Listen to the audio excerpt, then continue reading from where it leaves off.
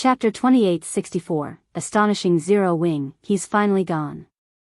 Jade Leaf heaved a deep sigh of relief when Feng's group disappeared into the distance. Previously, she thought that Feng would take action against them. Although they weren't afraid of getting killed, losing equipment would still impact them to a certain extent. Black Flame. Awakened Abyss glared at the distant sky. Just you wait. I'll get back at you one day. Although Feng was indeed powerful, he wasn't an invincible existence. This was especially true in the War of Worlds.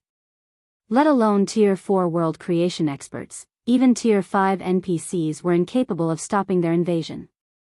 Otherwise, so many kingdoms on the eastern continent wouldn't have fallen so soon after the War of Worlds began.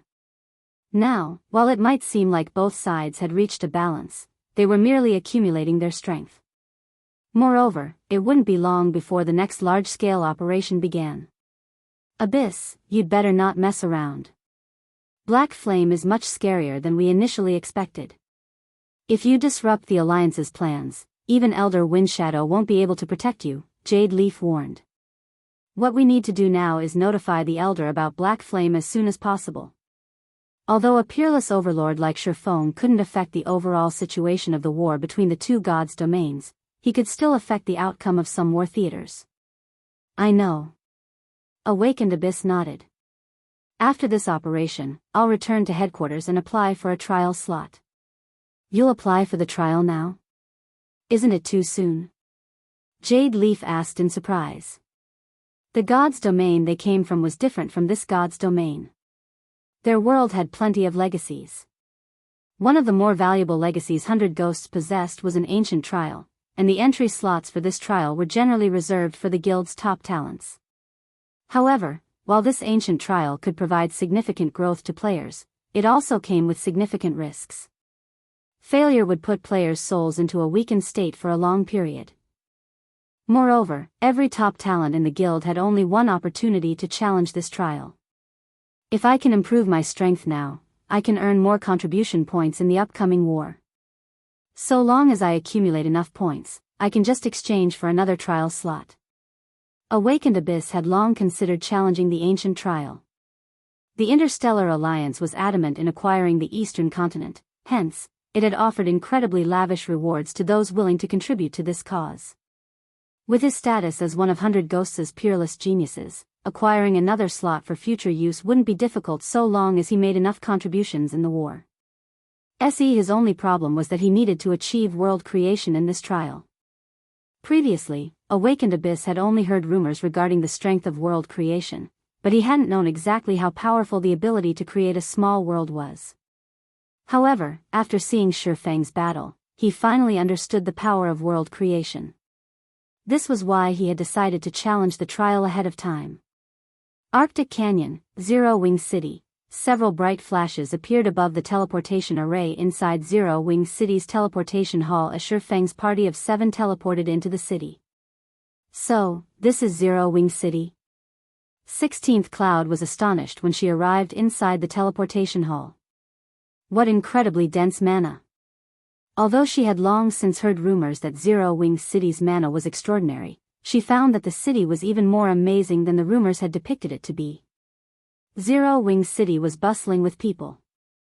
All sorts of NPC merchants and NPC nobles were walking down the street outside the teleportation hall. She spotted even Tier 4 NPCs wandering the city. If not for her coming to Zero Wing City to sign a partnership contract with Zero Wing on behalf of Shining Tiger, she would have never realized that Zero Wing City was such an amazing place. Phythalia, McCaffrey, and Crimson Witch were also shocked by the city. Not only did Zero Wing City possess superior mana to the Starlight Fortresses, but its security standard was also incredible. There were even Tier 4 NPCs patrolling the city. Zero Wing City's security standard was something no other guild city in God's domain could even imagine having. While the various superpowers boasted Tier 4 NPCs of their own, these NPCs were personal guards the various superpowers nurtured. The superpowers treated every one of these NPCs as their most precious combatants, normally using them to defend entire towns or cities single-handedly. However, in Zero Wing City, Tier 4 NPCs were actually tasked with leading patrol squads. Moreover, there wasn't just one such patrol squad patrolling the city streets but many. The Tier 4 NPCs that were precious in the eyes of the various superpowers were no different from cabbages in Zero Wing City. Feng, though, did not find this situation particularly surprising. Zero Wing City was currently the only main guild city in God's domain. It was even situated in the Arctic Canyon, a high-level neutral map. The number of Tier 4 NPCs seeking to develop themselves here would naturally be significant. Hence, Zero Wing City could recruit a group of Tier 4 NPCs to serve as soldiers. Not to mention, Zero Wing City's mana environment rivaled that of the ancient God's domain, making the city even more attractive to Tier 4 NPCs. After all, if one wished to develop themselves further, one would need to improve one's understanding of mana. However, Feng had to admit that Zero Wing City had truly made significant progress while he was gone. Not only had the strength of the city's NPC soldiers improved, but even the players occupying the city had grown stronger. Now, the players here were all Tier 3 or above, with even the lowest leveled among them at level 136. He had even noticed quite a few Tier 4 players in the city. On the way from the teleportation hall to Zero Wing's residence, Feng had spotted more than 10 Tier 4 players, which meant that Zero Wing City was even more prosperous than the Starlight Fortress.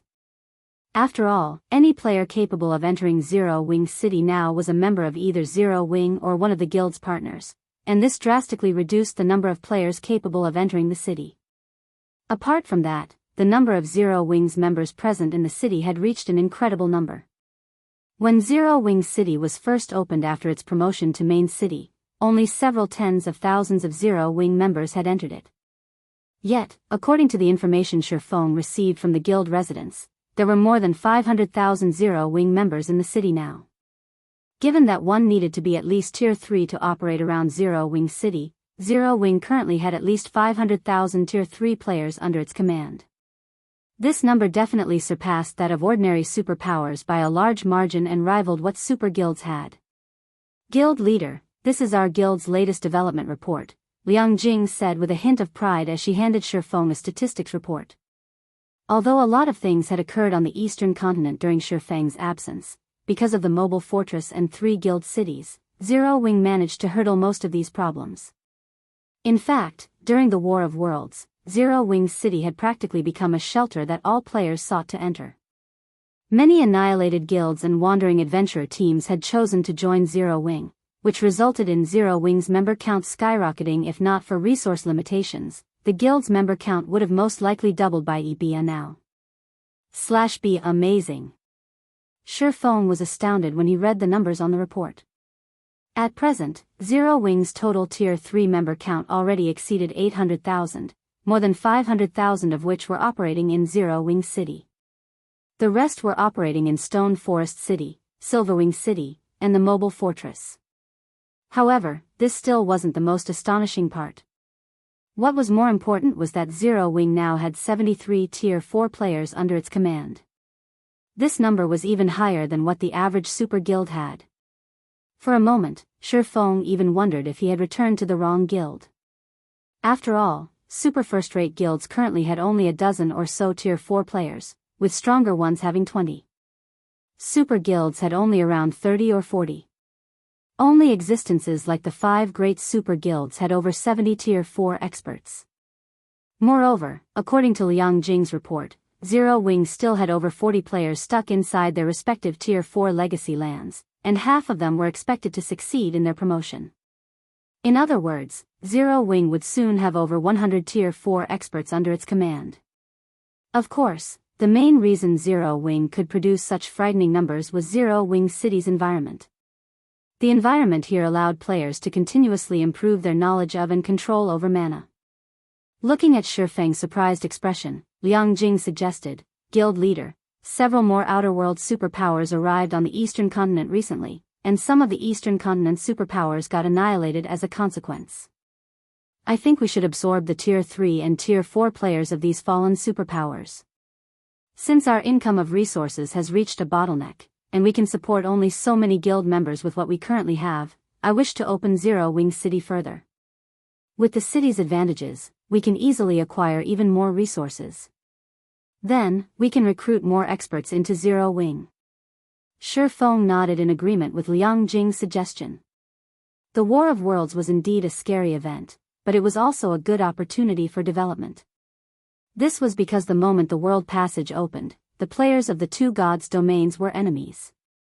Not only were players from the two gods' domains incapable of adding each other as friends, but they couldn't communicate with each other through the system either. Read latest chapters at Wuxia EU. In addition, players of the two worlds could kill each other without accumulating any crime value. In fact, native players would even receive gifts and EXP from killing Outer World players, albeit significantly lower EXP than the EXP awarded for killing monsters and NPCs. Most importantly, native players couldn't join Outer World guilds and vice versa. Hence, native forces were the only option available to members of fallen superpowers. We should indeed open Zero Wing City further to the public. Smiling, Feng added, before that, though, we still need to do something. We still need to do something? Liang Jing parroted in confusion. In her opinion, Zero Wing had already done everything possible and reached its current development limit.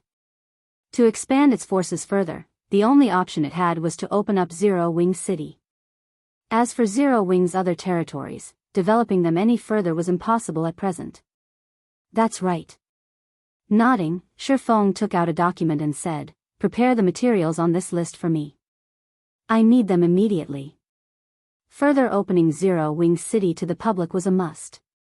However, before doing so, he needed to complete the intercontinental teleportation array. With it, the city's opening would generate much better results. Chapter 2865, Special Loot. After Liang Jing left the room to prepare the listed materials, Feng finally had time to sort through the loot from the Outer World players. Even the weakest among Quasi-Eagle's group was a Tier 3 player with Tier 4 combat power, so they all possessed excellent equipment, especially those Tier 3 players. If he could gather a complete set of their equipment, he would be able to increase Zero Wing's number of Tier 4 combatants by 1. As Feng inspected the loot, he couldn't help feeling some awe at the Outer World players' equipment. Every one of those Tier 3 experts was actually geared in Tier 3 mana set equipment. In the current God's domain, a full set could easily sell for over 10,000 gold. However, compared to the Tier 4 experts' loot, the Tier 3 experts' loot was inferior by a large margin. Even the worst item dropped by the Tier 4 Outer World players was level 150 epic equipment. Some of them had even dropped parts of epic set equipment. Judging by the loot, Feng could say with certainty that these Tier 4 Outer World players were using full sets of epic set equipment.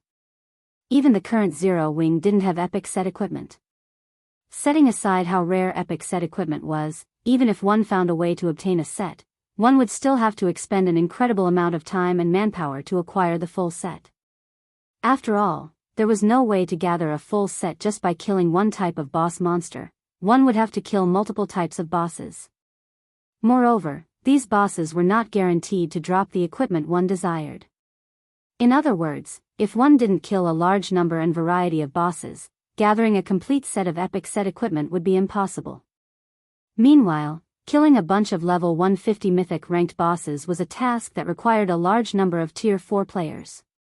Of course, one part of an epic set equipment from the Outer World players didn't prove anything. However, Feng didn't have just one part but 5. Moreover, this was merely the loot he got from killing Tier 4 experts of an Outer World mercenary group. He could easily imagine how excellent the equipment of the Outer World superpowers Tier 4 experts was and how many Tier 4 experts these superpowers possessed. Otherwise, it would be impossible for a measly mercenary group to gather so much epic set equipment. No wonder the Eastern Continent's superpowers are powerless to retaliate. In terms of equipment standards alone, they are already behind by more than half a year. Not to mention, there is also the massive difference in the number of Tier 4 experts. Feng's head ached as he looked at the items before him.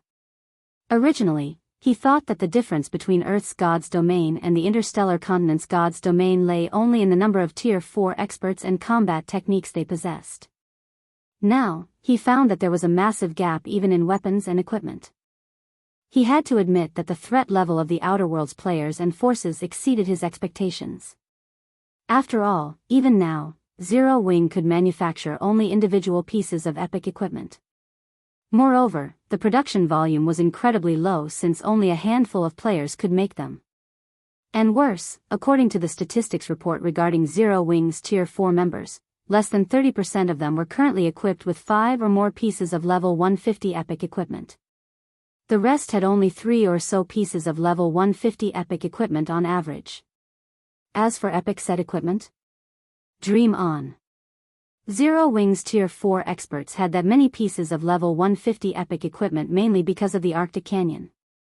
In addition, Yenya and Cleansing Whistle had returned from the ancient god's domain with a large number of level 150 epic equipment. If not for these factors, Zero Wing's Tier 4 experts would be even more poorly equipped right now. However, it wasn't exactly accurate to describe Zero Wing's Tier 4 experts as poorly equipped. At the very least, they were much better equipped than the native superpowers Tier 4 experts. They were only inferior when compared to the Outer Worlds Tier 4 experts.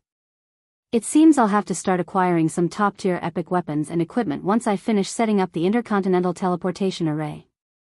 Otherwise, even if we have enough Tier 4 experts, we still won't be able to go up against the Outer Worlds superpowers. While it was indeed important for one to acquire legacy guidances and improve one's control over mana after reaching Tier 4, that didn't mean one could just ignore one's weapons and equipment. After all, there was at least a 20% difference in basic attributes between a full set of disparate epic equipment and a full set of epic set equipment. This difference would become even more significant with amplification by skills and mana control. After Feng finished inspecting the weapons and equipment dropped, he set his sights on a shabby, crystalline statue. When he inspected the statue, though, he was stunned. An eternal item? No matter how he looked at the crystalline statue, it appeared ordinary. Yet, when he tried inspecting it, he actually failed to get any information. All he got was a bunch of unknowns. Moreover, when he carefully spread his senses around the statue, he felt an urge to devour this statue, just like when he received the World Stone from Phoenix Rain. Immediately, Feng activated Omniscient Eyes to identify the statue. Due to his mana body having reached the 120% threshold, Omniscient Eyes took less than 30 seconds to finish the appraisal. Origin Statue, Eternal Item, Effect 1, Guides the Principle of All Things. Effect 2, Indestructible Object. Guides the Principle of All Things? Feng was momentarily confused by the item description. The World Stone's description stated that it could stabilize the principle of all things. It had allowed him to log in and out of the game freely while in the ancient god's domain. However, what did the system mean by guiding the principle of all things? Just as Feng was wondering about the origin statue's function, Liang Jing contacted him. Guild leader, I've prepared the materials you asked for. I can have them delivered to the teleportation hall now. Okay. I'll head over right away. At Liang Jing's report, Feng stopped studying the origin statue in his hand. After casually storing it in his bag, he hurried to the teleportation hall to strengthen the existing teleportation array. Only with the modification could the teleportation array manipulate enough mana to connect with the Western Continent's spatial node and form a stable teleportation channel. And once a stable channel was established, easy travel between the two continents would become possible. He would no longer have to trouble himself with searching for unreliable ancient teleportation arrays.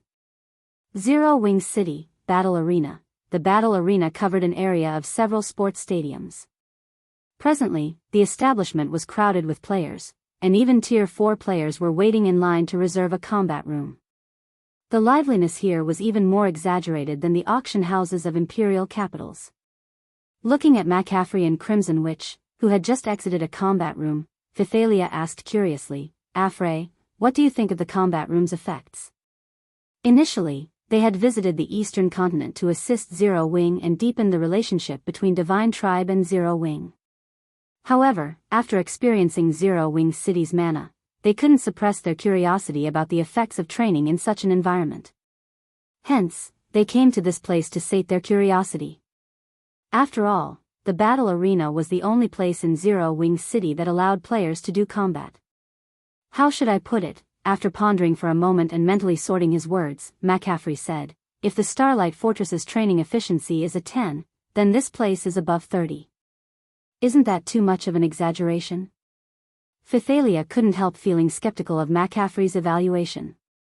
Although she knew that McCaffrey was an austere person and that Zero Wing City's environment was extraordinary, McCaffrey's evaluation of the city's training effect was simply too exaggerated in her opinion.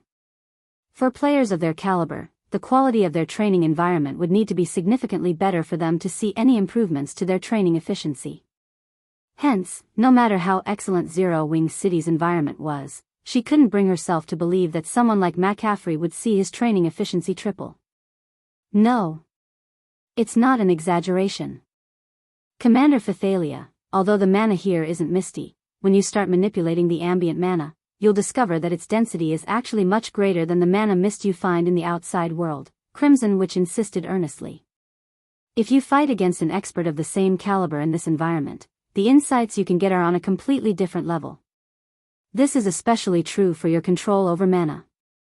I really don't know how Zero Wing accomplished this. They actually managed to let a guild city have such dense mana. You can even view the operating principles of mana with such high clarity. She's right. If I can train here, I'm confident I can further improve my mana body in less than 10 days, McCaffrey said, nodding. He then looked enviously at the Zero Wing members in the building. The Divine Tribe trio had the fortune of visiting Zero Wing City only because they had followed Feng to the eastern continent. If not for Feng granting them access, they wouldn't have been able to enter the city. They also wouldn't have realized how astonishing the city's environment was. Meanwhile, Zero Wing's members could actually enjoy the environment here every day. How could he not envy them? At his current standard, increasing his mana body's completion rate by even 1% was incredibly challenging. Yet, in Zero Wing City, he saw the chance to improve his mana body rapidly. A glimmer appeared in Crimson Witch's eyes as she insisted, Commander Fithalia, we must recommend establishing a temporary residence in Zero Wing City to the Grand Elders and Guild Leader once we return. It doesn't matter even if we have to pay a significant price. The short-term effects might not be obvious, but the long-term benefits for the guild are absolutely unimaginable. Surpassing the 5 great super guilds might even become possible. Fithalia smiled wryly at Crimson Witch's strong recommendation. I want to, but once the intercontinental teleportation array is activated, I'm afraid it'll become difficult for Divine Tribe to secure a temporary residence. Once Zero Wing's intercontinental teleportation array began operating, so long as the 2 continent superpowers were not stupid, they would understand just how valuable Zero Wing City was, not to mention the extraordinary mana environment in this place. She could easily imagine how many superpowers would seek to garrison Zero Wing City at that time. No. You can't say that, Commander Fithalia. Looking at Fithalia, McCaffrey suddenly smiled and said, I heard that Black Flame lives in Yuan-Tian City's upper zone. With your family's influence and connections, if you personally paid him a visit, wouldn't he agree to a partnership immediately? Read latest chapters at Wuxia World. EU Fithalia was a potential successor of a powerful family based in the upper zone. Her beauty and figure in the real world were also at the level of toppling nations. If she personally visited someone in the upper zone and sincerely proposed a partnership, hardly anyone in the upper zone would refuse her. Upon hearing McCaffrey's suggestion, Crimson Witch nodded in agreement. You, too.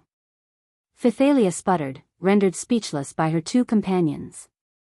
However, before Fithalia could say anything more, a sudden commotion came from outside the battle arena. Then, the mana in the city grew violent and irritable. When Fithalia and her companions walked out of the lobby, they promptly noticed a tower of light rising from the teleportation hall's direction. Chapter 2866, Astonishing Transformation, It's Done. Feng grew ecstatic as he took in the pillar of light rising from the teleportation array in front of him. Previously, he had indeed been certain that he could strengthen the teleportation array until it could handle enough mana to support a teleportation channel connecting the 2 continents. However, when he began working, he started to have doubts. After all, the teleportation channel had to span not only the distance between the 2 continents but also the distance between the western continent's edge and the Starlight Fortress, which was nowhere near the ocean. If the teleportation array didn't have enough mana for this additional distance, it still wouldn't connect with the spatial node in the Starlight Fortress. Fortunately, he succeeded in the end. At this time, Liang Jing called him and asked in a panic, "Guild leader, did something happen on your side?" A pillar of light suddenly came from the teleportation hall. Right now, everyone in the city is talking about it, thinking that something big happened there. The teleportation hall was an important economic resource for Zero Wing City. At the same time, it was the foundation of the city's prosperity. In the absence of a guild residence and the teleportation array, players could only run to the distant Arctic Canyon. If this were to happen, Zero Wing's partner forces and their members would definitely be less enthusiastic about visiting Zero Wing City. Relax. Everything's fine, Feng said, chuckling. I just completed the teleportation array connecting the two continents. From now on, we can freely teleport to the Western continent from the teleportation hall, and there won't be any restrictions on time or headcount. We can freely teleport to the Western continent? Liang Jing was momentarily stunned, her mind failing to process Feng's words. Her eyes were wide with disbelief as she looked at Feng's face on the screen. Before the World Passage's activation, connecting the two main continents held great importance only in terms of trade. However, after the World Passage opened, battlefields appeared all over the Eastern continent, and massacres became common out in the wild. Due to the chaos and constant threats, many of the Eastern continent's powers and players sought to develop on the Western continent.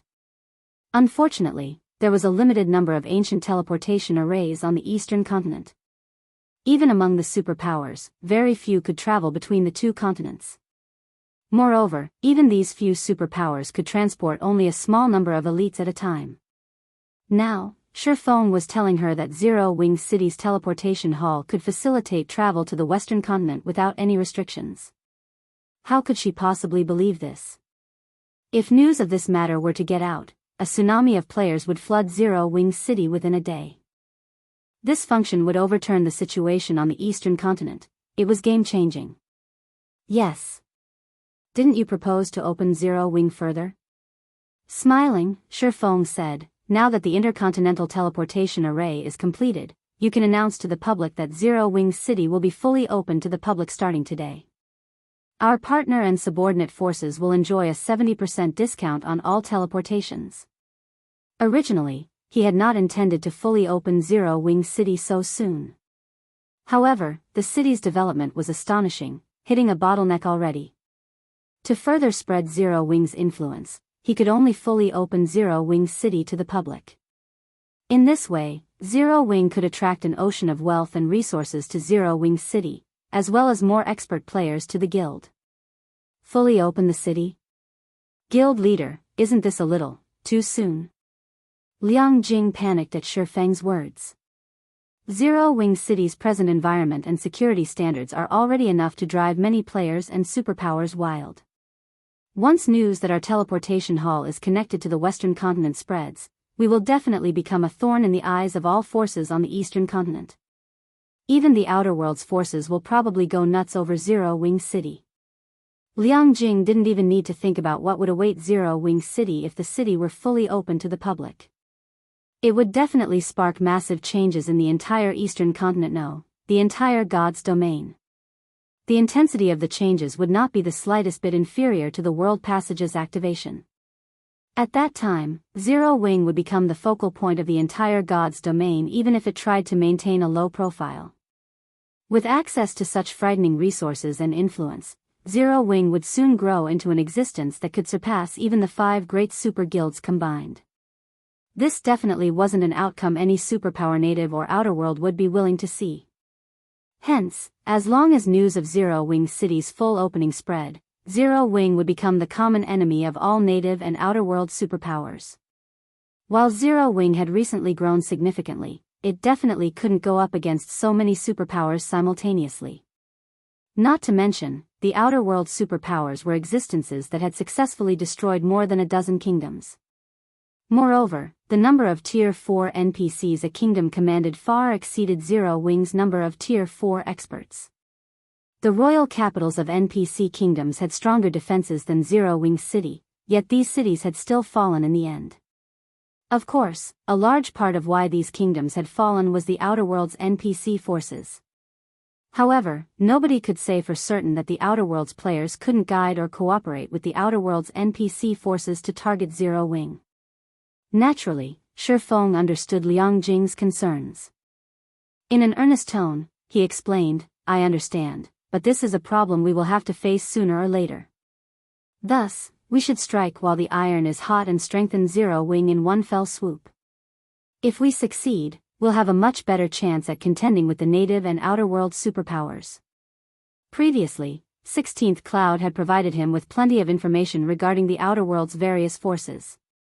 Hence, he understood that the main reason the eastern continent had yet to fall completely was that only a small portion of the outer world superpowers and NPC forces had crossed the world passage. However, as more time passed, more outer world NPC and player forces were bound to arrive on the eastern continent. Eventually, Zero Wing would have to go up against these outer world forces. To put it simply, Zero Wing wasn't in a race against the various forces but against time. Under these circumstances, the guild would naturally be better off developing as quickly as possible. Rather than acquiring small amounts of resources and developing slowly in secret, Zero Wing would be better off going big and developing rapidly while the outer world's forces were still settling down in the eastern continent. Not to mention, Zero Wing currently had a lot of partner forces already. With these partners, it wouldn't necessarily be impossible for Zero Wing to go up against the native and outer world superpowers that had yet to develop themselves adequately. This, Liang Jing was momentarily at a loss for words. In her opinion, Feng's decision was simply absurd. However, she didn't have a better suggestion. "Relax. I know what I'm doing," Feng consoled when he saw Liang Jing's hesitancy. "Just get everything prepared on your side. Also, notify Melancholic and Yulan about this. I'm afraid you three will be very busy in the future." Liang Jing had no choice but to nod helplessly. Read latest chapters at Wuxia World. Feng had always acted more like a figurehead than an actual guild leader. Although he had laid a massive foundation for the guild, he would leave the guild's daily maintenance and operation to others. Naturally, Liang Jing felt incredibly frustrated by this situation, and she frequently wished she could curse him to his face. Deep down, however, she still felt happy and excited for some inexplicable reason. After disconnecting the call, Liang Jing promptly began making the necessary preparations, while Feng headed to Zero Wing City's City Lord's Mansion. City Lord's Mansion, second underground floor, statue room. At this time, apart from Feng, everybody else had been told to leave the room. Feng had also temporarily removed the entry rights for core members and ordered the 2 Tier 4 fine gold guards outside to prevent anyone from approaching the room. Now that my concentration is at Tier 5, and my understanding of and control over mana have reached their limits, it's about time I tried breaking through to Tier 5. Looking at the ancient beast sculpture in front of him, Feng began constructing an entirely new mana body.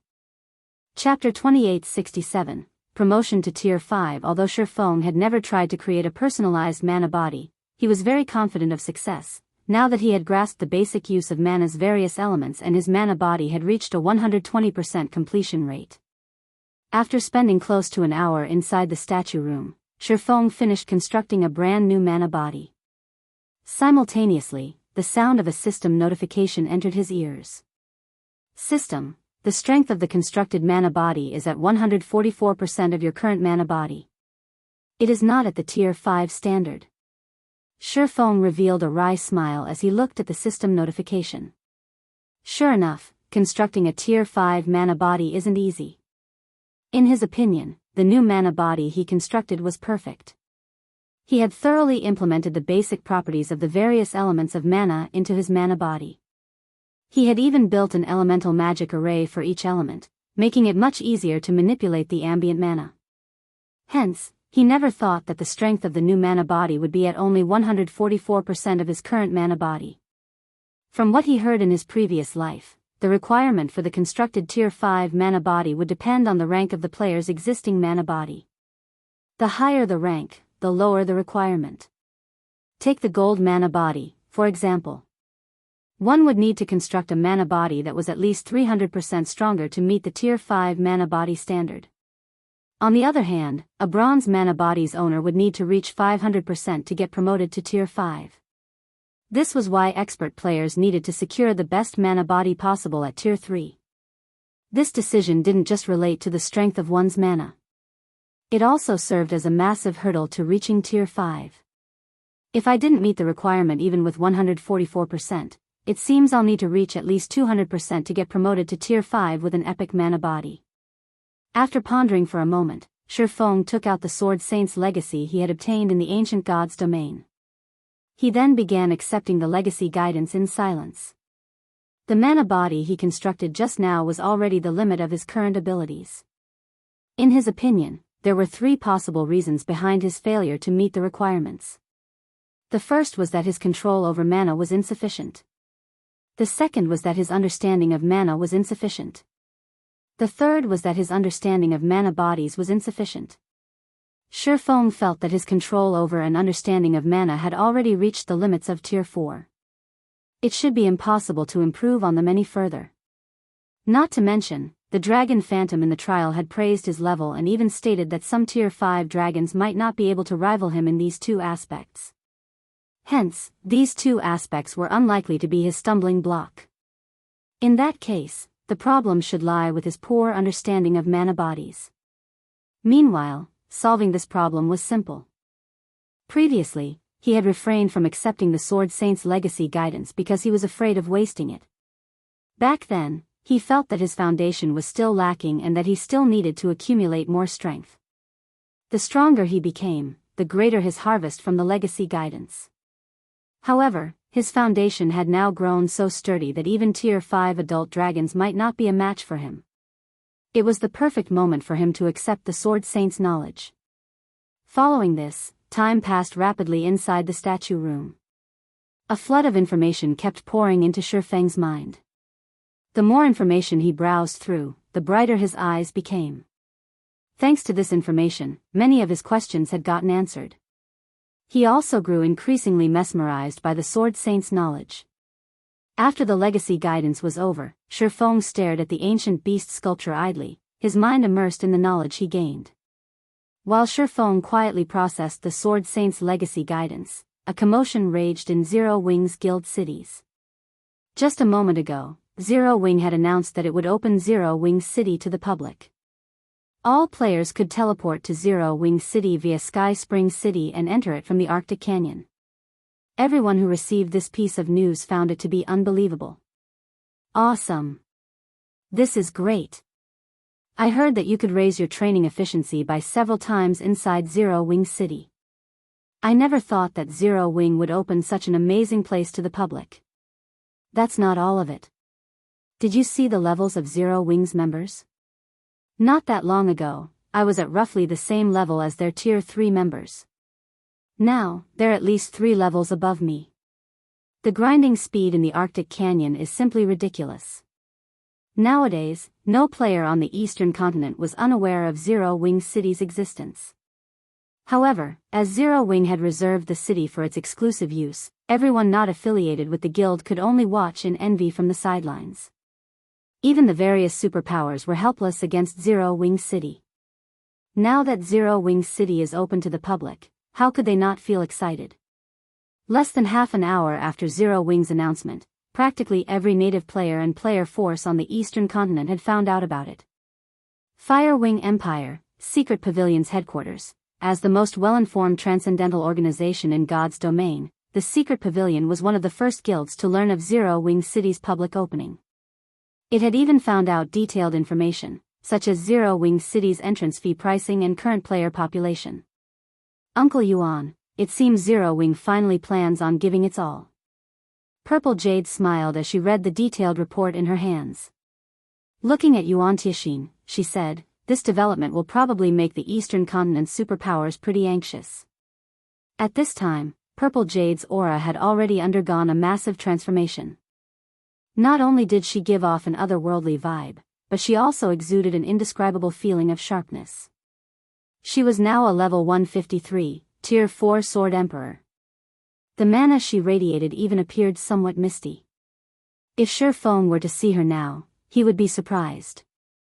Zero Wing's development has reached a bottleneck. If the War of Worlds did not take place, it might have been able to continue developing quietly for some time. While sorting through the reports spread across his desk, Yuan Tiexian was slightly surprised when reading the news on Zero Wing.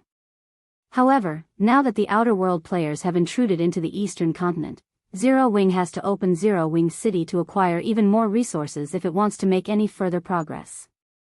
However, it is also a risky move, given Zero Wing's current state. I initially thought Zero Wing would maintain a low profile for a while longer. Black Flames opening the city as soon as he returned was beyond my expectations. I can't help thinking that he is rushing things a little too much. Yuan Tiexian did not doubt that Feng had opened Zero Wing City to the public because of the Outer World players' invasion. However, while doing so would allow Zero Wing City to develop rapidly, it would also turn the city into an eyesore. The Outer World superpowers were not as easy to deal with as the Eastern continent's native superpowers. Not to mention, the Outer World superpowers definitely would not wish to see the remnant forces of the native superpowers they defeated flocking to Zero Wing's banner and creating a colossal native power. Previously, the Outer World superpowers had refrained from targeting Zero Wing because the latter had always operated like a turtle, limiting its members' activity to the vicinity of its strongholds. With Zero Wing's guild cities and mobile fortresses' immense defensive capabilities, devouring the guild was a very challenging proposition. The guild cities of other superpowers posed much easier targets.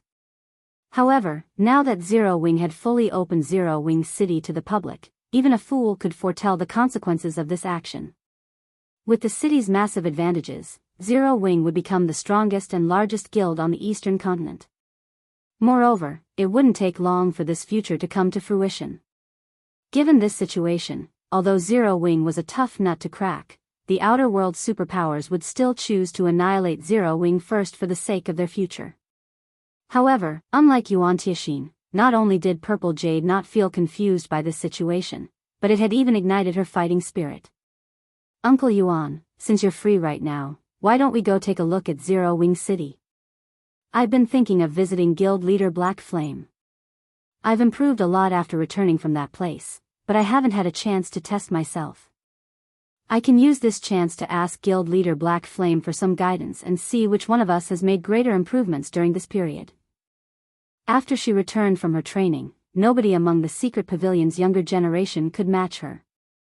Since she had always set Feng as her target, she was very curious to see whether she could now defeat him and become God's domain's #1 swordsman. All right. Since you wish to go, I'll go with you. Yuan Tiexian revealed a bitter smile as he took in Purple Jade's spirited look. She had been restless ever since completing her training. However, he also felt that Feng would be a good opponent for the current Purple Jade. Afterward, Yuan Tiexian and Purple Jade departed the secret pavilion's headquarters and teleported to Sky Spring City. While the eastern continent was in an uproar over Zero Wing City's opening. Inside the city lord's mansion of Zero Wing City, Feng's eyes opened abruptly. Amazing. As expected of a complete legacy guidance from an ancient sword saint.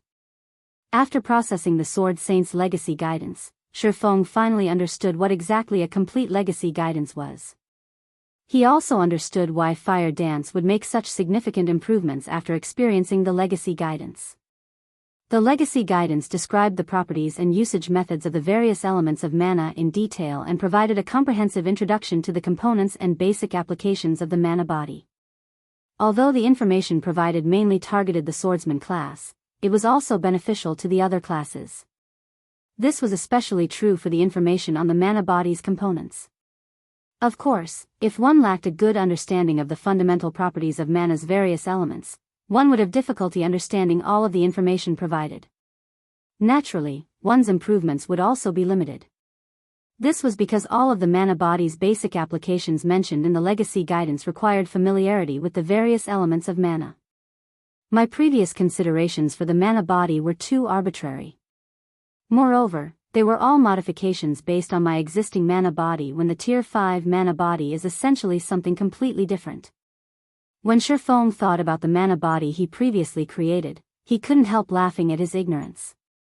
Why were Tier 5 entities so much more powerful than Tier 4 entities? It was because Tier 5 existences possessed life ratings far superior to Tier 4 existences. The two couldn't even be considered the same type of creature. Yet, he had foolishly tried to use his Tier 4 mana body as a base for his Tier 5 mana body. His idea was fundamentally flawed. Another reason contributing to a Tier 5 existence's strength was their powerful mana. The mana flowing within their bodies was no longer gaseous or misty, instead, it was liquid. Hence, when constructing a Tier 5 mana body, one had to liquefy their mana. If one couldn't achieve such mana, constructing a Tier 5 mana body would naturally be impossible. After thinking up to this point, Feng began his second attempt at constructing his Tier 5 mana body.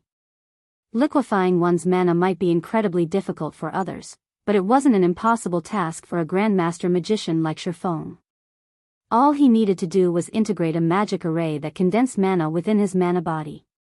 Moreover, he had even identified the magic array for this job. The 12-array magic world. The 12-array magic world was an ancient magic array created by a saint. Although its simplicity meant even master magicians could learn it, Feng felt that this magic array was incredibly powerful, particularly its ability to improve the mana affinity of those within its range.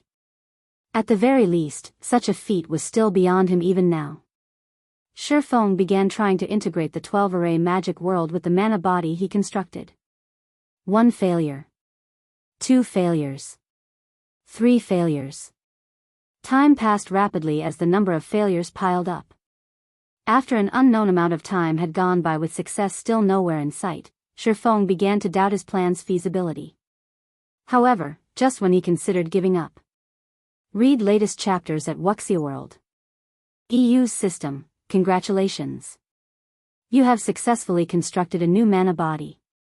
The constructed mana body's strength is at 336% of your current mana body and has reached the Tier 5 standard. The created mana body is evaluated to be at the epic rank. Do you wish to replace your current mana body with it and get promoted to Tier 5? A Tier 5 epic mana body? Feng was momentarily dumbfounded. He had known that so long as he succeeded, his personalized mana body wouldn't be of low quality, it would reach the gold rank at the very least. However, he never expected that integrating the 12-array magic world into his mana body would yield such an astonishing result. He immediately chose to replace his mana body without hesitation. He had created this mana body out of sheer luck. If he tried recreating it, he wouldn't necessarily achieve a similar standard. Hence, he naturally had to accept it. Chapter 2868, Sword Saint. When Feng chose to replace his existing mana body, the mana within the room practically vanished. His new mana body had drawn even the mana stored within the deep void. Like a hungry beast, his new mana body devoured the mana around it, nourishing itself continuously. This phenomenon lasted for more than a minute before it finally stopped, and the room's mana gradually recovered. Tier 5. So, this is the power of Tier 5? When Feng sensed the frightening power his body exuded effortlessly and the indescribable feeling of omnipotence, he finally understood why even Tier 4 world creation experts couldn't defeat a bona fide Tier 5 existence. He also fully understood the strength and terror of Tier 5 existences. Compared to when he was a Tier 4, the mana flowing inside his mana body was many times denser. The volume of his mana had also increased by more than tenfold. Now, even the world around him was having trouble holding his mana. If even the world of God's domain itself could not withstand the mana of a Tier 5 existence, there was no need to mention the small world created by a Tier 4 world creation expert. Moreover, this wasn't the only factor that made Tier 5 existences powerful. System, congratulations.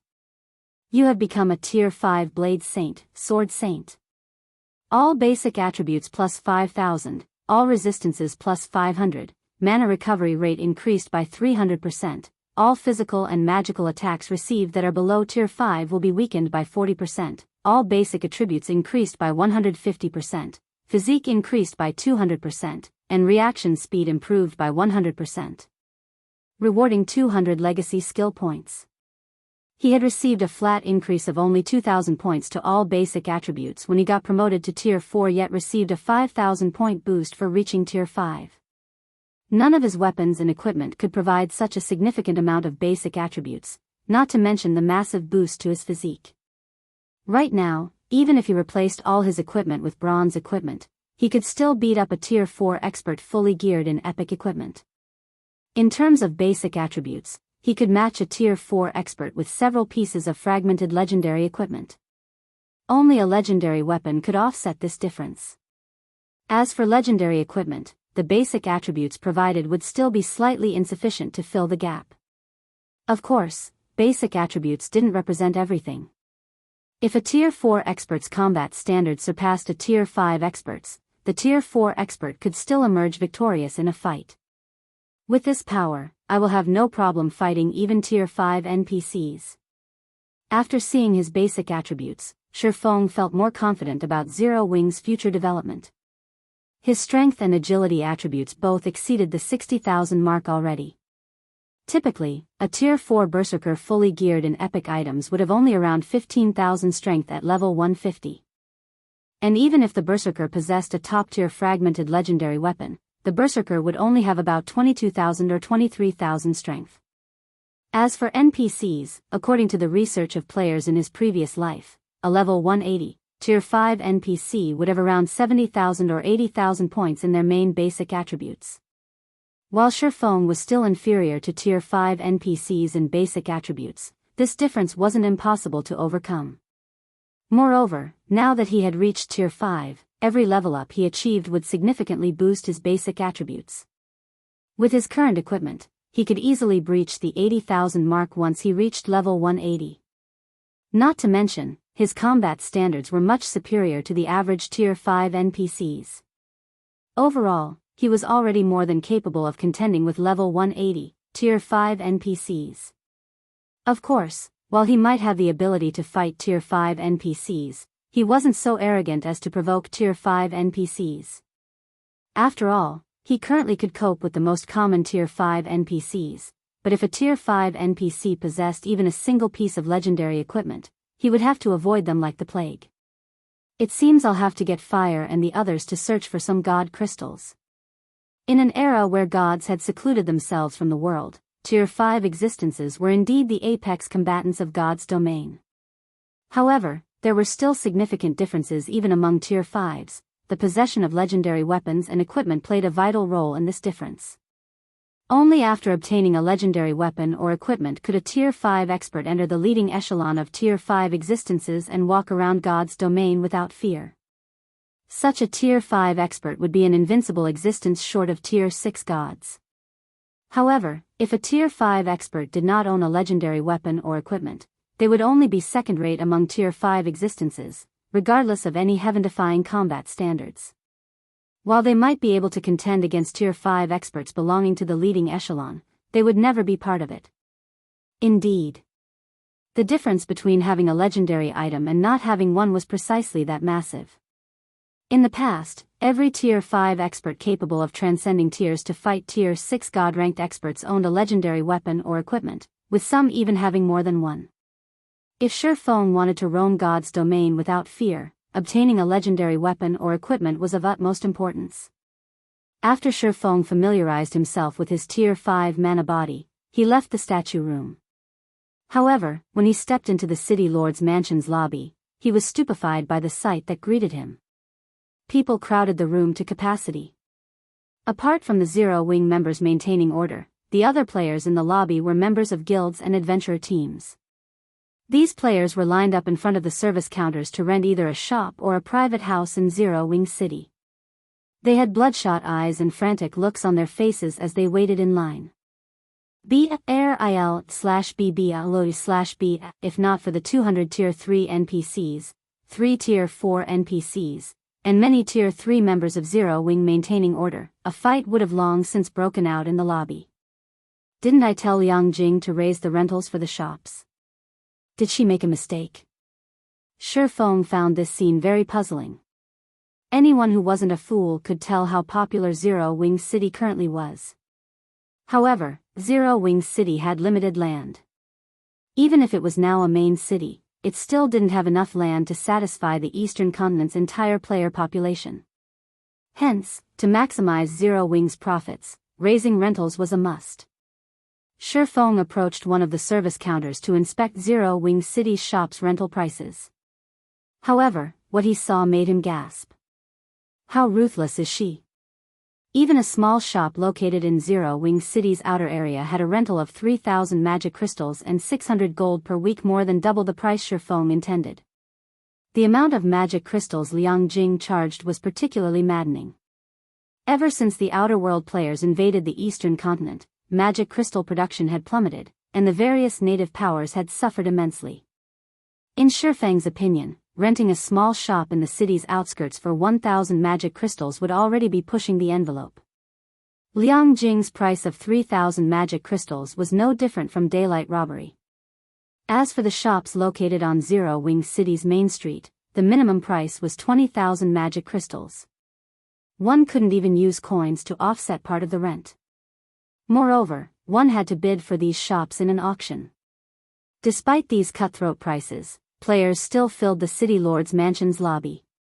Feng found this situation utterly unbelievable. For a moment, he even wondered if magic crystals had suddenly depreciated during his seclusion. Just when Feng thought of contacting Liang Jing to ask her about Zero Wing City's situation, he suddenly received a call. The caller was none other than Liang Jing. Read latest chapters at Wuxia World. EU Guild Leader, can I interrupt you for a moment? Liang Jing asked anxiously. Did something happen to Zero Wing City? Feng asked strangely. No, it's just that the secret pavilion's people came to visit. Aside from them, 3 of the 5 great super guilds have sent representatives to us. There are a lot of them, and some of them don't seem to be here with kind intentions, Liang Jing said nervously. They are waiting in the residence's reception room right now, and they say they must meet with you, no matter what. The secret pavilion was a transcendental power, while the 5 great super guilds were godlike existences in the virtual gaming world. If news that 3 of the 5 great super guilds had arrived were to spread, it would cause a sensation. Alright, I got it. I'll head over now. Have them wait for a moment. Feng chuckled when he heard Liang Jing's words, not at all surprised by this situation. After all, the current Zero Wing City was no ordinary city. What would be strange would be these titans of the gaming world not showing any reaction. He immediately left the city lord's mansion and made his way to Zero Wing's residence. Chapter 2869, Apex Gathering. Zero Wing Residence, top floor reception room. As the primary guild residence of a main city, Zero Wing's guild hall was a 30-story tall building almost 200 meters high. One had an unobstructed view of the entire Zero Wing City if one looked out the top floor reception room's windows. Since Zero Wing City was located in a snowland and backed by the endless sea, the view here was unique for players who often operated around NPC cities surrounded by greenery. Unfortunately, none of the dozen or so people currently seated in the reception room showed any interest in admiring this beautiful scenery. Instead, they focused on sizing up each other. Zero Wing City has attracted a lot of bigwigs.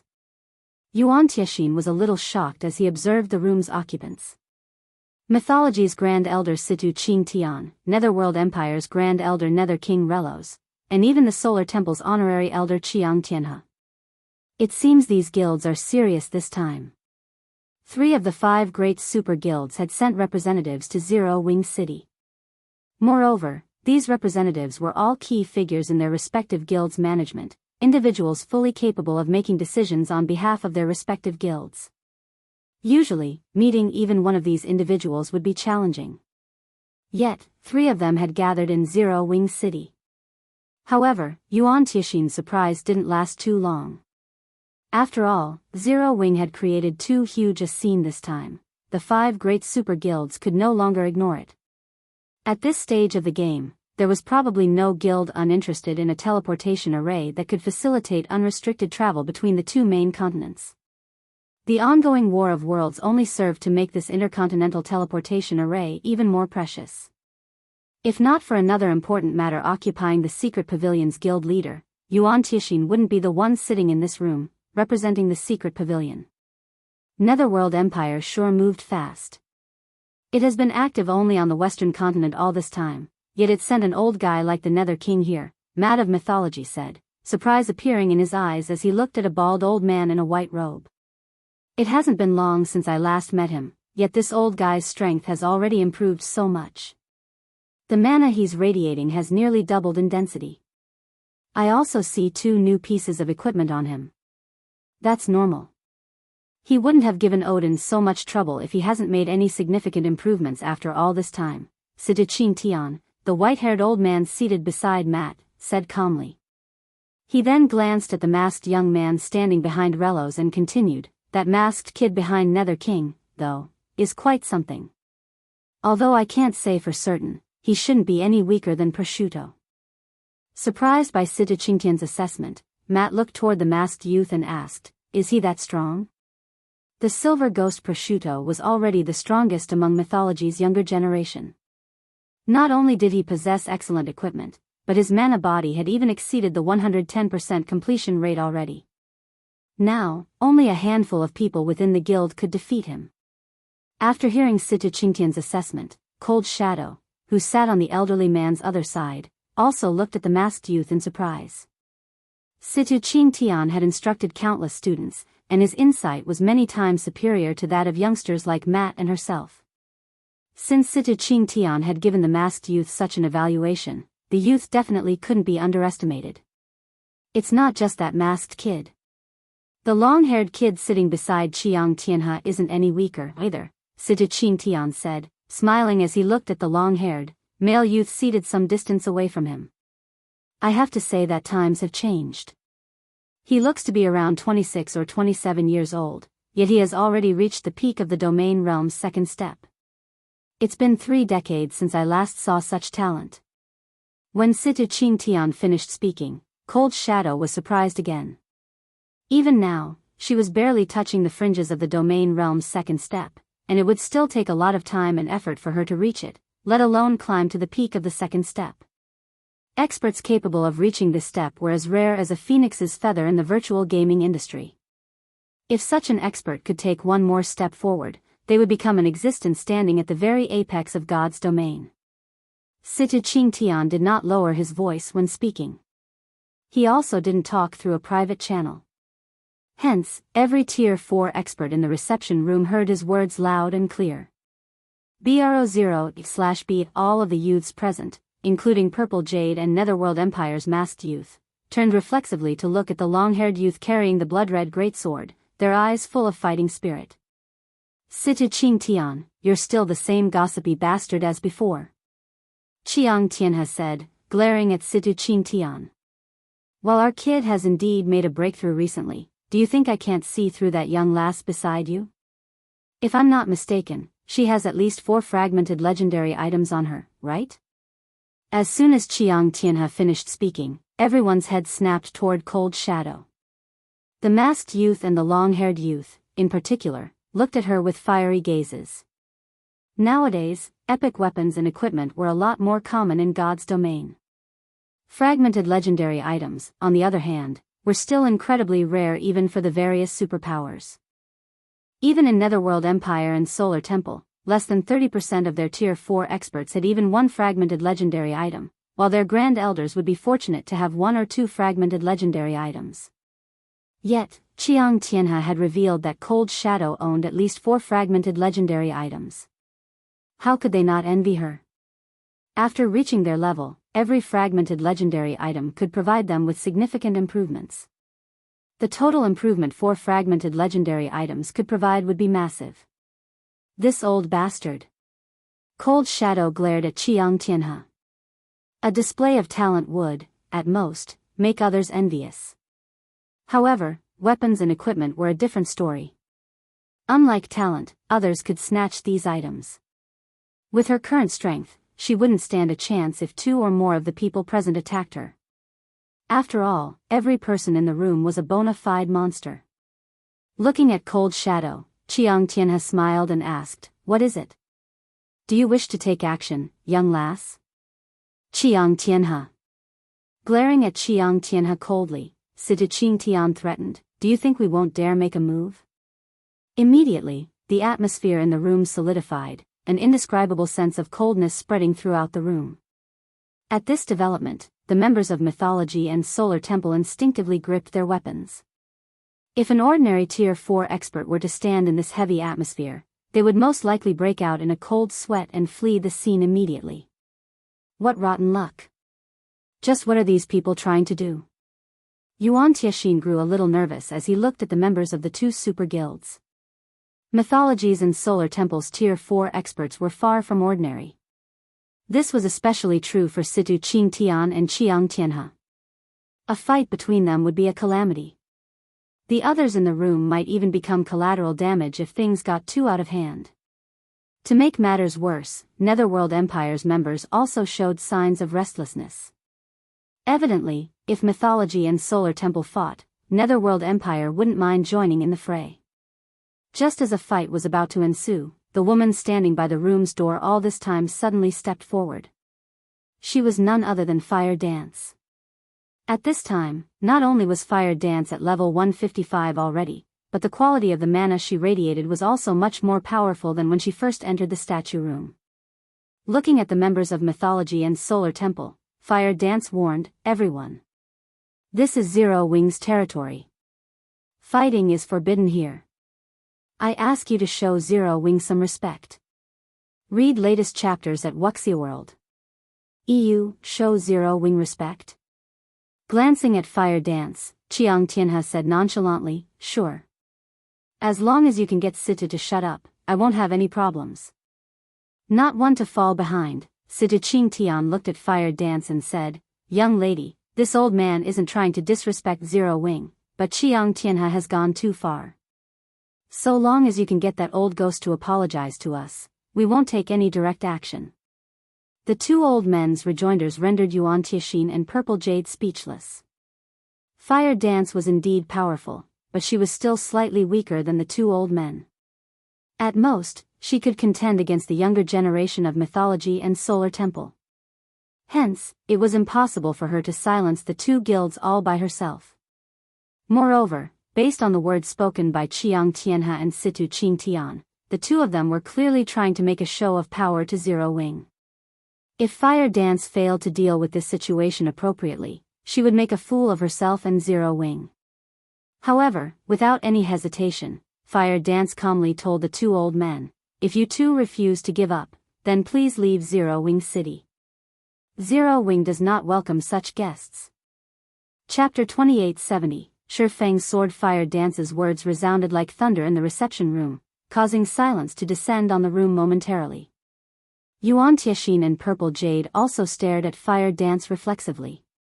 Has she lost her mind? Both Situ Qingtian and Qiang Tianhe were big shots who spoke and acted on behalf of their respective guilds.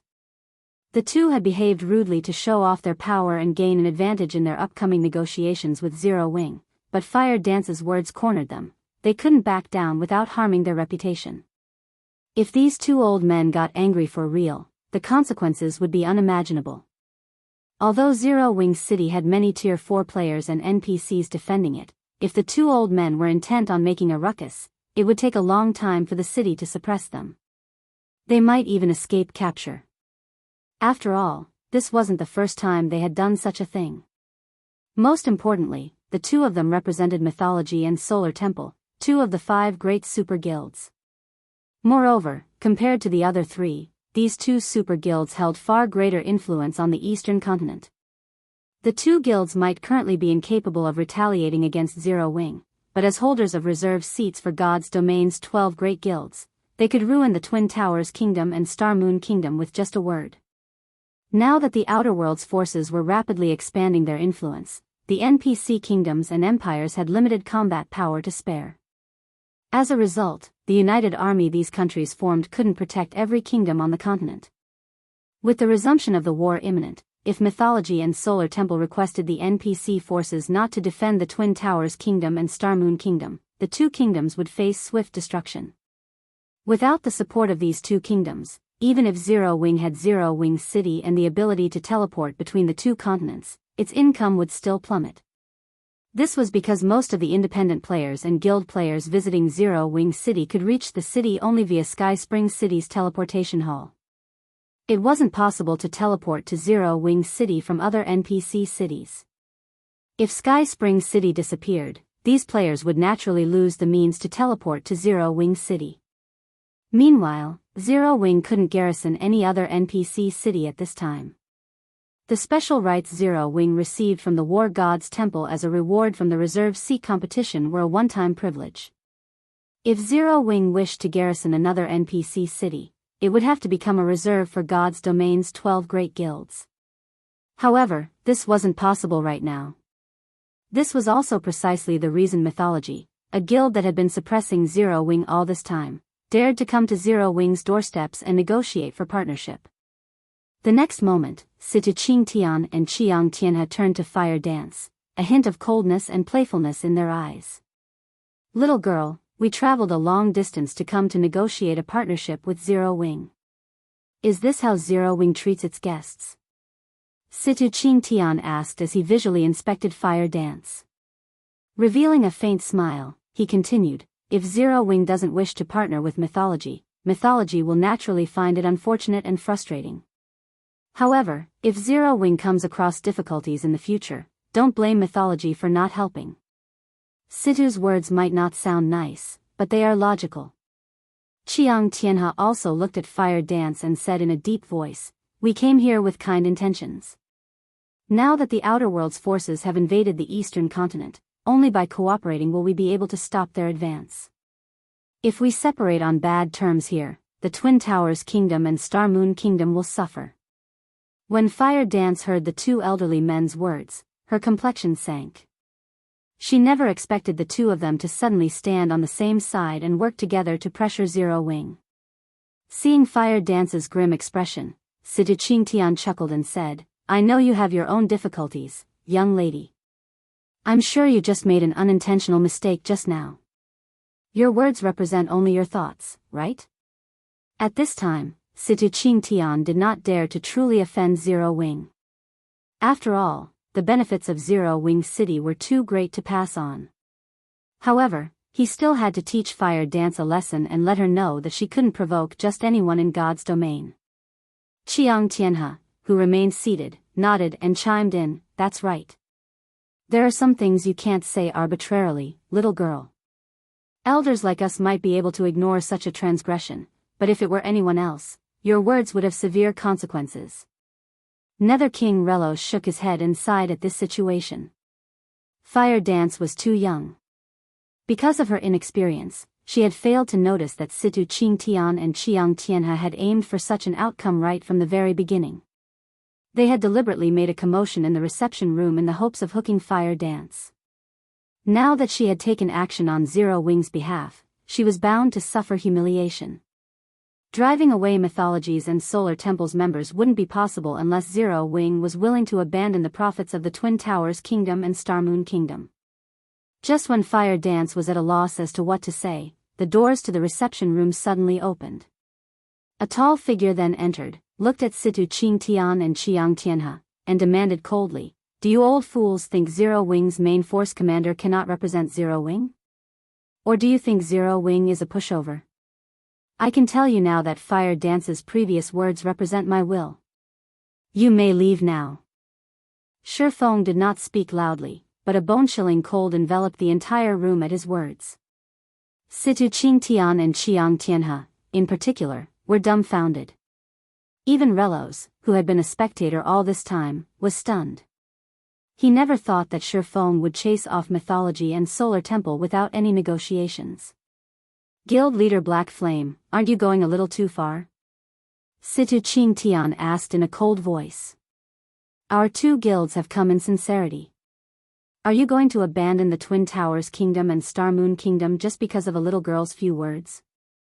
At this time, Qiang Tianhe interjected hurriedly, Guild leader Black Flame, must you take things so seriously? We were merely making a joke. Abandonment is a joke? Looking at the two elderly men before him, Feng sneered, you two think too highly of yourselves. I'll give you 5 seconds to leave. Otherwise, I'll send you back myself. Shi Feng's words shocked everyone present once more. Is he really going to do that? When Yuan Tianxin looked at Shi Feng, he felt that Shi Feng was even crazier than Fire Dance. Fire Dance had merely acted to preserve Zero Wing's reputation. However, Shi Feng was blatantly declaring war on mythology and Solar Temple. After this declaration, even if Situ Qingtian and Qiang Tianhe previously wanted to pursue negotiations for a partnership, they wouldn't do so anymore. Good. Very good. Situ Qingtian suddenly smiled as he looked at Shi Feng. This old man admires your will to make an enemy out of mythology and abandon 2 kingdoms. However, I'm curious to see how you plan on sending this old man back. After saying so, Situ Qingtian stood up and unsheathed the dark greatsword slung on his back. Simultaneously, not only did his body radiate a frightening aura, but the mana surrounding him also took on a near-liquid form, sparkling as it circled his silvery gray armor. Sensing the pressure he radiated, Fire Dance and the other youngsters in the room subconsciously took a step back. As expected of this old bastard. His mana body has broken through the 115% threshold. He can probably hold his own against even a superior mythic monster of the same level now. Relos was astonished when he sensed Situ Qingtian's unparalleled aura. Everyone has been saying that you are God's domain's strongest, guild leader Black Flame. This old man has been curious about the validity of this rumor for a long time now. After Situ Qingtian unleashed his aura, Qiang Tianhe, who sat nearby, also stood up and raised a crimson staff. The white robe he wore instantly transformed into a robe of flames, making it seem as if the god of fire had just descended to the mortal world. The aura he radiated was not the slightest bit inferior to Situ Qingtian's, and his level had even surpassed Situ Qingtian by 1, at level 154 already. Amazing. So, these are the apex combatants of these 2 super guilds? Yuan Tianxin was astounded as he looked at Situ Qingtian and Qiang Tianhe. Under normal circumstances, the average Tier 4 expert would have difficulty fleeing from a superior mythic monster of the same level, let alone fighting one. Yet, these 2 elderly men now radiated an aura rivaling that of a superior mythic monster of the same level. Their combat power ranked at the very top of God's domain at this stage of the game. Now, even a dozen Tier 4 experts working together would most likely have difficulty suppressing Situ Qingtian and Qiang Tianhe. Not to mention, the 2's combat standards were incredibly close to reaching the beyond domain realm. Let's see how you recover from this now, Black Flame. Cold Shadow, who now stood at a side, grew excited when she saw that Situ Qingtian and Qiang Tianhe intended to take action. She might not know precisely how powerful Qiang Tianhe was, but she knew how powerful Situ Qingtian was. Moreover, it had been a long time since she had seen Situ Qingtian take action. With the 2 of them working together, even a monster like Shi Feng would have difficulty defeating them within a short period. A fight between Shi Feng, dubbed God's domain's strongest expert, and 2 legendary figures in the virtual gaming industry deserved to be called an apex battle in God's domain. If both sides fought for a sufficiently long time, she might gain enough insight to improve her combat standards further. Cold Shadow wasn't the only person with such thoughts. Purple Jade, Netherworld Empire's masked youth, and Solar Temple's long-haired youth were similarly curious to see how this fight would play out. Read latest chapters at Wuxia EU. Since you 2 want me to send you back, I'll grant you your wish. After glancing at the 2 elderly men, Shi Feng stopped concealing his aura and mana. Immediately, the space within the room froze, a stifling pressure enveloping everyone. Even Situ Qingtian and Qiang Tianhe subconsciously stumbled 2 steps back, their eyes filled with fear and confusion as they gaped at Shi Feng. Tier 5? The same question simultaneously ran through the minds of the 2 elderly men. However, before they could respond to the situation, Shi Feng suddenly appeared before them, his movements so fast that it seemed as if he had split into 2. Shi Feng then stabbed their hearts with his sword. Afterward, Shi Feng returned to one entity, now standing quietly by the window wall behind the 2 elderly men. And before anyone realized what had happened, the sword in his hand was already back in its sheath, as if Shi Feng had never drawn it. Meanwhile, Situ Qingtian's and Qiang Tianhe's HPs, which exceeded 10 million, had zero out by the time everyone realized what was going on. The two's bodies then collapsed to the ground, neither managing to react from start to finish. Chapter 2871, Tier 5? They're dead? The spectators in the room were stunned to see Situ Qingtian and Qiang Tianhe collapsing to the floor, their minds failing to process this situation. Cold Shadow and the long-haired youth from Solar Temple, in particular, appeared petrified, their bodies remaining utterly motionless as they stared at the two sprawled corpses. How is this possible? The instructor failed to endure even a single hit? Compared to everyone else present, Cold Shadow and the long-haired youth had a much better understanding of Situ Qingtian's and Qiang Tianhe's strengths. Setting aside the fact that the two elderly men had combat standards close to the beyond domain realm, just their basic attributes and mana bodies were more than enough for them to combat superior mythic monsters of the same level. Despite being so monstrously powerful, Situ Qingtian and Qiang Tianhe had failed to mount even the slightest bit of resistance to Feng before dying. This was simply unbelievable. Yuan Tianxin and Purple Jade were similarly astonished at this situation, their minds unable to recover from the shock even after a long time. They had expected a heaven-defying battle and even felt that Feng had been unwise to provoke Situ Qingtian and Qiang Tianhe. After all, if these two superior mythic equivalents went all out, destroying Zero Wing's residence wouldn't be impossible for them. Even if Feng eventually succeeded in killing them, Zero Wing would still have to pay a significant price. Yet, now. However, unlike everyone else present, Nether King Relos's attention wasn't on Situ Qingtian's and Qiang Tianhe's corpses. Instead, he stared at Feng's figure standing calmly by the window wall, his eyes wide with fear and horror. A Tier 5 Sword Saint? Although it was only an instant, Relos had felt unprecedented fear overwhelming his body when Feng executed his attack.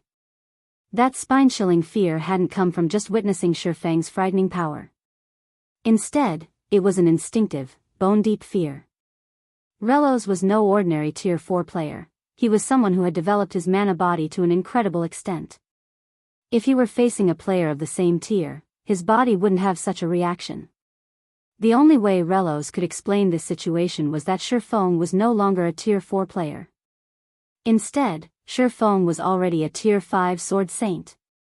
Although Relos had subconsciously muttered to himself, he had not done so on a private channel.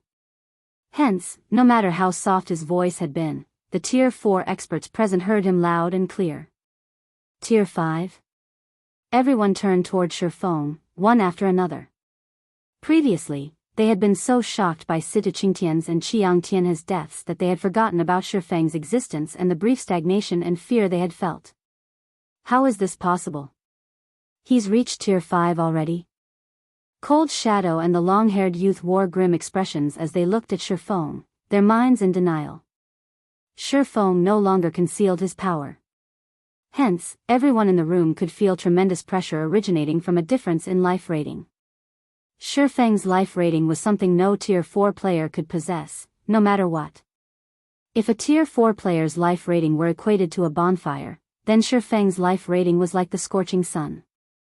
Unless he deliberately suppressed and concealed his life rating, there was no way anybody could fail to notice it. Is this why he dares to ignore the two super guilds? When Yuan Tianxin looked at Situ Qingtian's and Qiang Tianhe's corpses and then at Feng's nonchalance, the shock in his heart multiplied exponentially.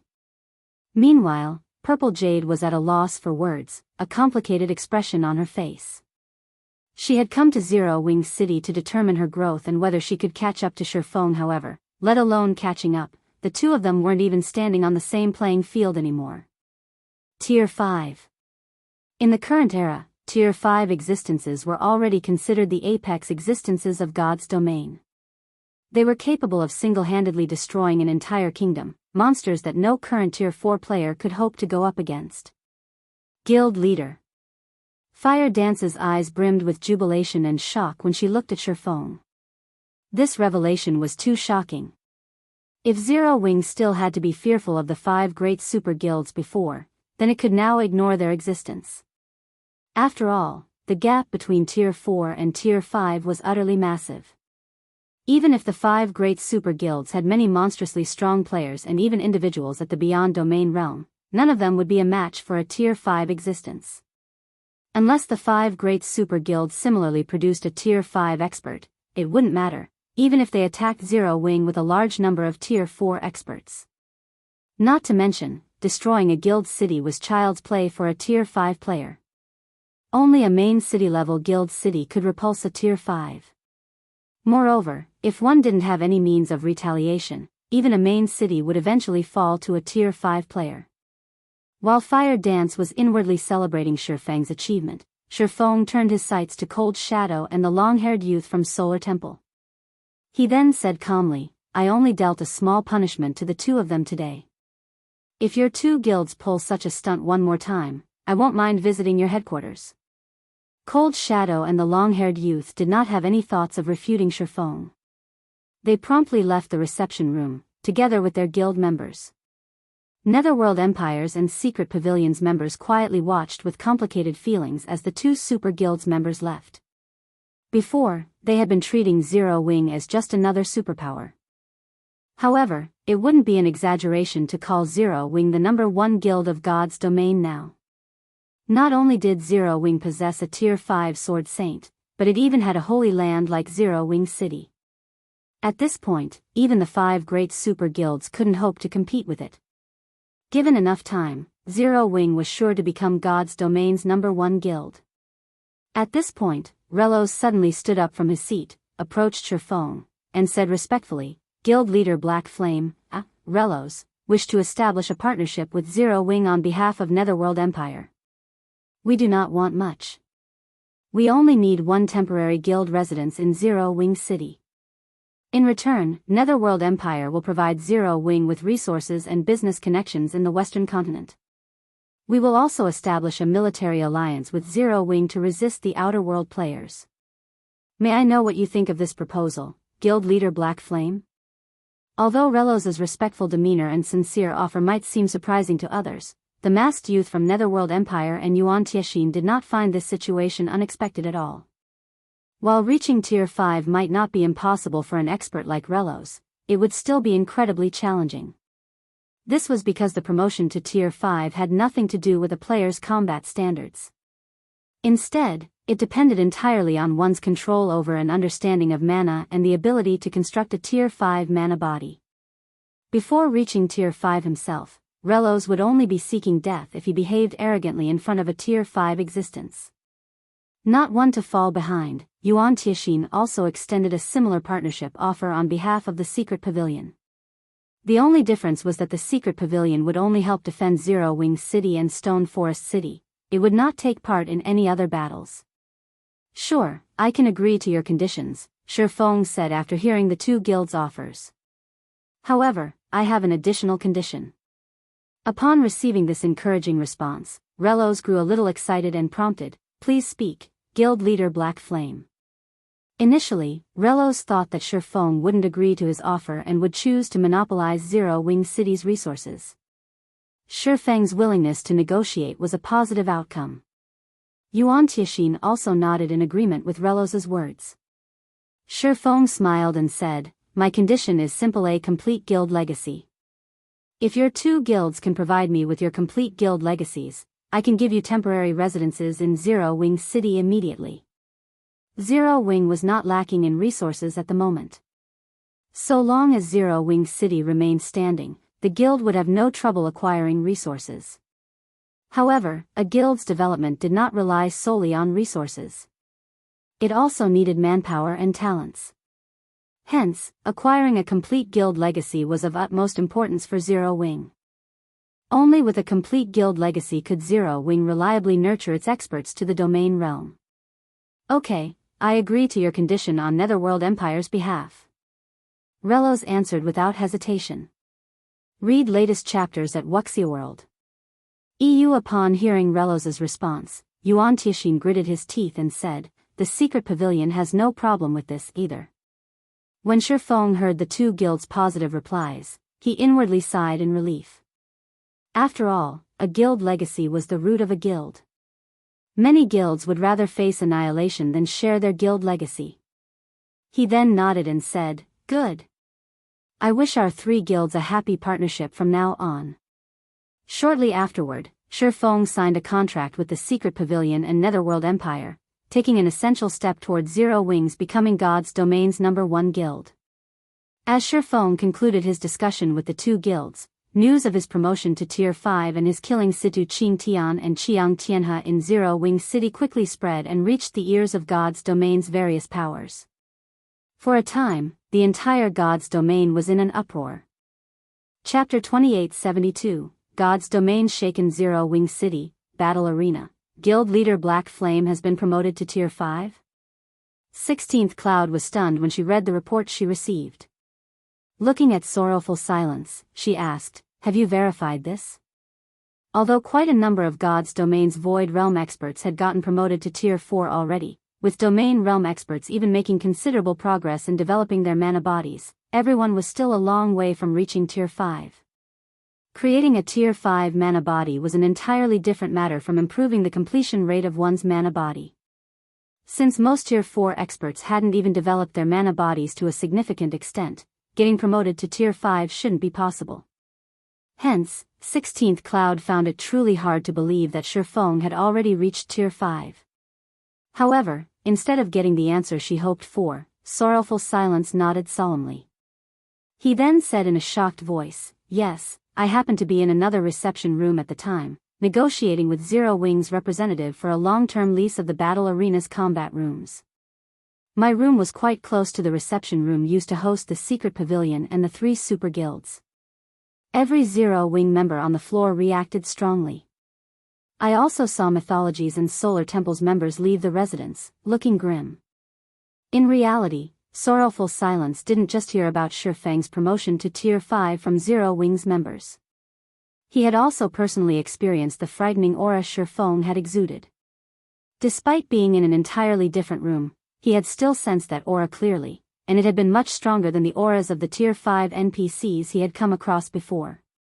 Of course, the Tier 5 NPCs Sorrowful Silence met previously had never displayed any killing intent. They had even been actively suppressing their auras.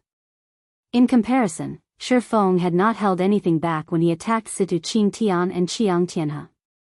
This was why Sorrowful Silence was confident Feng had reached Tier 5. This is interesting.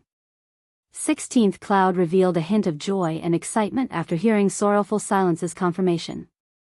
Now that Zero Wing has a Tier 5 combatant and opened Zero Wing City to the public, the Eastern Continent's status quo will get reshuffled. That's right. Thank goodness we're already strategic allies with Zero Wing. Sorrowful Silence said, nodding in agreement with 16th Cloud.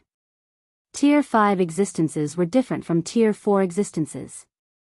Tier 4 players couldn't capture a guild city all by themselves. That was a task that required a large number of Tier 4 players.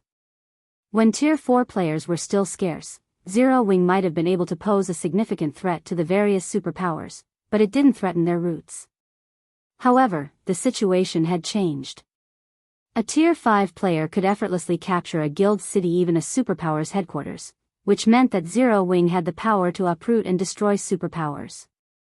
Moreover, now that Zero Wing's expert count had skyrocketed, it was entirely capable of expanding its territory and occupying more guild cities. It wouldn't face a manpower shortage even if it captured 5 or 6 more guild cities.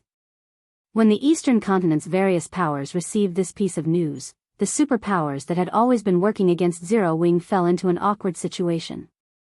This was especially true for Starlink.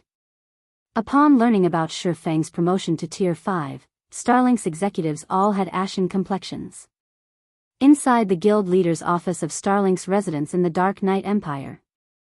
"Commander, now that Black Flame has gotten promoted to Tier 5, he definitely won't spare Starlink. Should we migrate our experts to the Western Continent now?" A level 150, Tier 4 female ranger suggested as she looked at the handsome youth quietly reading documents in the office. "How many times have I told you to refer to me as guild leader? I am no longer just the commander of Tremor's Clown but Starlink's guild leader as well," Lu Tiandi said as he glanced at the enchanting female ranger. "Yes, guild leader," the ranger responded calmly as she looked at Lu Tiandi. She then repeated, "Should we migrate now?" "That won't be necessary." Looking at the report in his hands, Lu Tiandi explained nonchalantly, Black Flame's promotion to Tier 5 is indeed a big problem for us, but there's no need for us to be afraid of him yet.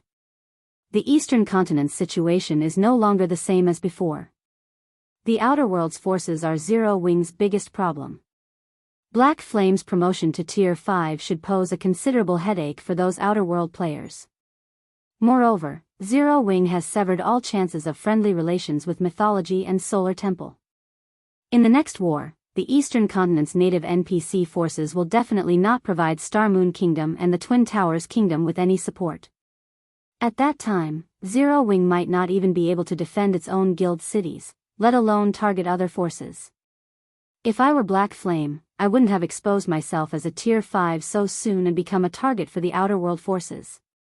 Instead, I would focus on raiding dungeons and world bosses to raise my guild strength. God's Domain isn't a single-player game. A single Tier 5 player cannot stop all of the Outer World's NPC forces. The Enchanting Ranger's eyes brightened at Lu Tiandi's words. Doesn't this mean we have a chance?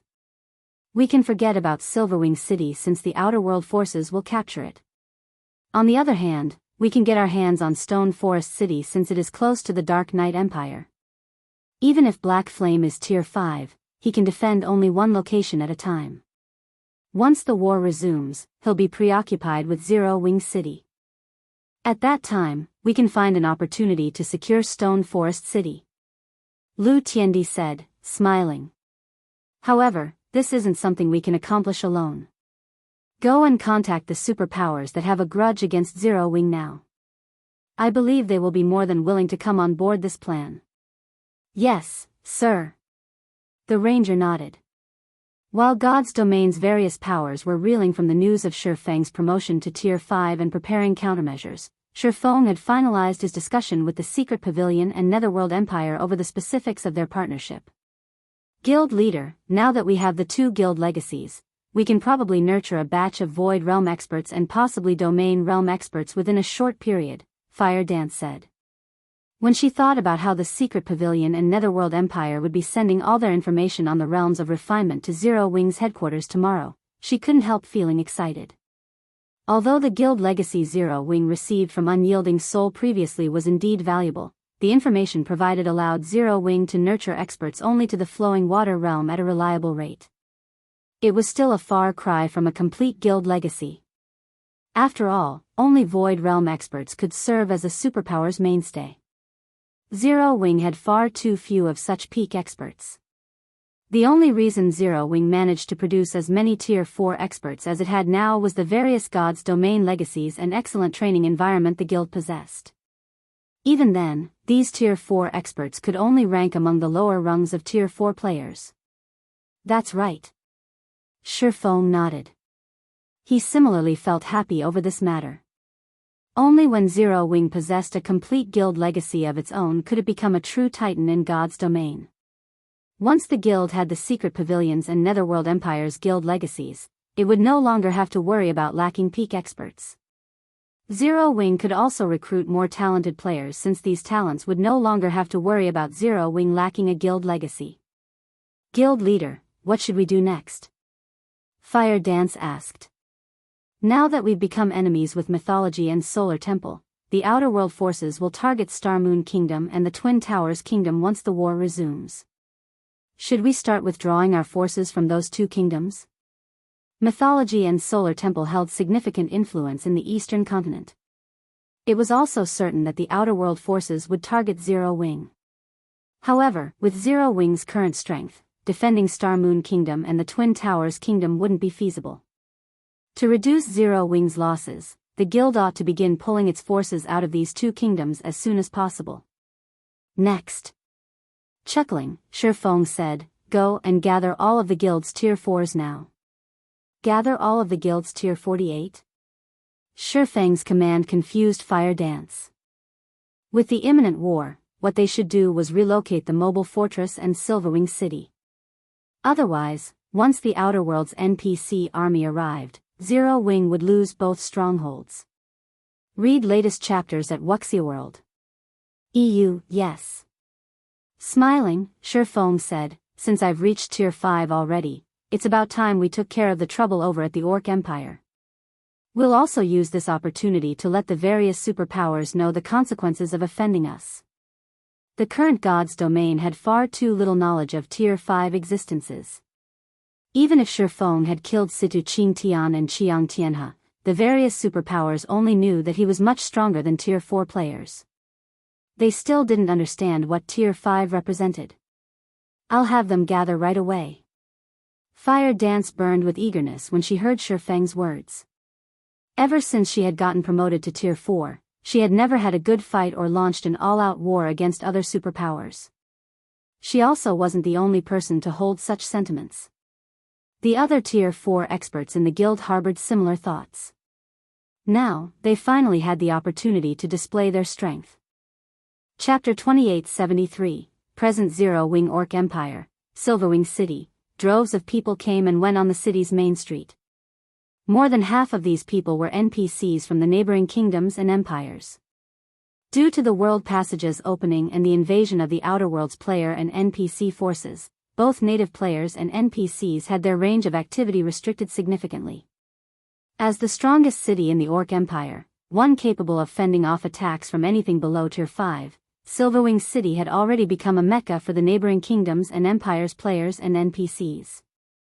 Moreover, the news of Black Flame reaching Tier 5 sent the number of players visiting Silverwing City skyrocketing, resulting in overcrowding. All of these new arrivals sought to join Zero Wing and develop long-term in Silverwing City. At this time, Tier 4 experts radiating frightening auras appeared in Zero Wing's residence, one after another. The arrival of these experts instantly silenced the bustling residents. Even the players lining up to take the test to join the guild couldn't help feeling frightened. What's going on with Zero Wing? Why have so many Tier 4 experts gathered? Are they here to maintain order since there are so many people applying to join the guild? Amazing. So, this is Zero Wing? I saw over 50 Tier 4 experts already. Some super guilds don't have this many Tier 4 experts. That's not all of it. Look at their equipment. Every one of them has at least 3 pieces of level 150 epic equipment. I wonder when I'll be able to get one for myself? The eyes of the players lined up in the residence's courtyard widened in shock as they took in Zero Wing's Tier 4 experts. Previously, they had recognized that Zero Wing was a powerful guild but felt that it had become a superpower in God's domain only because of Zero Wing City and Black Flame's undefeated legend. Upon seeing the situation now, they realized that Zero Wing's foundation was far more terrifying than they thought. Not only did Zero Wing possess far more Tier 4 experts than most superpowers, but these experts also had superior equipment standards compared to the various superpowers' Tier 4 experts. Currently, over 50 Tier 4 experts were gathered in the courtyard. This was a spectacular scene that those present would rarely get to see in their lifetimes. Not to mention, these Tier 4 experts were not repressing their auras at all. When these auras overlapped, they came together to generate an aura far more frightening than that of superior mythic monsters. Even Tier 3 experts shuddered involuntarily, forced to keep their distance from these Tier 4 experts. Why would Zero Wing gather so many Tier 4 experts here? Is it conducting a major operation or something? This is indeed unusual. A guild would gather so many of its Tier 4 experts in one place only for a special event. As the number of Tier 4 experts kept increasing, the non-members in the courtyard felt something amiss. Even Zero Wing's members started growing antsy at this situation. Ji Luorong looked at Violet Cloud, who had just arrived in the courtyard, and asked, "Big Sis Violet, do you know why the guild leaders suddenly summoned us?" "I don't know, either. Big Sis Fire suddenly contacted me and told me to come here right away," Violet Cloud replied, shaking her head. She then visually inspected Ji Luorong and exclaimed in surprise, "Luorong, your mana body is at the 110% completion rate already? You've made so much progress."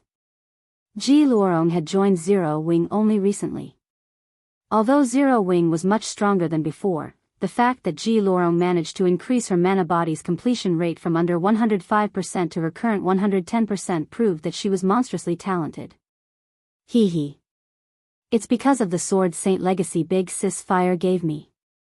If not for it, I would have taken much longer to reach 110%, Ji Luorong said, smiling. Inwardly, she still felt a little delighted. After all, only a tiny number of experts in God's domain had managed to develop their mana bodies to a 110% completion rate at this stage of the game. However, when Ji Lorong carefully sensed the mana surrounding Violet Cloud's body, her delight instantly vanished. The mana close to Violet Cloud had already liquefied. Although it was limited to a small portion of her mana, it was still better than nothing. The fact that Violet Cloud could accomplish this feat meant that her mana body's completion rate had already reached 115% or above, according to what Feng told them. She might have even reached the 120% completion rate already. At this time, a masked, middle-aged man clad in black approached Ji Lorong. The aura this man radiated practically rivaled that of a superior mythic monster. This middle-aged man was none other than Crimson Mask, another Eternal Glory member who had joined Zero Wing. "Commander, why did Big Sis Fire suddenly call for us? Is something big going on?" Crimson Mask asked curiously as he looked at Ji Lorong. "I don't know. Big Sis Fire only told me to come here as soon as possible and nothing else." Ji Lorong shook her head. When she noticed the qualitative transformation of Crimson Mask's demeanor, she couldn't help sighing to herself ruefully. B**B greater than Y/B. Initially, Crimson Mask had opposed Eternal Glories joining Zero Wing. He felt that even without joining a guild, he could still develop Eternal Glory to great heights. However, after a few bouts with Fire Dance and receiving a sound thrashing each time, Crimson Mask had changed completely. Now, he was even referring to Fire Dance as Big Sis. However, Crimson Mask was much more fortunate than someone else, his fate considerably better. Besides Crimson Mask, a lunatic named Invincible Swallow had come to Zero Wing to challenge Violet Cloud, and the fate this lunatic suffered was simply terrible. That fight could be described as an adult beating up a toddler. Afterward, when Invincible Swallow returned for a rematch at a later date, Violet Cloud just so happened to be out on an errand. Aqua Rose had been present at the time, so he challenged her instead. After that match, Invincible Swallow began questioning his life. Even now, he was still training crazily in Stone Forest City's battle arena every day. While Zero Wing's Tier 4 members wondered why Fire Dance had suddenly gathered them, a man and a woman approached the courtyard from a distance. These two people were none other than Feng and Fire Dance. Feng was just walking casually, yet his steps distorted the space around him. It was as if the surrounding space couldn't contain his presence and could crumble at any time. In addition, as Feng did not bother concealing his aura, everyone present gasped involuntarily when they sensed it. Although Feng wasn't directing any hostility at anyone, merely letting his aura radiate freely, the Tier 4 players present felt their bodies becoming incredibly heavy as if someone had tied metal weights to their bodies. As for the Tier 3 players present, they instinctively retreated from Feng, not daring to move even an inch closer to him. "He's the guild leader?" Crimson Mask was shocked as he looked at Feng. Before today, Crimson Mask had only ever heard the name of Black Flame. From the gossip circulating inside Zero Wing, he knew that Feng was Zero Wing's #1 expert and that his existence was the linchpin of the entire guild. Crimson Mask had thought that Feng was only slightly stronger than Fire Dance. However, given this situation, Feng wasn't just somewhat stronger than Fire Dance. He was practically standing on a whole other level. Aside from Crimson Mask, many of the Tier 4 experts who had joined Zero Wing recently were also stunned by Feng's terrifying aura. After glancing at the crowd gathered, Fire Dance reported to Feng, guild leader, apart from the 2 vice guild leaders and around a dozen others, who are currently occupied with important matters, all of the guild's Tier 4 members are here. Not bad. Feng nodded in approval as he scanned the crowd before him. A total of 59 Tier 4 players waited in the courtyard, their levels ranging from level 148 to level 156. More than half of these players had broken through the 100% threshold of their mana bodies already, with nearly 20 having reached the 105% threshold and 7 at the 110% threshold. The 7 to reach 110% completion rate or above were Violet Cloud, Fire Dance, Ji Lorong, Alluring Summer, Yen Tianxing, Luofei, and Silent Blade. One could consider this lineup a spectacular force at this stage of the game. Read latest chapters at Wuxia World. EU at this time, Kola, who had already reached level 150, could no longer hold back his excitement, asking, Guild Leader, are we going to raid the Orc capital city? The Orc capital city's core area was a special secret land. The degree of danger in this secret land closely rivaled that of a god mode regional dungeon. The loot inside was likewise incredible. However, one required a sufficiently large team of Tier 4 players to raid it. This was why nobody had succeeded in raiding it even now. Meanwhile, Zero Wing currently had 59 Tier 4 players and 1 Tier 5 player gathered. They were already more than qualified to raid the Orc capital city's secret land. When everyone heard Kola's words, they immediately grew restless. After all, this was a level 150 plus secret land they were talking about. They would definitely gain significant harvests if they raided it. No, I didn't gather you here for the Orc capital city, but for something else instead, Feng said, shaking his head. Something else? Kola and the others grew confused. That's right. Smiling, Feng explained, to ensure our survival in the upcoming war and Zero Wing's future development, I plan on annihilating Ancient Rock City and eliminating Beast Emperor from the Orc Empire. Chapter 2874, Descending upon Ancient Rock City. Orc Empire, Ancient Rock City. The walls of Ancient Rock City were over 50 meters tall. Despite numerous foe saint monsters roaming the barren land outside the city walls, the Tier 3 players patrolling atop the walls completely disregarded these monsters as if they did not exist. Surprisingly, the foe saint monsters that most of the Eastern Continent's players regarded as a nightmare showed no intentions of attacking Ancient Rock City. They behaved like scarecrows under the city walls. At this time, a merchant caravan, composed of over 100 players and over a dozen horse-drawn carriages, slowly approached Ancient Rock City from a distance. Despite catching sight of these players, the countless foe saint monsters roaming the barren land outside Ancient Rock City behaved as if they did not see this caravan. Looking at the level 120 foe saint monsters around him, a level 136, Tier 3 swordsman escorting the caravan exclaimed, "The Sacred Heart Amulet Saint's hand sold us is amazing. Those mythic foe saint monsters ignore us even when we're only 30 yards away from them." Even NPCs were helpless against the foe saint monsters running rampant in the many neighboring kingdoms and the Black Dragon Empire. The danger made it increasingly difficult for merchant caravans to make money. However, so long as a caravan carried a Sacred Heart Amulet, it could avoid the foe saint monsters' attacks altogether. At the swordsman's words, the level 137, Tier 3 Guardian Knight sitting at the head of the caravan looked at the Sacred Heart Amulet in his hand. With a hint of ambition in his eyes, he said, "I know, right? We must buy some more of these Sacred Heart Amulets in Ancient Rock City. We can make a fortune reselling them in the neighboring kingdoms and empires." The Sacred Heart Amulet was a non-bag space item. Although players could wear it on their person, they couldn't store it in their bags. It also couldn't be transported by teleportation. However, Saint's Hands sold the Sacred Heart Amulet only in Ancient Rock City. None of Saint's Hands' other residences sold it. Many merchant players and adventurer teams had realized that they could make a fortune by purchasing the Sacred Heart Amulets in bulk from Ancient Rock City and reselling them in the neighboring kingdoms and empires.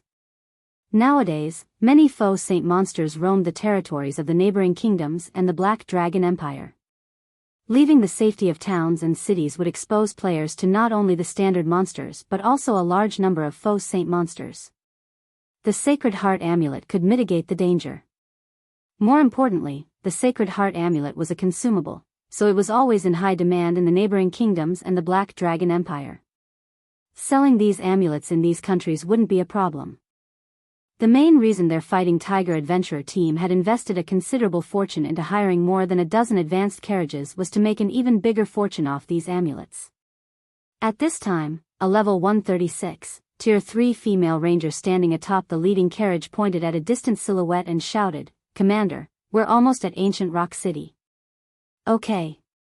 Everyone, get yourselves ready, newbies especially. Ancient Rock City is different from other guild cities," the leading Guardian Knight shouted through the team chat.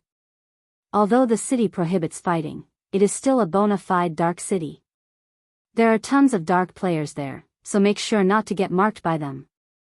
Otherwise, we'll be in a ton of trouble once we leave the city. At the Guardian Knight's words, the team's veterans promptly took out a magic scroll for the Tier 1 Mana Guard spell and used it on themselves.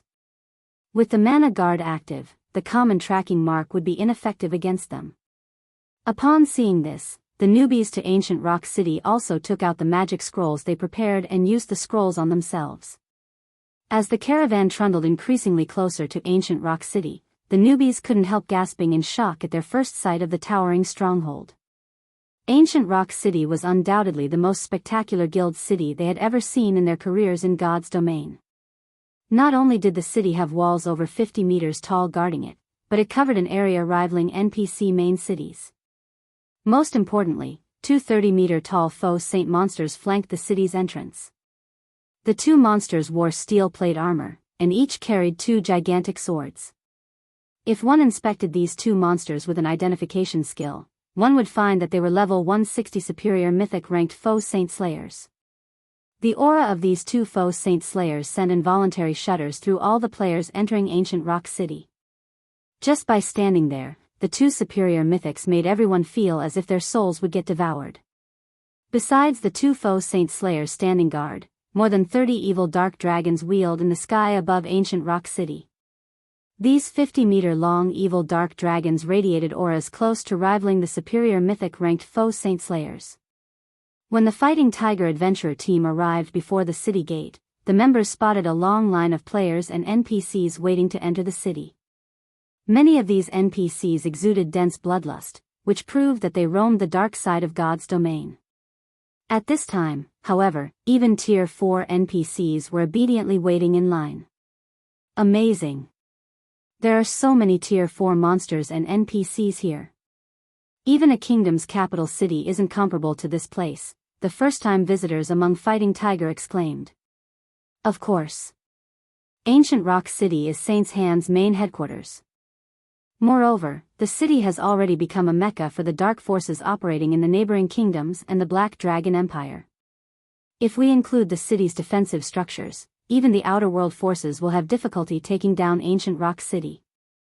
Now, many well-known and top adventurer teams are developing here, the leading Guardian Knight explained. From what I heard, the superpower Miracle has also dispatched many experts to garrison Ancient Rock City. Ancient Rock City is the safest city in the Orc Empire. Nobody will dare target it. The Saint's Hand member conducting inspections nearby overheard the Guardian Knight's words and couldn't help putting on a prideful expression. Currently, Ancient Rock City was only one step away from becoming a main city. Its combat power far exceeded that of guild cities of the various superpowers. Had Saint's Hand not been wary of the Outer World's NPC forces, it would have long since flattened the neighboring kingdoms and the Black Dragon Empire, becoming an existence surpassing the 5 great super guilds. However, as the Fighting Tiger Adventurer team was undergoing inspection, a gigantic figure suddenly approached Ancient Rock City from the distant sky. Its speed was as fast as a mighty gale, and it stopped only after arriving in front of the city. The steel behemoth over 100 meters long hung in the sky roughly 400 yards from Ancient Rock City, overlooking the entire city. Several dozen players stood on this steel behemoth. Read latest chapters at Wuxia World. At this steel behemoth's appearance, the entire Ancient Rock City went into an uproar. It's the Crimson Dragon flying ship. That's Zero Wing's flying ship. Quick, look. Isn't that Black Flame? Nowadays, almost everybody in God's domain was familiar with the Crimson Dragon flying ship. After all, this thing had long since become Zero Wing's signature. Zero Wing was even using some of these flying ships to transport cargo across the sea, to the envy of many superpowers. However, Zero Wing's sudden visit to Ancient Rock City confused many of the city's players. Meanwhile, upon spotting the Crimson Dragon flying ship, the evil dark dragons patrolling the city's airspace let loose deafening roars. The two faux saint slayers standing guard by the city's entrance also raised their heads and gripped their weapons, going on full alert against the flying ship. As everyone in Ancient Rock City fell into panic and confusion, Feng looked down at the city below from aboard the Crimson Dragon flying ship and shouted, 5 minutes. I will give you 5 minutes to withdraw from the city if you do not wish to get dragged into Saint's Hand's problem. Anyone who doesn't withdraw after 5 minutes will disappear from God's domain together with Ancient Rock City. Chapter 2875, Ancient Rock City in Peril. Is Zero Wing planning to attack the city? This is crazy. Zero Wing must have lost its mind. How dare they attack Ancient Rock City? Inevitably, Ancient Rock City's inhabitants doubted Feng's declaration, with many of them considering it a joke. Saint's Hand had continuously strengthened Ancient Rock City. Currently, the city's defenses were superior to those of other guild cities, and the combatants stationed within the city were more than enough to instill fear in the various superpowers. Not to mention, the dark forces of over a dozen countries gathered in the city. Apart from dark guilds, there were also plenty of NPC forces among these dark forces. These forces had paid a considerable price to settle in Ancient Rock City and even treated the city as their base of operations. Anyone who dared to attack Ancient Rock City would make an enemy of these dark forces. Be it dark guilds or dark NPC forces, every one of them had at least 2 or 3 Tier 4 combatants under their command. Moreover, Miracle had recently garrisoned the city, so there should be close to 200 Tier 4 combatants defending Ancient Rock City right now. One could conquer an entire kingdom with that many Tier 4 combatants. Most importantly, Ancient Rock City was currently an advanced guild city, only one step away from becoming a main guild city. Ancient Rock City's resident players weren't the only ones shocked by this situation. Beast Emperor, who was conducting research in the city lord's mansion, inadvertently crushed the research instrument he held when he received news of Zero Wing's sudden arrival. Black Flame, how bold of you. It seems you've gotten arrogant while I was lying low. Beast Emperor growled with a cold glint in his eyes. Lord Beast Emperor, Black Flame is rumored to have reached Tier 5 already. Should we notify the Sacred Envoy, the level 152, Tier 4 Berserker, who had made the report, asked. News of Feng's promotion to Tier 5 had long since reached the ears of God's domain's various powers. Meanwhile, a Tier 5 player was in existence. Even Saint's Hand had to be wary, putting away the tools on his table. Beast Emperor glanced at Saint's Hand's guild leader, Furious Fist, and smiled lightly. No need. Call for some people and come along with me. I want to see what exactly gives Black Flame the confidence to act arrogantly in my Ancient Rock City. After saying so, Beast Emperor turned around and left. A robust man with black skin covered in flashing runes, who stood guard before the research room, silently trailed him. Yes, sir. Furious Fist hurriedly followed after the robust man. Less than 3 minutes after Feng's declaration, many players and adventurer teams, afraid of trouble, had already withdrawn from Ancient Rock City. Only dark players and a few courageous normal players chose to remain. At the same time, players from the various dark adventurer teams and dark guilds also gathered at Ancient Rock City's entrance, one after another, and watched the fleeing players. These cowards. Zero Wing sent only a few dozen players, yet these people are already running away. Zero Wing is famous, after all. It's normal for them to run away. Not to mention, Black Flame is also here. It'd be strange for them not to escape. These people are simply idiots. Zero Wing won its past battles only because of the powerful defenses of its cities. That's right. So what if Zero Wing managed to produce a Tier 5 player? We'll teach these guys what it means to offend us dark forces. The dark players revealed expressions of rage and excitement as they looked up at the Crimson Dragon flying ship. Zero Wing's reputation was through the roof right now. Moreover, Feng had gotten promoted to Tier 5. Hence, players were starting to consider Zero Wing God's domain's #1 guild. If a battle were to occur in the outside world, dark players like themselves would indeed be afraid of Feng. However, it was a different story if the battle took place inside Ancient Rock City. With the city's magic array, they could still take him on with the many Tier 4 players they had. Not to mention, a large number of Faux Saint monsters protected Ancient Rock City, including 2 superior mythic-ranked Faux Saint Slayers. Even if they couldn't kill Feng, they could, at least, make the other members of Zero Wing suffer. As the 5-minute limit approached, the number of players retreating from Ancient Rock City also increased. At this time, the players that had withdrawn from Ancient Rock City suddenly felt a chill envelop their bodies. Even Tier 3 experts found themselves partially kneeling on the ground. The next moment, a group of 40 players flew out from the City Lord's mansion. Apart from Furious Fist and Saint's Hand's Tier 4 executives, 17 players on the team were people that none of Ancient Rock City's inhabitants had ever seen before. These 17 players looked nothing like humans. Not only were their bodies pitch black, but there were also flashing runes engraved all over their bodies. These players' auras were also stronger than even that of superior mythic monsters. When combined, their auras transformed into a tsunami that swept through the entire city and its surroundings. Amazing! Is this Saint's Hand's rumored Bloodstained Knight Legion? That's not all. Even Beast Emperor left the City Lord's mansion. It seems we'll have a good show this time. Indeed. I heard that Beast Emperor has constantly been plotting revenge on Zero Wing after getting slaughtered at the Secret Covenant Tower. Now that Zero Wing has come knocking on his door, there's no way Beast Emperor will spare Zero Wing.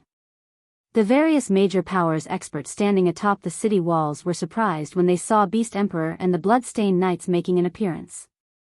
At the same time, they were shocked by the power Saint's Hand displayed. The superpowers on the eastern continent had always been fearful of Saint's Hand, and this situation greatly confused the various major powers. However, after seeing Saint's Hand's top combatants, they realized that the superpowers' fear of Saint's Hand wasn't without basis. Setting aside the fact that Saint's Hand had over 20 Tier 4 experts at the Void Realm or above, just the 17 rumored Bloodstained Knights were more than enough to instill fear into any player force. After all, even a Tier 4 player would tremble in fear if they had to go up against a Bloodstained Knight, let alone 17 Bloodstained Knights simultaneously. That would be a nightmare. Shortly afterward, Beast Emperor's group arrived above the city gate. Seeing this, the various powers' leadership promptly stepped forward to greet Beast Emperor. 1,000 Miles, one of Miracle's Vice Guild leaders, was even among them. 1,000 Miles' actions astonished the various major powers present.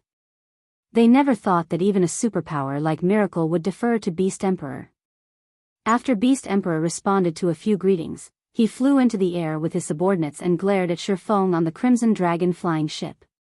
He then said coldly, "Black Flame. You and I could have stayed out of each other's way in the Orc Empire, yet you chose to come to attack me. So long as you apologize right now, I can ignore this transgression for the time being. Otherwise, none of you will be returning alive today." After Beast Emperor finished speaking, a frightening amount of evil energy erupted from the 17 Bloodstained Knights behind him, distorting the surrounding space and muddying it. The terrifying power within the evil energy made even those who had fled more than 1,000 yards from the city tremble. Moreover, the two foe Saint Slayers had flown to flank the Crimson Dragon flying ship, while the 30+ evil dark dragons had surrounded it, thoroughly sealing off all of Zero Wing's escape routes. The fleeing players gasped at this scene. With such a force under Saint's Hand's command, the guild could take on even an empire. Damn it. I thought Saint's Hand was going to suffer this time, but it seems I miscalculated. Zero Wing has always relied on Black Flame to survive. Now, it seems Zero Wing has finally met its match. If this situation isn't handled properly, apart from Black Flame, the other Zero Wing members present probably won't leave alive. At this time, even a fool could tell how powerful Saint's Hand's forces were. It wouldn't be an exaggeration to say that even an NPC force with a Tier 5 combatant under its command wouldn't dare to offend Saint's Hand casually, let alone Zero Wing. Apologize? Feng laughed. Beast Emperor, it seems you're growing senile. Have you forgotten how you died at my hands last time? Read latest chapters at Wuxia. You bastard. Feng's words enraged Beast Emperor.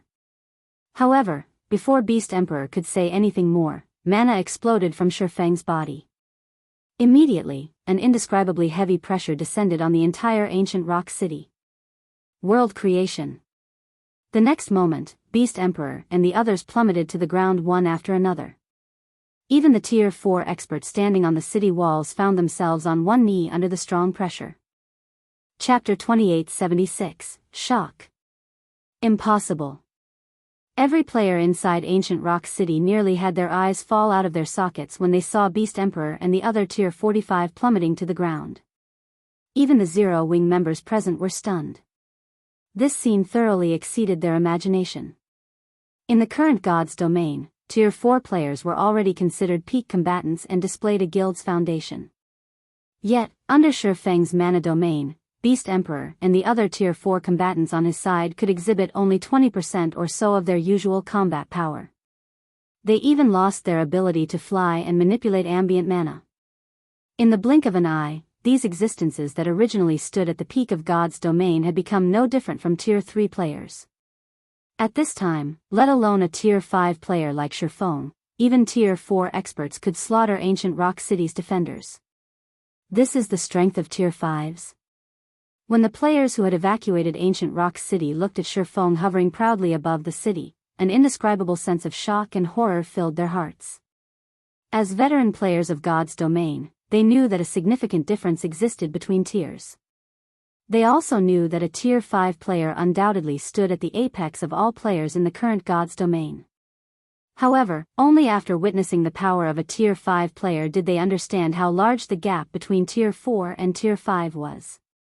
In front of a Tier 5 existence, Tier 4 players would only be making fools of themselves if they tried to win by Zerg tactics. The Tier 4 monsters among Ancient Rock City's defenders, though, weren't as badly off as the Tier 4 players. Because monsters mainly relied on their basic attributes and rarely manipulated the ambient mana to do combat, their penalty was not as large as the Tier 4 players. Regardless, the mythic-ranked evil Dark Dragons still had their combat power reduced by half, whereas the superior mythic-ranked foe Saint Slayers had theirs reduced by 30%. Moreover, all of them lost their ability to fly. Against Tier 4 players capable of flight, they would be at a significant disadvantage. Unlike everyone else, Feng wasn't surprised at the scene before him. Everyone failed to understand that his mana domain was different from the average mana domain. Existences at the world creation standard could create a small world within their mana domains. The power of such a mana domain was on an entirely different level compared to the average mana domain. Even a Tier 5 existence would be at a disadvantage if they got caught within a Tier 5 world creation expert's mana domain without any countermeasures, let alone Tier 4 players and monsters. Meanwhile, after experiencing this unexpected turn of events, a hint of fear had surfaced in Beast Emperor's eyes. Despite this situation, he still sneered, "Black Flame, don't get too delighted just yet. Don't forget that this is Ancient Rock City." As soon as Beast Emperor finished speaking, an enormous, threefold magic array manifested from the City Lord's mansion. After the magic array gathered mana from the surroundings for a brief moment, it released pulses of mana that enveloped the city. Immediately, the city defenders felt the heavy pressure on their bodies disappear. Now, although Feng's mana domain still subjected everyone to a certain degree of suppression, their combat power had recovered to 80% of their usual. More importantly, they had also regained their ability to fly. Feng was slightly surprised when he looked at the barrier enveloping Ancient Rock City. What a powerful barrier. It seems you've invested quite a lot into this city. His mana domain could render even master magic barriers useless.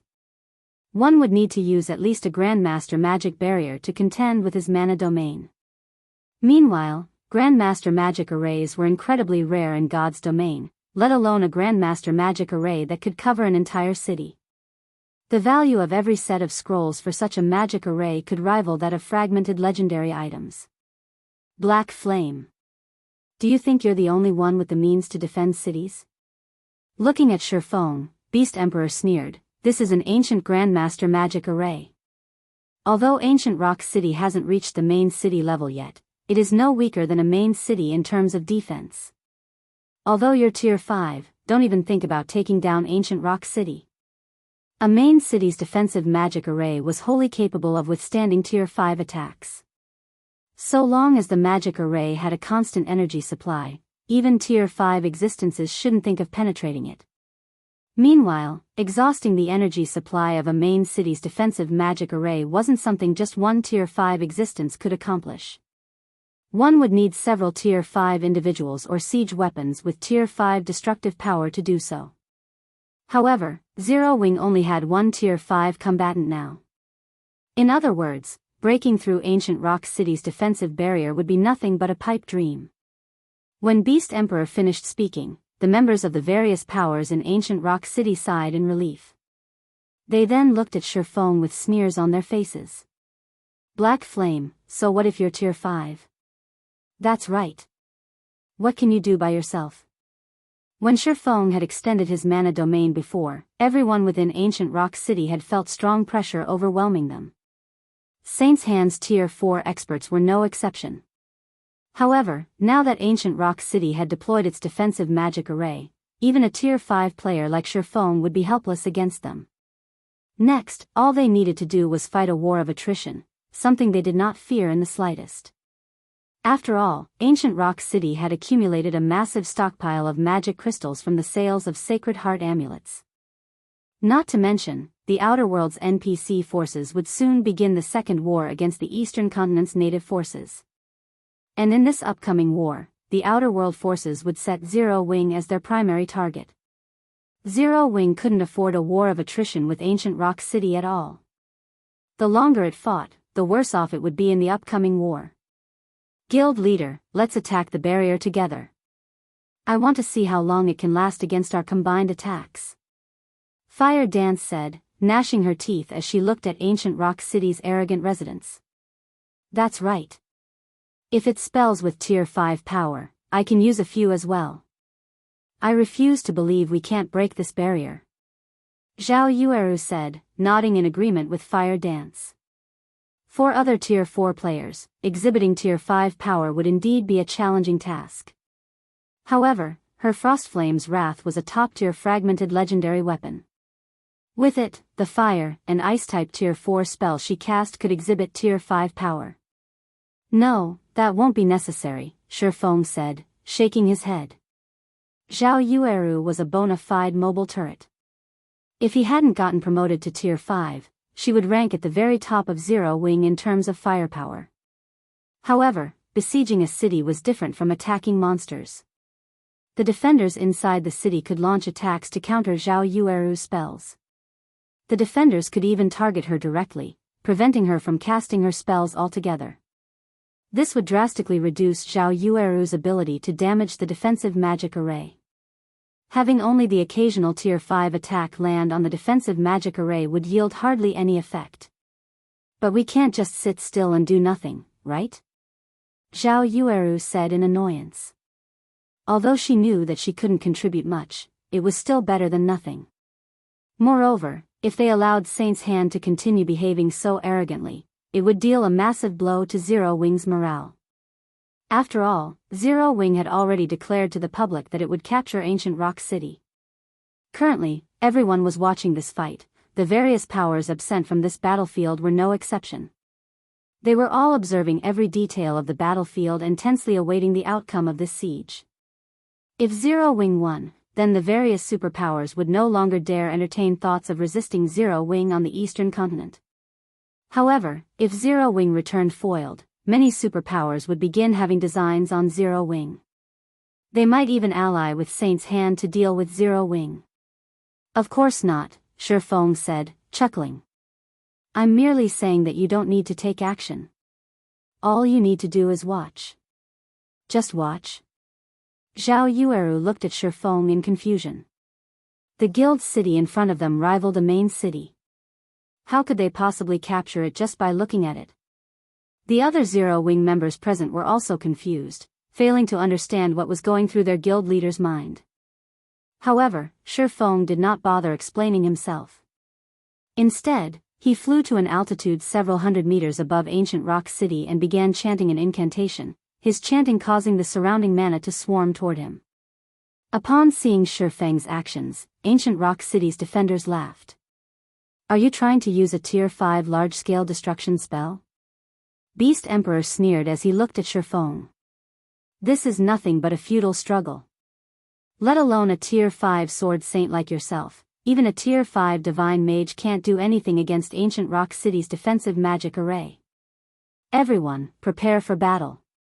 Target the flying ship. Beast Emperor ignored Feng's attack, as there was no way weakened Tier 4 attacks could do anything against Feng.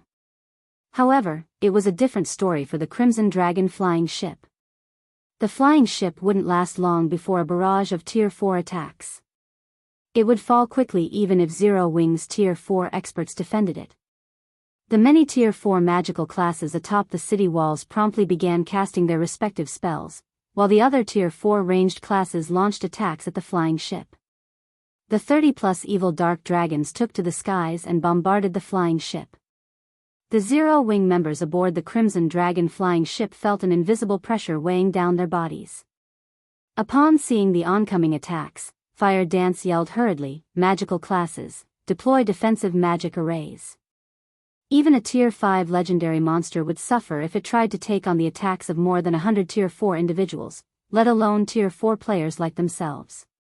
Moreover, the Crimson Dragon flying ship only had Tier 4 combat power. However, just as the two sides were about to clash, Feng finished his incantation's final verse. Suddenly, the sky darkened, and a spatial tear spanning over 1,000 yards appeared above Ancient Rock City. The spatial tear made it seem as if the sky was about to collapse, inevitably drawing everyone's attention. What is Black Flame trying to do? Read latest chapters at Wuxia EU. Questions filled everyone's mind as they gazed at the gigantic spatial tear. Simultaneously, everyone felt an inexplicable chill overwhelm their heart. They could sense something terrifying in the spatial tear, and this feeling made even their souls shudder with dread. Before anyone could say anything more, a gigantic claw the size of a 4-story building extended from the spatial tear. Subsequently, a titanic figure gradually emerged from the spatial tear, blotting out the sky completely. When everyone eventually discerned the identity of this figure, they were dumbfounded. A dragon? Chapter 2877, Divine Dragon's Might. A Tier 4 dragon? It's a real Tier 4 dragon. Any veteran of God's domain would have heard of the creatures known as dragons. Ancient Rock City's inhabitants, who were at Tier 3 on average, had an even better understanding of dragons. However, when everyone in Ancient Rock City saw the dragon in the sky, they finally understood how terrifying dragons were. The Tier 4 dragon that had just appeared above Ancient Rock City was around 500 meters long, its massive body blotting out the sun. Its aura covered a radius of several thousand yards, making every Tier 3 player in that area shudder involuntarily. Compared to the Tier 4 evil dark dragons protecting Ancient Rock City, this Tier 4 dragon was akin to a god. This is a fake. This must be a fake. How can a player summon a real Tier 4 dragon? The various powers experts standing atop the city walls revealed expressions of shock and horror. A Tier 4 dragon rivaled Tier 5 existences. Current Tier 4 players couldn't afford to provoke it. Likewise, it shouldn't be something players could control. Nevertheless, Feng had summoned a Tier 4 dragon. How could they believe this? This situation was even more unbelievable and shocking than Feng's promotion to Tier 5. After all, given enough time, a dragon would reach Tier 5 without fail. Meanwhile, a Tier 5 dragon was practically an invincible existence in God's domain. Everyone, don't panic. While a Tier 4 dragon is scary, Ancient Rock City's defensive magic array isn't weak either. Saint's Heart's guild leader, Furious Fist, shouted hurriedly when he saw the panicked defenders. It's just one more Tier 5 combatant. So long as we combine our strengths, Black Flame will still be helpless against us. Furious Fist's words calmed Ancient Rock City's experts somewhat. When they remembered how extraordinary the city's defensive magic array was, they felt that defending against Zero Wing's assault wouldn't be impossible. However, regardless of this battle's outcome, most likely nobody in God's domain would dare provoke Zero Wing anymore. Zero Wing would also officially become God's domain's #1 guild. After all, which player force in God's domain could contend against the combination of a Tier 5 player and a Tier 4 dragon? At this time, some of the dark guilds based in Ancient Rock City started regretting making an enemy of Zero Wing. While they might escape tragedy today, thanks to ancient Rock City, what about the future? They couldn't possibly hide in ancient Rock City forever, right? While the various dark guilds regretted their decisions, Thousand Miles's complexion turned indescribably ashen as he looked at the dragon in the sky. Noticing Thousand Miles's pallidness, Furious Fist asked, Vice Guild Leader Miles, what's wrong? Is there a problem with that dragon?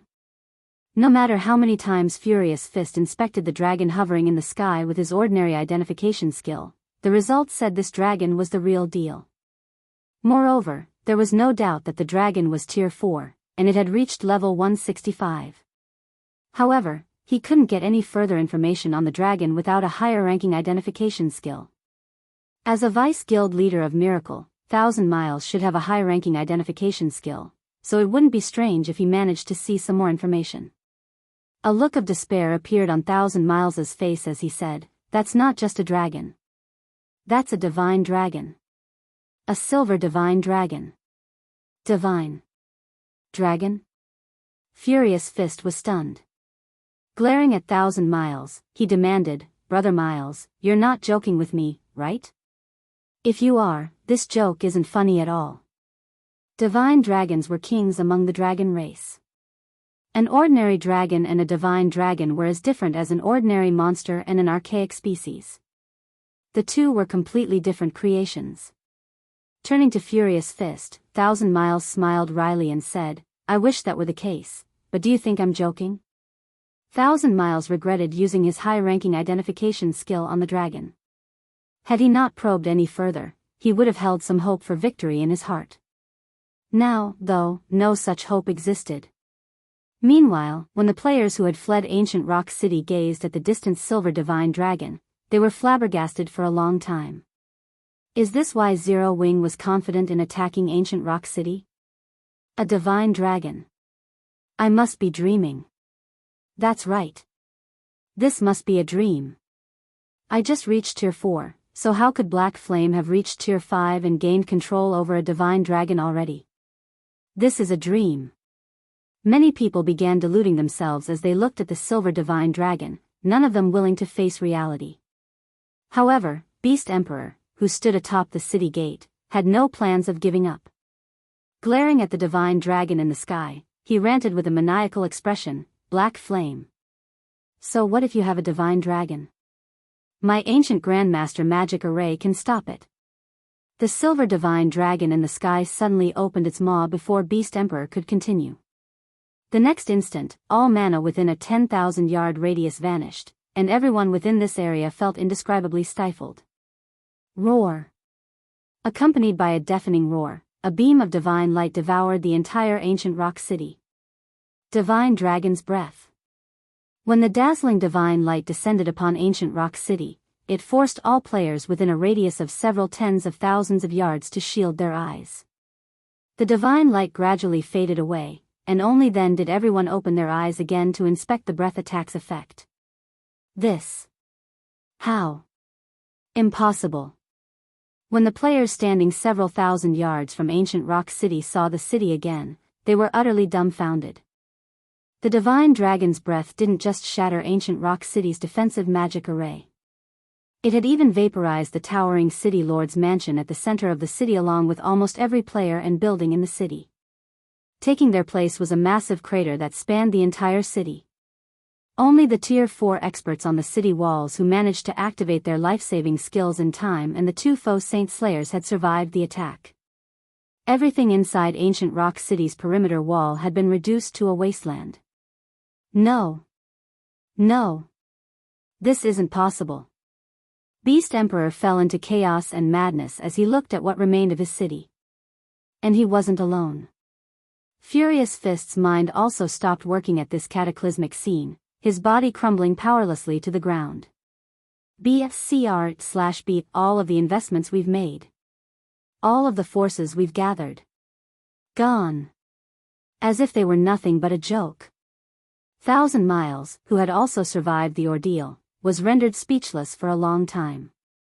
One attack. It had taken just one attack for ancient Rock City, a city rivaling main cities, to disappear. Who could believe this? Zero Wing's members aboard the Crimson Dragon flying ship were similarly stunned by this scene. This was especially true for Ji Luorong in Crimson Mask, who had been active on the Western continent until recently. An indescribable sense of shock filled the two. The Western continent had legends describing the dragon's devastating power and how a single breath attack could destroy entire cities. There were also stories of kingdoms meeting their end because they had angered a dragon. Previously, Ji Luorong in Crimson Mask treated these stories as mere folklore.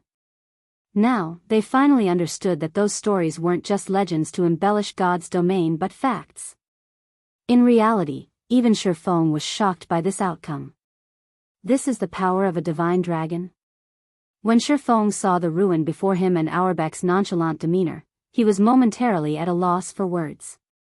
Feng had seen Tier 6 God-ranked experts single-handedly destroy cities in the past. However, compared to the power displayed by those Tier 6 God-ranked experts, Auerbach's performance gave Feng a much greater shock. This was because Auerbach was only at Tier 4. Read latest chapters at Wuxia EU. Originally, Feng thought that Auerbach's breath attack would, at most, deplete a significant portion of the defensive magic array's energy. Yet, the entire city had disappeared. He couldn't help looking at the crazed Beast Emperor apologetically. He even wanted to tell Beast Emperor that he hadn't done this on purpose. Of course, while Feng pitted Beast Emperor, he did not show the latter any mercy.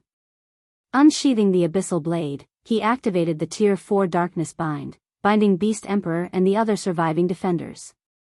Now that Ancient Rock City's defensive magic array was no more, Beast Emperor and the others were subject to the full power of Feng's mana domain.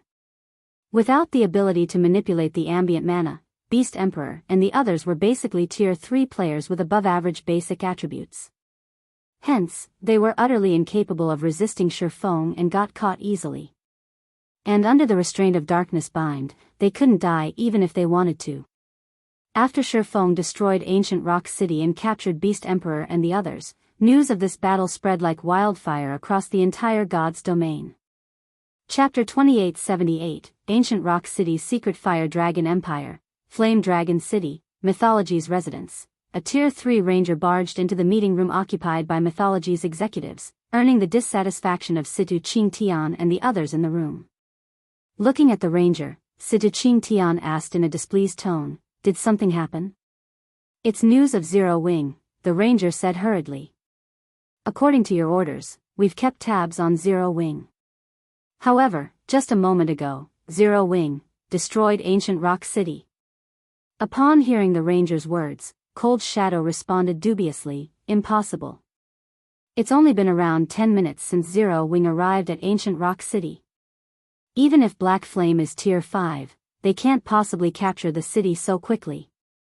Ancient Rock City was Beast Emperor's base, and the man had long since armed the city to the teeth. Beast Emperor also had the evil god's temple's backing, a powerful existence capable of going against the war god's temple. Although Feng was a Tier 5 player, capturing Ancient Rock City should be tough. No. Vice Guild Leader, Zero Wing didn't capture Ancient Rock City. It razed the entire city in one blow. Ancient Rock City is now a ruin, the ranger countered, shaking his head. He then took out a magic crystal recorder and placed it on the meeting table. "This is the battle video we received." Immediately, the magic crystal recorder projected the image of a dragon. With just one breath attack, this dragon leveled the entire Ancient Rock City, leaving nothing unscathed. A Tier 4 divine dragon. It managed to destroy the entire Ancient Rock City in one hit? Deathly silence enveloped the meeting room momentarily as Mythology's executives stared at the video projection with gloomy expressions. Shock and fear also surfaced in their eyes. Their astonishment was so obvious that even the reporting Tier 3 ranger could sense it. No wonder. No wonder he dared refuse our two guilds' partnership. So this is the reason for his confidence. Cold Shadow looked at the Tier 4 divine dragon and the ruined Ancient Rock City in the video with complicated feelings. Feng had been a minor character unworthy of her attention in the past when Zero Wing was a guild reliant on external items to defend its territories. Yet, both Feng and Zero Wing were now bona fide titans that even mythology could not and would not dare to offend. What was even more laughable was that just a moment ago, mythology's executives had been discussing how to take revenge on Zero Wing in secret. Now, however. Black Flame. I indeed underestimated you before. Situ Qingtian's gaze grew cold as he looked at the video projection. Repressing the reluctance in his heart, he uttered slowly, temporarily halt all retaliation against Zero Wing we discussed before. Practically every superpower in God's domain had heard about Feng killing Situ Qingtian in Zero Wing City. As a result, Situ Qingtian's reputation had taken a nosedive. Although Situ Qingtian yearned to take revenge on Zero Wing, he knew full well that doing so right now would be no different from suicide. With the combined strength of a Tier 5 player and such a frightening divine dragon, Zero Wing could destroy every guild city in God's domain. Damn it. Are we going to let Zero Wing go, just like that? A mythology executive complained in a hate-filled voice. Situ Qingtian shook his head. Looking at Feng's projected image, he sneered, of course not. There is only one thing we need to do now, and that is wait. We wait until the start of the Second War. Even if Zero Wing has Black Flame and that divine dragon, it still can't stop the Outer World's advance. Also, start searching ancient ruins for clues to the Tier 5 promotion. Spare no cost at all. We must have our own Tier 5. Although Situ Qingtian did not wish to admit it, the era of Tier 4 was already over. Tier 5 players would rule the future. If mythology did not have its own Tier 5 player, its position as one of the 5 great super guilds would be in danger. Shortly after Situ Qingtian issued his command, the other superpowers of God's domain also issued similar commands. They frantically searched ancient ruins for clues to help their Tier 4 experts get promoted to Tier 5 as quickly as possible while quietly awaiting the arrival of the Second War of Worlds. Meanwhile, inside the Orc Empire's ancient rock city, Fire Dance and the other Tier 4 experts of Zero Wing finally killed the 2 surviving foe Saint Slayers. The deaths of the 2 superior mythic monsters granted everyone a generous amount of EXP, and they all managed to gain at least 1 level. However, compared to the EXP the foe Saint Slayers contributed, Feng was more interested in the pitch-black stones the 2 monsters dropped after death. Previously, whenever players killed mythic-ranked foe Saint monsters, the player who landed the finishing blow would have a dark gray mist invade their body. This gray mist would increase the player's affinity with mana for a lengthy period. This was also why Feng had not taken action against the foe Saint Slayers and had instead allowed Fire Dance and the others to kill the 2 monsters. Yet, the 2 Slayers did not release any mist from their bodies. Instead, they each dropped a fist-sized stone. What dense soul energy! Feng was surprised when he spread his senses across the 2 black stones. When his concentration had reached Tier 5, his soul had also undergone a qualitative improvement. It was akin to his soul liquefying. However, compared to the soul energy in the pitch-black stone, his soul energy was nothing. After all, these 2 stones were solidified soul energy. Guild leader, are those things useful? Kola asked curiously as he looked at the black stones in Feng's hands. More than that. Smiling, Feng said to Zero Wing's members, they're even better than fragmented legendary items. Is there anyone here with concentration at the Tier 4 peak standard? After Zero Wing's members exchanged glances, only Violet Cloud stepped forward. Guild leader, my concentration reached the Tier 4 peak standard recently. However, the 2 vice guild leaders should have reached this standard too. Good. Take this soul stone. Afterward, find a quiet place and eat it. It should increase your concentration standard. If you're lucky, you might even raise it to Tier 5, Feng said as he handed one of the black stones to Violet Cloud. He then said to the others, if anyone else manages to reach the Tier 4 peak standard, you can get this soul stone from me. The other Zero Wing members nodded their heads, none of them objecting to Feng's method of distribution.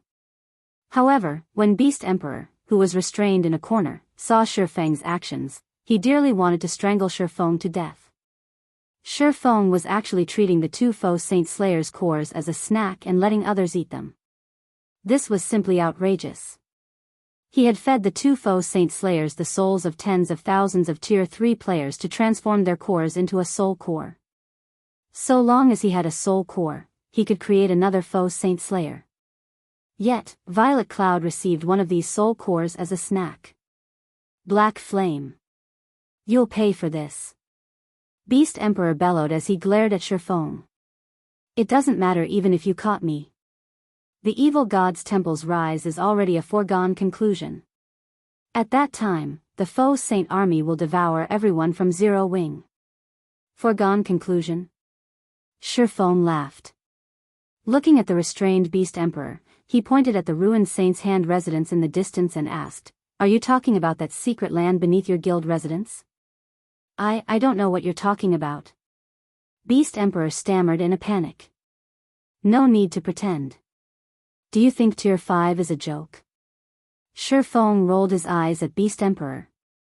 While Ancient Rock City's defensive magic array was still active, Feng hadn't been able to sense the secret land's existence.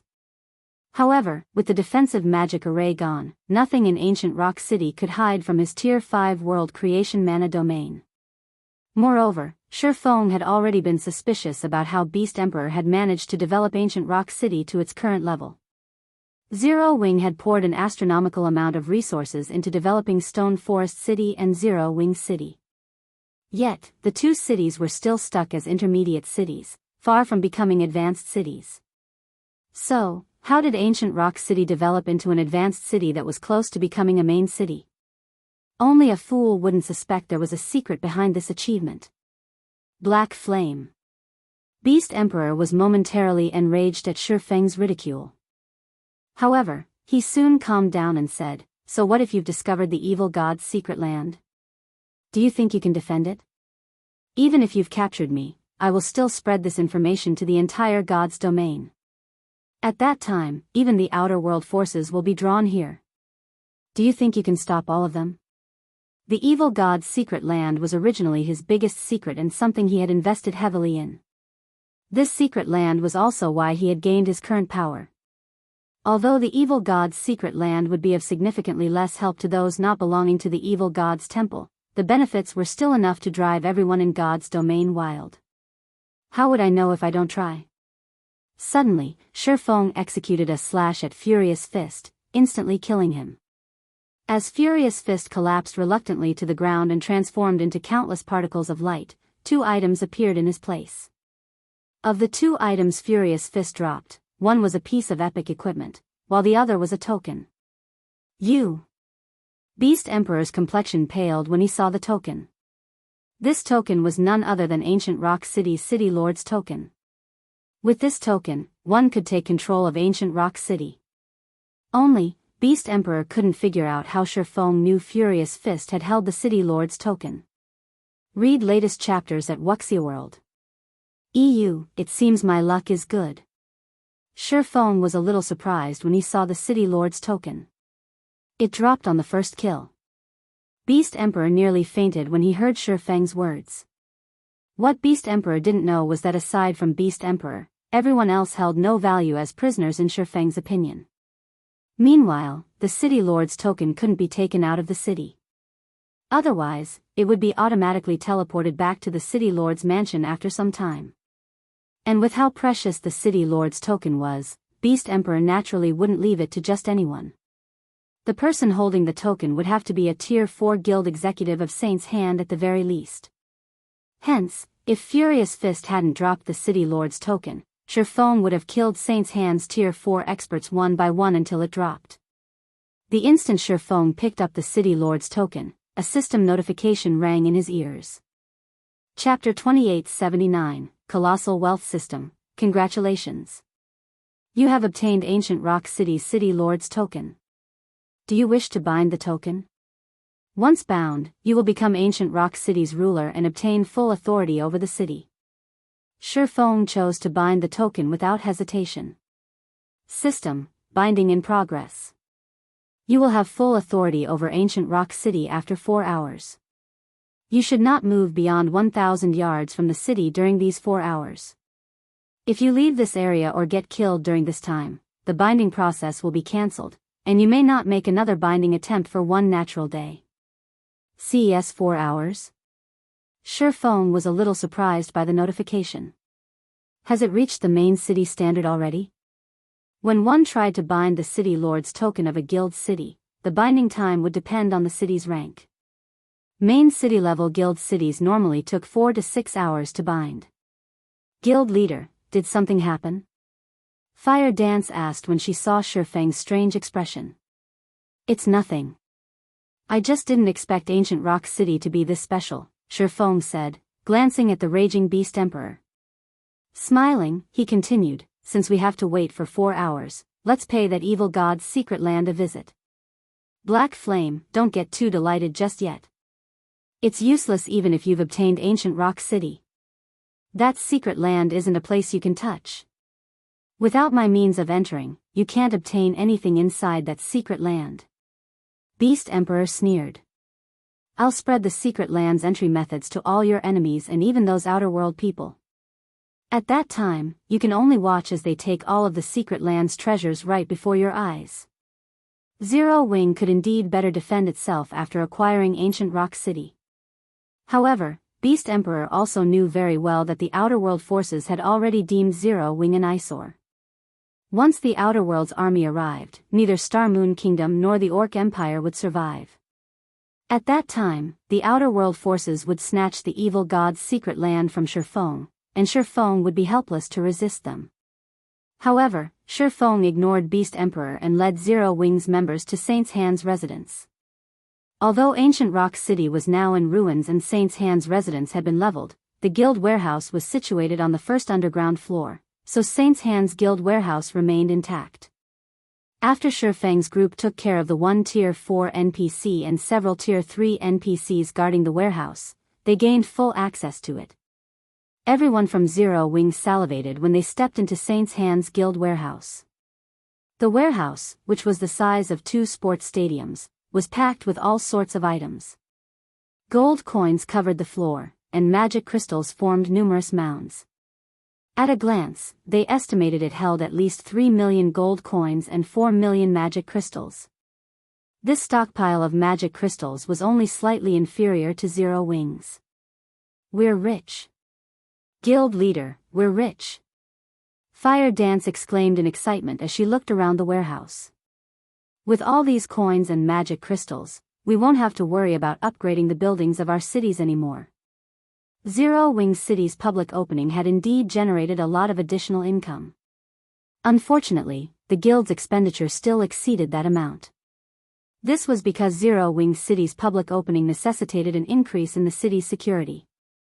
The city had to recruit many NPC soldiers to fill as many of the 30,000 slots as possible. While Zero Wing could skim on the benefits provided to the hired soldiers by virtue of Zero Wing City being a main city, the cost of employing level 150 plus, Tier 3 NPCs was still high.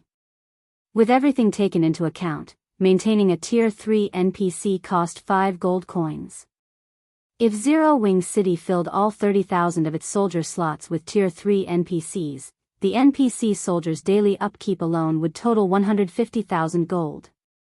Moreover, this still did not include the NPC's weapons and equipment or the maintenance cost for the Tier 4 NPCs hired. Simply put, Zero Wing's daily expenditure had skyrocketed after Zero Wing City's public opening. At this time, the guild's stockpile of coins was close to empty.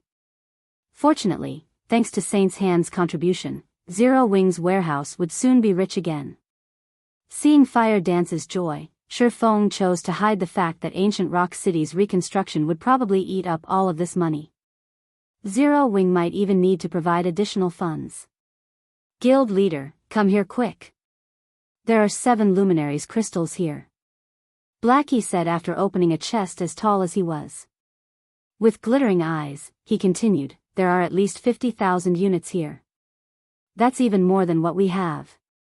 Before Feng left for the Western continent, he had tasked Blackie with acquiring as many 7 luminaries crystals as possible. Hence, Blackie placed particular importance on the crystals. However, Zero Wing's warehouse currently had only around 30,000 units of 7 luminaries crystal despite his efforts. And if it weren't for Zero Wing having a monopoly over the Arctic Canyon, this amount would be even lower. Yet, Saint's Hand's warehouse had more than 50,000 units of 7 luminaries crystal. That's nothing. Blackie, come over to my spot. I'll let you know what real wealth is, shouted Cola, who stood in another corner of the warehouse, as he pointed at the several hill-sized chests beside him. All of these chests here are full of epic materials or above. From what I can tell, there are at least 300,000 epic materials, 20,000 inferior legendary materials, and 3,000 legendary materials. Everyone, including Feng, was stunned when they heard Cola's words. This was on the level of a kingdom's treasury. Ordinary kingdoms might not even reach this standard. Only high-ranking kingdoms would have so many rare materials. However, upon hearing Cola's words, Beast Emperor, who had been dragged along to the warehouse, turned livid, his eyes becoming bloodshot. He had accumulated these materials by ransacking multiple kingdoms with the foe Saint army and destroying numerous NPC cities. Yet, all his efforts had ended up benefiting Zero Wing. Afterward, Feng tasked Blackie with sweeping through the warehouse and transporting everything back to the guild warehouse in Zero Wing City. He then brought Fire Dance and the others to a secret room on the second underground floor. Read latest chapters at Wuxia World. The secret room was only the size of a basketball court, with a pitch-black door in the middle of it. Upon entering the room, Fire Dance and the others felt an incomparably powerful pressure enveloping their bodies. Fire Dance had unlocked her mana body beyond the 110% completion rate already, yet even she had difficulty walking inside the secret room. After 3 steps, the pressure was so strong that she couldn't move her body. If an ordinary Tier 4 player were to enter this room, they would most likely crumple to the floor, unable to advance even a single step. Ha ha ha. I already said that you people would never be able to touch the evil god's secret land. Beast Emperor laughed when he saw Fire Dance and the others immobilized. He then looked at Feng and taunted, Black Flame, it's the same even if you're Tier 5. Without my special method, none of you should think of entering. Beast Emperor had reached the peak of Tier 4 already. He also had the benefit of being an evil god worshipper. Nevertheless, he still struggled to enter the evil god's secret land. This was why Beast Emperor was confident that Feng would be helpless against the evil god's secret land even though he had discovered its existence. Is that so? Feng stepped into the secret room after glancing at the laughing Beast Emperor. Chapter 2880, God Mode's Secret Land, what bold words. I want to see just how far you can go. Beast Emperor watched with ridicule and complacency as Feng entered the secret room. He was fully confident that the evil god's secret land would repel Feng. However, after Feng entered the room. 1 step. 2 steps. 3 steps. Apparently unhindered by the oppression the pitch-black door exerted, Feng advanced 20 steps without stopping. He showed no signs of discomfort whatsoever.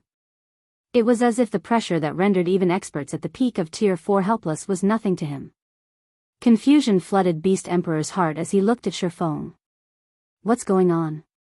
When Feng arrived before the pitch-black door, let alone Beast Emperor, even Fire Dance and the others were stunned. How did you do it, guild leader? Fire Dance asked, unable to contain her curiosity.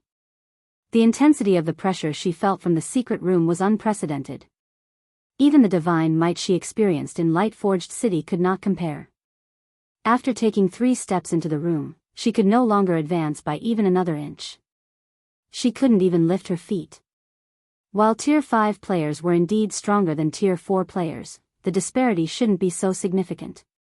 Logically, there was no way Feng would remain unaffected by the room's oppression. At Fire Dance's question, the other Zero Wing members also looked at Feng curiously. How did I do it? Seeing everyone's curious expressions, Feng smiled faintly and said, I just walked here, of course. However, I did use a little technique. Technique? The Zero Wing members were momentarily stunned. They hadn't seen anything peculiar about Feng's gait. He had merely walked to the door in a normal fashion. Moreover, how could a technique completely mitigate such terrifying pressure? However, when Beast Emperor heard Feng's words, he stared at the latter as if he had just seen a ghost. No. Impossible. Who are you? How can you know such a technique? There was indeed a trick to approaching the pitch-black door. However, Beast Emperor had never told anyone this trick. He was the only player in God's domain who knew it. Moreover, even if one knew the trick, one still couldn't approach the door without the evil god's blessing. Feng couldn't help rolling his eyes at Beast Emperor. The technique required to approach this door is indeed complicated, but do you think the fundamental technique to manipulate the various elements of mana is unique to the evil god's temple? When Feng saw the pitch-black door and the hurdle fire dance and the others faced after entering the secret room, he quickly noticed a similarity between the secret room and the Dragon Temple's trial area. In the Dragon Temple's trial, players had to construct a bridge using mana's various elements. The secret room, on the other hand, was filled with chaotic mana.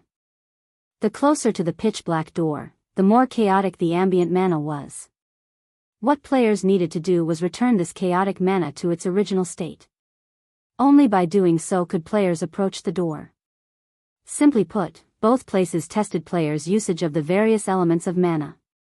For Feng, who had already mastered the basic usage of the various elements of mana, approaching the pitch-black door was a walk in the park. It was much easier than the trial in the Dragon Temple, which had required him to expend a lot of concentration and manipulate a significant amount of mana. The secret room, on the other hand, did not put a burden on his concentration or require him to manipulate a lot of mana.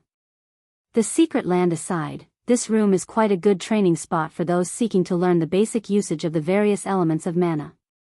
Scrutinizing the secret room, Feng said happily, I was worrying about how to help everyone accomplish this, so this saves me a lot of time. It wasn't easy to learn to manipulate the various elements of mana independently. Even if he provided Zero Wings members with an explanation, the learning process would be highly inefficient without a reference. They could be taking a dead end for all they knew. The secret room just so happened to provide players with an environment for testing their application of the various elements of mana. It was undoubtedly a precious training ground. One would also have an easier time getting promoted to Tier 5 if they trained here, as having the ability to manipulate the individual elements of mana was crucial in constructing a Tier 5 mana body. When Beast Emperor heard Feng's words, he promptly fainted. Ignoring the unconscious Beast Emperor, Feng set his sights on the pitch-black door. The door was 5 meters tall and 2 meters wide, made of a material Feng didn't recognize. When he opened the door, a pitch-black whirlpool greeted him. The vortex exuded divine might, and players at Tier 4 or below shouldn't even think of setting foot into this whirlpool. After Feng inspected the whirlpool with omniscient eyes, a few lines of information appeared before him. Evil God's Secret Land, God Mode Secret Land Raid Level 150 to 200. What a powerful secret land. The displayed information astonished Feng. Now, he understood why Beast Emperor was confident he couldn't obtain the evil God's secret land.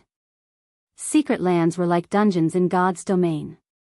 The higher their ranking, the higher their raid difficulty. God Mode was the highest difficulty for secret lands. Unlike dungeons, though, secret lands would not reset.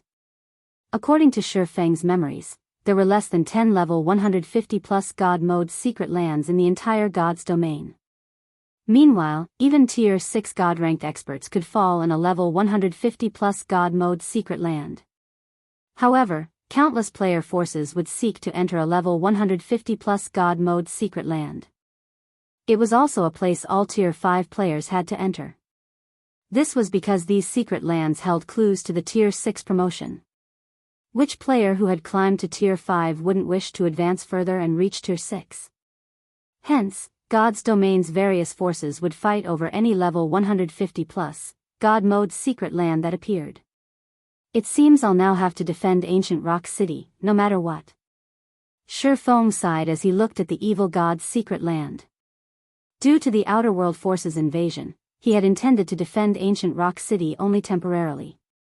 After all, Zero Wing had limited combat power. In its current state, just defending the guild cities it already had from the Outer Worlds player and NPC forces would be difficult. Adding Ancient Rock City to the list would only make things even more difficult for the guild. However, the evil god's secret land was extraordinary. Feng might have ignored it if it were only an Azura mode secret land, but a level 150 plus god mode secret land was something he had to protect at all costs. After all, finding another secret land of such caliber wouldn't be easy, even for him. The entrances of level 150 plus god mode secret lands typically appeared at random locations and existed for only a set period. Thus, none of the superpowers in his previous life had ever managed to occupy a level 150 plus god mode secret land. On the other hand, the entrance to the evil god's secret land in Ancient Rock City was fixed. This increased the entrance's value drastically. Moreover, this evil god's secret land might very well hold the key to Feng's promotion to Tier 6. Read latest chapters at Wuxia EU. Following this, Zero Wing's logistics members began ransacking Saint's Hand's warehouse, while Feng taught Fire Dance and the others the fundamental technique to manipulate mana's various elements.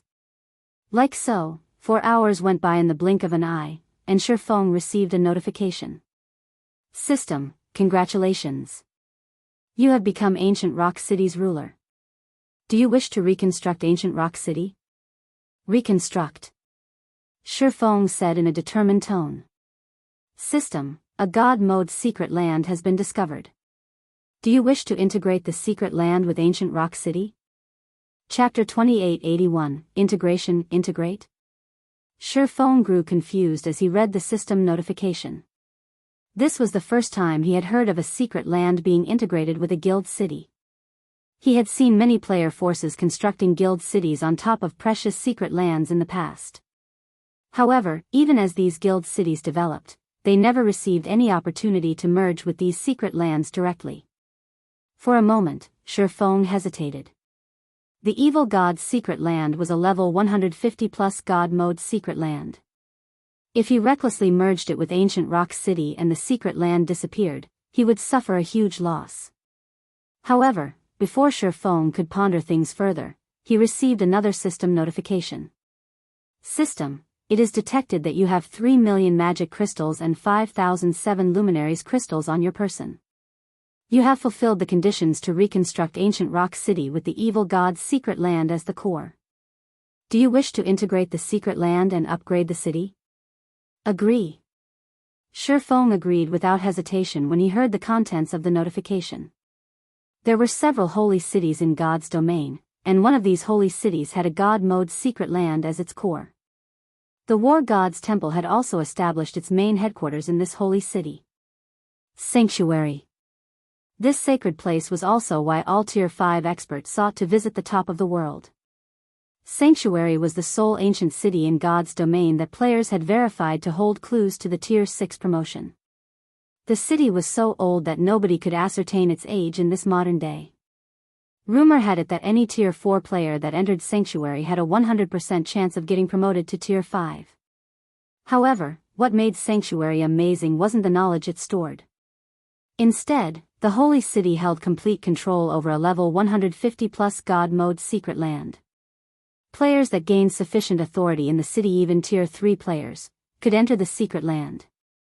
It was different from the god mode secret lands found in the outside world, where the minimum entry requirement was Tier 4 because of the suppression of divine might. Although great dangers existed in a god mode secret land, they weren't everywhere. Moreover, the environment inside level 150 plus god mode secret lands was different from the outside world, resembling that of ancient times, the era abounding with gods. Hence, entering a god mode secret land was an excellent opportunity even for low-tier players. Now that Ancient Rock City could become another sanctuary, how could Feng possibly turn down this opportunity? After Feng voiced his approval, some of the magic crystals and 7 luminaries crystals he had acquired from Saint's Hand's warehouse vanished from his bag space. Simultaneously, Ancient Rock City shook briefly. Ancient Rock City Region System Announcement: Ancient Rock City will commence with an upgrade. All players within Ancient Rock City will be teleported out of the city in 10 minutes. Players within the city are advised to make the necessary preparations. The system announcement echoed 3 times throughout the region. Subsequently, Feng received a personal system notification. System, Ancient Rock City's upgrade is estimated to take 1 natural day. As you hold Ancient Rock City's City Lord's token, you may not move more than 3,000 yards away from the city. You can also choose to log off and rest. Why is it so long? Feng was rendered speechless by the notification. A guild city's upgrade would typically take only several hours. Nevertheless, Ancient Rock City needed 1 day for its advancement. By the time the city was ready, Beast Emperor would have long since spread the evil god's secret lands information to all of God's domain. And worse, Ancient Rock City would be at its weakest after the reconstruction and upgrade process. Before the system's first major update, guild cities got a grace period whenever they underwent an upgrade. Now, guild cities no longer received that benefit. Players had to defend their cities on their own. If the outer world forces were determined, Ancient Rock City might be greeted with a battle as soon as its reconstruction ended. At this time, Fire Dance looked toward Feng and asked, "Guild leader, we've emptied Saint's Hand's warehouse already. Should we retreat now?" "No, bring Beast Emperor and the other captives back to Silverwing City first," Feng replied, shaking his head. "Also, have Liang Jing gather the necessary manpower in Silverwing City ahead of time. As soon as Ancient Rock City opens, have them garrison the city immediately." "Yes, sir." Upon hearing Feng's words, Fire Dance understood that trouble would accompany Ancient Rock City's promotion. There might even be a big battle awaiting the city. She immediately set out to execute his orders. After Fire Dance left Ancient Rock City, Feng chose to log off and rest. He had been busy with various tasks previously, so he hadn't had a chance to take a break from the game. Now that the system had prohibited him from leaving Ancient Rock City's vicinity, he could use this opportunity to rest up. Yuantian City's upper zone, 6th Southern District, the Fearless Cabin's hatch opened slowly, and Feng climbed out of the gaming cabin. The instant Feng exited the cabin, dizziness assaulted him. He very nearly fell back into the cabin. What's going on? As the world spun before him, Feng felt an indescribable hunger. Confused, he wondered, are my mind and body failing to adapt because I spent too much time in the Dragon Temple? However, Feng dared not ponder on this matter for too long because he knew there was only one thing he needed to do right now: eat. He had experienced this hunger once before, so he knew that his anemic symptoms resulted from his body lacking energy. Fortunately, Feng had prepared for such situations. After Zero Wing partnered with the Boulder Corporation, the latter had given Zero Wing 30 bottles of life potion. Feng had distributed most of them to Zero Wing's executives but kept 5 for himself as a precaution. This situation was precisely when he needed to use those life potions. Feng emptied 2 bottles of life potion in the blink of an eye. However, although the anemic symptoms he suffered eased, his mind and body still lacked energy. Only after downing the 5th bottle did Feng feel himself reviving. "Thank goodness I prepared 5 bottles. I wouldn't have recovered from this predicament with only 4. Feng couldn't help sighing deeply as he looked at the empty bottles in front of him. These 5 bottles of life potion should have lasted him 2 months. Now, he had finished all 5 in one fell swoop. If Mushin and Karue found out about this, they would have a heart attack. After all, this was half a year's worth of provisions for them. However, while Feng felt heartache over the consumption, he also felt completely reinvigorated. His physical fitness, mental strength, perception, and physical aspects had undergone tremendous growth. Now, even with both eyes closed, he could still perceive the outline of his room. He could even sense the life force of those in the entire building block if he concentrated. This was simply unbelievable. Could I have become a mental strength master already? This thought occurred to Feng when he detected the life force of others in the building. He couldn't think of any other explanation for this change. Only the rumored mental strength masters might have such an ability. Read latest chapters at Wuxia World. EU. At this time, even his view of the world had changed. After Feng immersed himself in this experience for a dozen minutes, he smiled. Although I don't know if I'd become a mental strength master or not, with my current standard, I shouldn't have to worry about the mental strength master backing Lu Tiandi. Thinking up to this point, Feng tidied up himself and left his house. He planned to visit the 5 States Corporation's mansion to replenish the resources necessary for both his and Zero Wing's development. Previously, he had been worried about Lu Tiandi's mentor targeting him, so he hadn't dared to venture too far from his residential area. Now that his strength had improved significantly, he naturally didn't have to hold back anymore. He could do his tasks without worry. Chapter 2882, Upper Zone Transaction. When Feng exited his home and looked at the surrounding streets and buildings, a faint smile appeared on his face. How generous. He actually sent over a dozen half-step grandmasters to keep an eye on me. He had been living in the upper zone for quite some time now. After getting more information from Mushin, he more or less understood the general situation in the upper zone. While master-level experts could be found everywhere, experts at the half-step grandmaster level were even in the upper zone. They were the mainstays of the various upper zone organizations. Normally, only the direct successors of a corporation would qualify to have an expert of such caliber accompany them. Typically, only a first-rate corporation operating in the upper zone would have more than a dozen half-step grandmasters under its command. However, Feng did not pay much attention to the experts trailing him. Behaving as if he never noticed them, he made his way toward the mansion area with a smile. Butler that kid clearly noticed us, yet he doesn't seem to care about us for some reason, a black-clad, middle-aged man standing on the rooftop of an apartment said as he looked at Feng's departing back.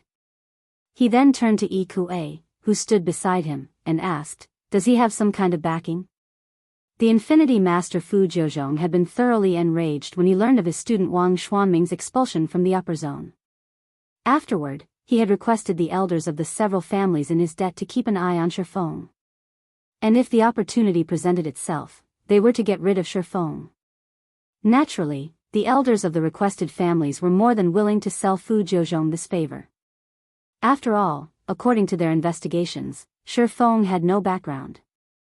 He had managed to get into the upper zone only because of the Boulder Corporation's Hong Xingyuan. The only noteworthy thing about him was some achievements in God's domain. In response to the black-clad man's question, Kue shook his head and said, "From what I know, apart from the Boulder Corporation, his only other connection in the upper zone is General Manager Xia. However, her interest in him hasn't reached a level where she is willing to make an enemy of us for his sake. He might be ignoring us now because of the strengthened security around him." "If that's the case, this kid's days are numbered," the middle-aged man said as he looked coldly at Feng's distant figure. In a duel between 2 grandmasters, it would indeed be difficult to decide the match's outcome within a short time. However, their side had 6 half-step Henglian grandmasters and 8 grandmasters. 3 of the 8 grandmasters were even bona fide Henglian grandmasters. If they worked together, even an expert like Wang Xianming would fall quickly and have no opportunity to escape. "In that case, I'll leave the rest to you all, Elder Qi. I will wait here for your good news," Kue said respectfully to the black-clad, middle-aged man. Elder Qi was the elder of a first-rate corporation. Although he could no longer improve due to his old age, he was still a Henglian grandmaster. His strength even surpassed Wang Xuanming slightly. If not for Fu Jiuzhong, Elder Qi wouldn't have paid any attention to the Starline Corporation whatsoever. "No problem. Leave it to us. Once we get an opportunity, we'll cripple him," Elder Qi said as he stroked his beard. "We'll teach this kid that he can't offend just anyone he wants in the upper zone." The upper zone was indeed a safe place, as even mental strength masters wouldn't dare take a life here. Otherwise, the Green God Company would investigate the matter. Even a mental strength master shouldn't think of continuing their days in the upper zone at that time because this was the Green God Company's bottom line. However, teaching someone a lesson or crippling them was a different story. If the Green God Company did not catch the culprit red-handed, it would turn a blind eye to the matter. After all, so long as a person was alive, the Green God Company could let them make a full recovery within a short time with their technology. After saying so, Elder Qi began tailing Feng, together with the other experts. Upper Zone, Mansion District, after strolling in the mansion district for half an hour, Feng arrived in front of a 3-story mansion that occupied an area equivalent to 4 basketball courts. As expected of the 5 States Corporation. There are only 10 such mansions in this district. Even the Boulder Corporation didn't manage to get one. No wonder Feng dares to compete for one of the middle-layer slots. Feng couldn't help his surprise as he inspected the luxurious mansion before him. He had seen the pricing for such large mansions. Not only did it cost 140 million trade points, but one also had to have 100 million contribution points. While one wouldn't be required to spend the 100 million contribution points, accumulating that many points was an incredibly difficult task. Meanwhile, such large mansions were much better than the average mansion. Apart from offering more space, these mansions also stood closer to the waist of the mountain. In the base layer, they were the closest buildings to the middle layer. Hence, the mysterious energy filling the environment here was much denser than in other places. After Feng took a deep breath here, his mind already felt refreshed. He felt as if he had set foot into paradise on earth. Shortly after Feng pressed the doorbell, the tightly shut metal gate opened, and a person walked out. This person was none other than Zhuolinxiu, Feng's butler. Looking at Feng, Zhuolinxiu asked, "Mr. Shi, may I know what business you have with us today?" "It's about the agreement young Master Han and I made," Feng replied calmly. "As per our agreement, I have come to do business with young Master Han." "Business? Please follow me." Zhuolinxiu nodded and led Feng into the mansion. When Feng entered the mansion, he immediately noticed several young men and women training under an elderly man in the mansion's outdoor training ground. The elderly man wore a martial arts robe. Although he had a head of white hair, the aura he exuded was more powerful than what Feng had sensed from Wang Xianming previously. Upon Feng's arrival, the young men and women turned to look at him curiously, wondering who Feng was for the 5 States Corporation to treat him as a guest. However, after getting berated by their elderly instructor, they promptly focused on their training again. "It seems I really can't underestimate the 5 States Corporation." Feng was surprised when he spread his senses across the mansion. There are 6 grandmasters and more than 10 half-step grandmasters in this mansion alone. Even the Boulder Corporation doesn't have this many experts. After guiding Feng to a reception room on the 3rd floor, Zhuolinxiu pushed apart the wooden doors to the room and said, "Mr. Shi, the young master is waiting inside." Feng nodded and walked into the room.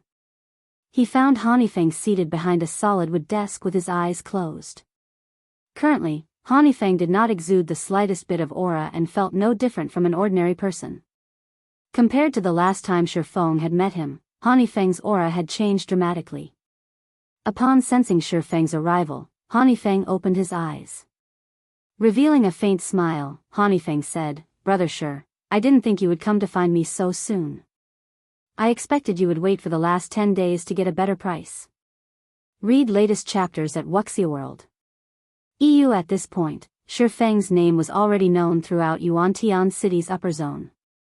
Not only was he the cause of Wang Xuanming's banishment from the upper zone, but he was even Zero Wing's guild leader. The resources he had on hand tempted many of the corporations participating in this season's contribution competition. If not for Wang Xuanming's teacher, Fu Jiuzhong, many of the corporations based in Yuantian City's upper zone would have long since visited Feng and proposed a partnership. I doubt that will happen.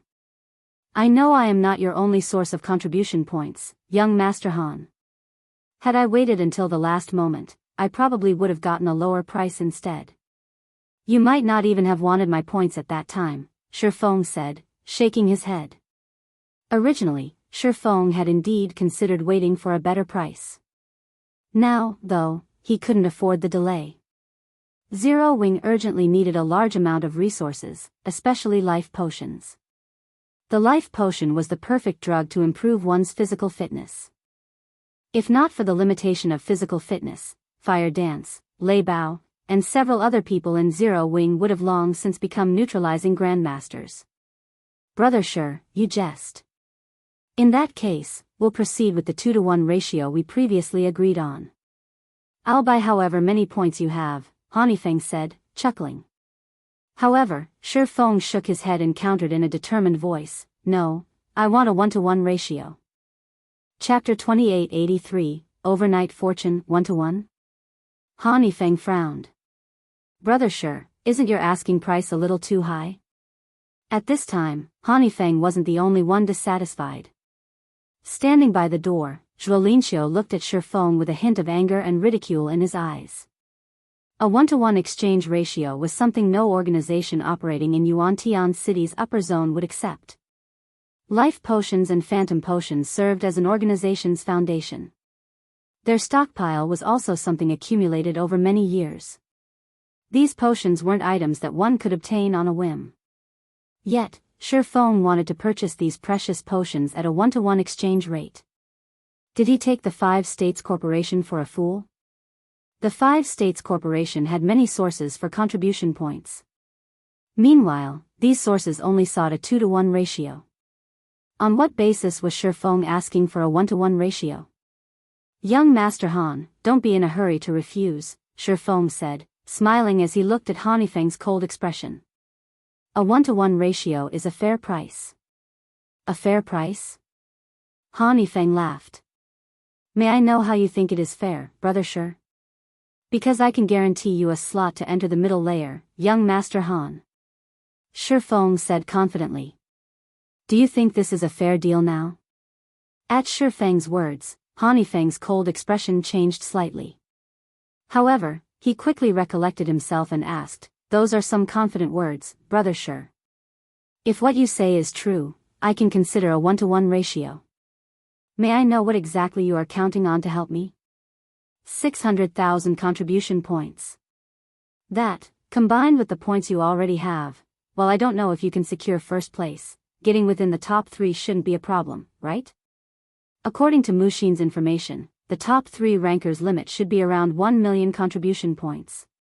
It would be difficult for them to acquire more than this because one could earn only so many contribution points through real-world resources.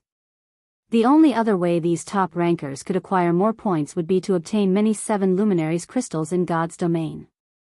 However, 7 luminaries crystals were incredibly precious in God's domain, and even the various superpowers barely had any.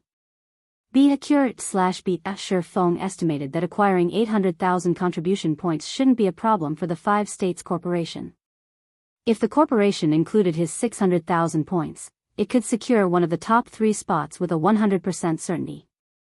When Feng finished speaking, Zhuolinqiu couldn't help staring at Feng in disbelief, his eyes very nearly falling out of their sockets.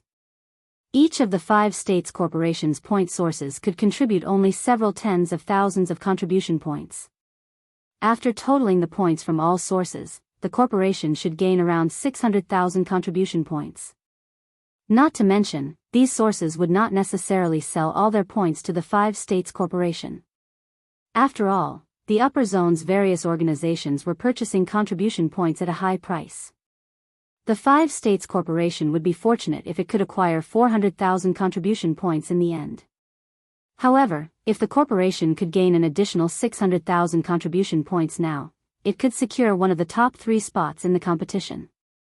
At this time, even Feng was visibly moved. 600,000? He has this much strength? In Feng's opinion, taking out 200,000 contribution points would be plenty impressive already. After all, 7 luminaries crystals were not easy to acquire in God's domain. Feng had even traded some with him already. With 600,000 contribution points as his base, Feng could even try to fight for one of the top 3 positions himself. Feng smiled when he saw Feng's reaction. He then asked, "What do you think, young Master Han?" If Feng had 1 million contribution points as his base, all he needed to do next was acquire another 300,000 points or so to solidify his victory. After pondering for a moment, Feng gritted his teeth and said, "That is indeed sufficient qualification. However, a 1-to-1 ratio is still too much. The Five States Corporation can't take out so many potions in a short time. If converted to trade points, 600,000 contribution points would be worth 60 million trade points. And when converted to life potions, that would be equivalent to 12,000 life potions. This was by no means a trifling amount. Feng didn't find Feng's words surprising either. Instead, he chuckled and said, "If that's the case, how about this? I'll only ask for 2,000 potions. I'll exchange the remainder for a large mansion in the upper zone. What do you think?" I recall that the 5 States Corporation still has the authority to purchase another one. The base layer had only 10 large mansions, and only 8 had owners. After some research, Feng found that these large mansions were excellent accommodations. Not only could they house 40 people easily, but the strange energy in the air was also much denser in these large mansions. This denser energy would be of greater help in stabilizing gentle snow and Aqua Rose's condition. Feng, don't go too far. Zhuo Linxiu blurted angrily. A 1-to-1 ratio is already an astronomical price. Yet, you're asking for a large mansion that's worth 140 million trade points. Do you take the 5 States Corporation for a fool? The value of 10,000 life potions was equivalent to only 50 million trade points, a little more than 1/3 of a large mansion's value. Feng's terms were no different from daylight robbery. My asking price is indeed a little excessive, but purchasing a large mansion doesn't require you to spend contribution points. You only need to have accumulated 100 million contribution points. Meanwhile, not only will my 7 luminaries crystals provide you with contribution points, but they will also provide you with an ample amount of trade points. Exchanging a large mansion for these crystals wouldn't be a loss for your corporation, Feng said. Of course, if your corporation isn't willing to do this transaction, I can find someone else to partner with. I believe the other people competing for the top 3 spots will be interested in my proposal. Zhuo Linxiu was momentarily rendered speechless by Feng. What Feng said was indeed true. Contribution points were far more important than trade points, especially in the middle layer. Moreover, compared to contribution points, trade points were much easier to acquire. That's enough, old Zhuo. Feng shot a glance at his butler, silencing him. He then returned his gaze to Feng and said, "I agree to your offer. However, I will need time to acquire the large mansion. As for the potions, I can give you 1,000 bottles now. I will pay you the remaining 1,000 bottles and the large mansion within the next 5 days. What do you think?" "Sure, I don't have any problem with that." Feng nodded. In Feng's opinion, the 5 days Feng stated were only a ploy. Feng wanted to purchase as many contribution points as possible from his other sources during these 5 days because once news of his acquisition of 600,000 contribution points spread, purchasing points would become much more difficult. Afterward, Feng signed a contract with Feng. According to the agreement, Feng would transfer 60,000 7 luminaries crystals to Feng through God's domain within half a day.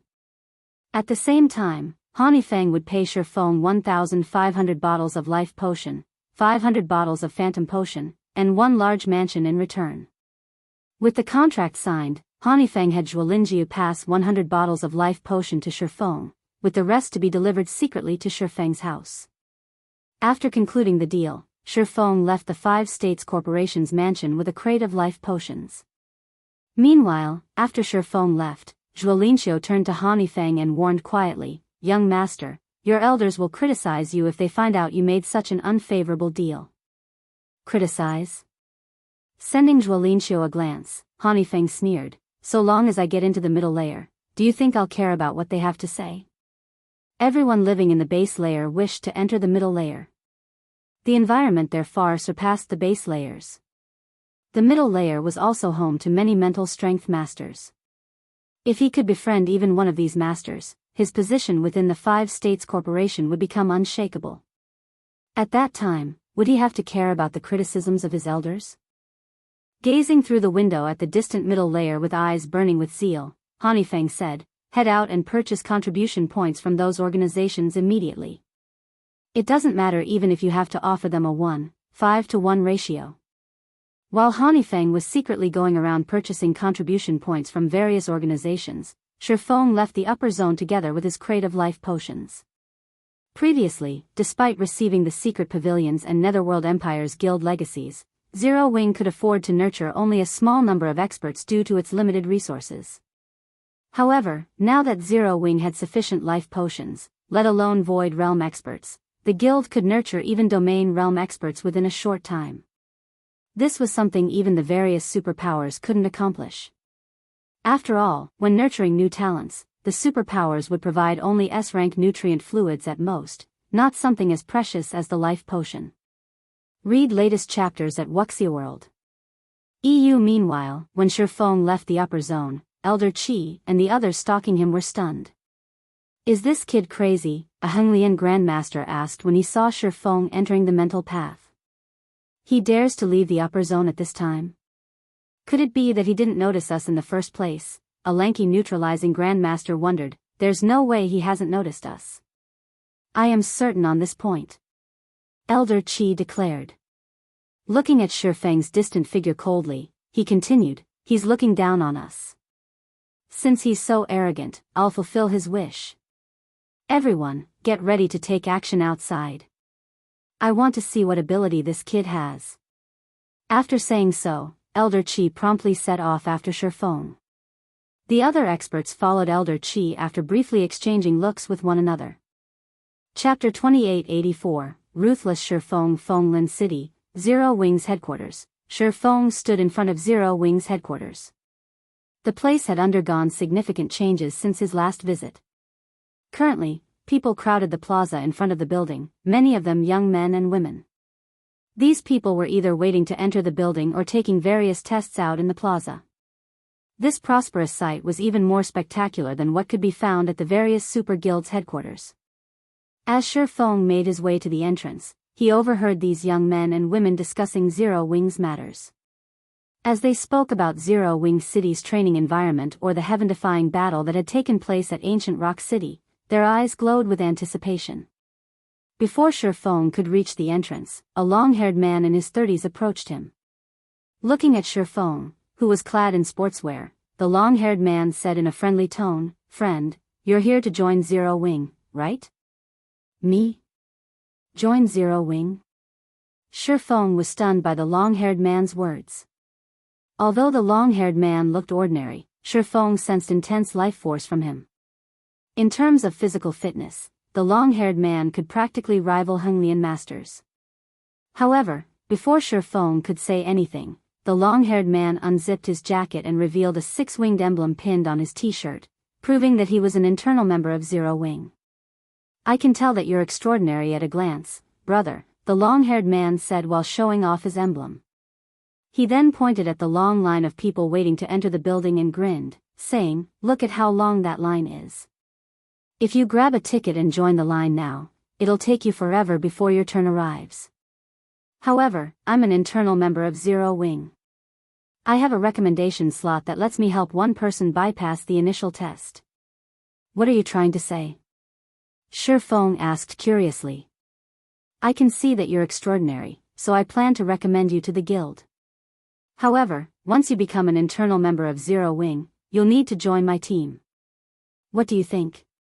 Looking at Feng with a serious look, the long-haired man said earnestly, "The team I belong to is extraordinary. Although it was established only recently, it has become a second-line team already. It's only one line behind the main force." Feng was at a loss for words. He never imagined such competition existed between Zero Wing's various teams. If he weren't Zero Wing's guild leader, he would have most likely been tempted by the long-haired man's words already. After all, apart from Zero Wing's main force, any other team that had a Tier 4 player leading it would be considered a second-line team. Meanwhile, all second-line teams could raid level 150, 100-man hard-mode team dungeons. "What? You don't believe me?" Upon seeing Feng's startled expression, the long-haired man said delightedly, "Do you know who my team leader is? You'll get a fright if I tell you."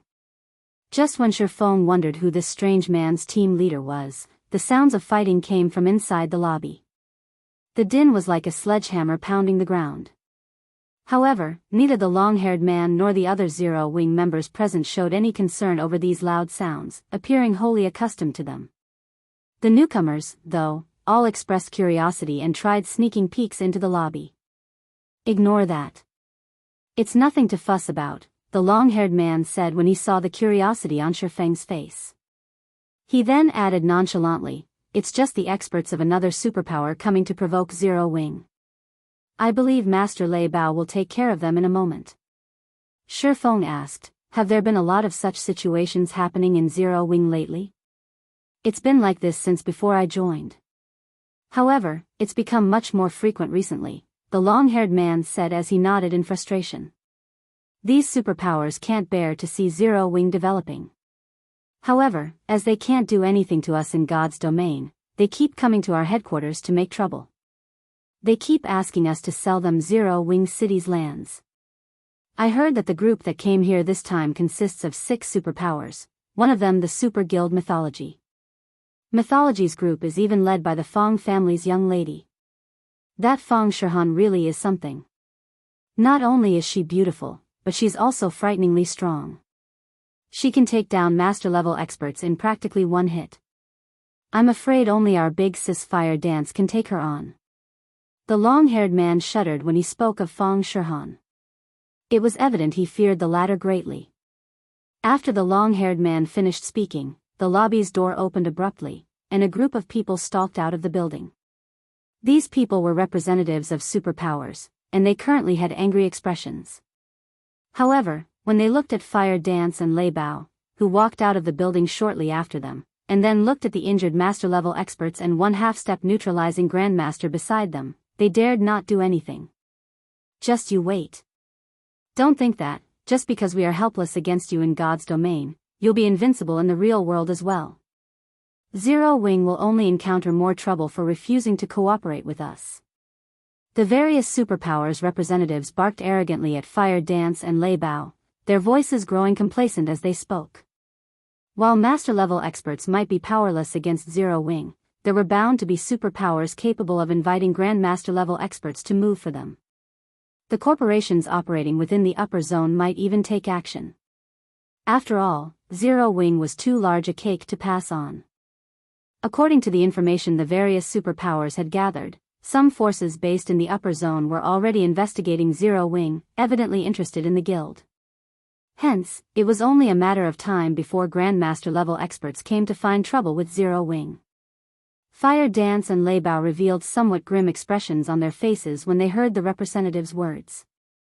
They had expected the battle at Ancient Rock City to have caught the attention of many organizations in the upper zone. Hence, they were certain that Grandmaster-level experts would eventually come to Zero Wing seeking trouble.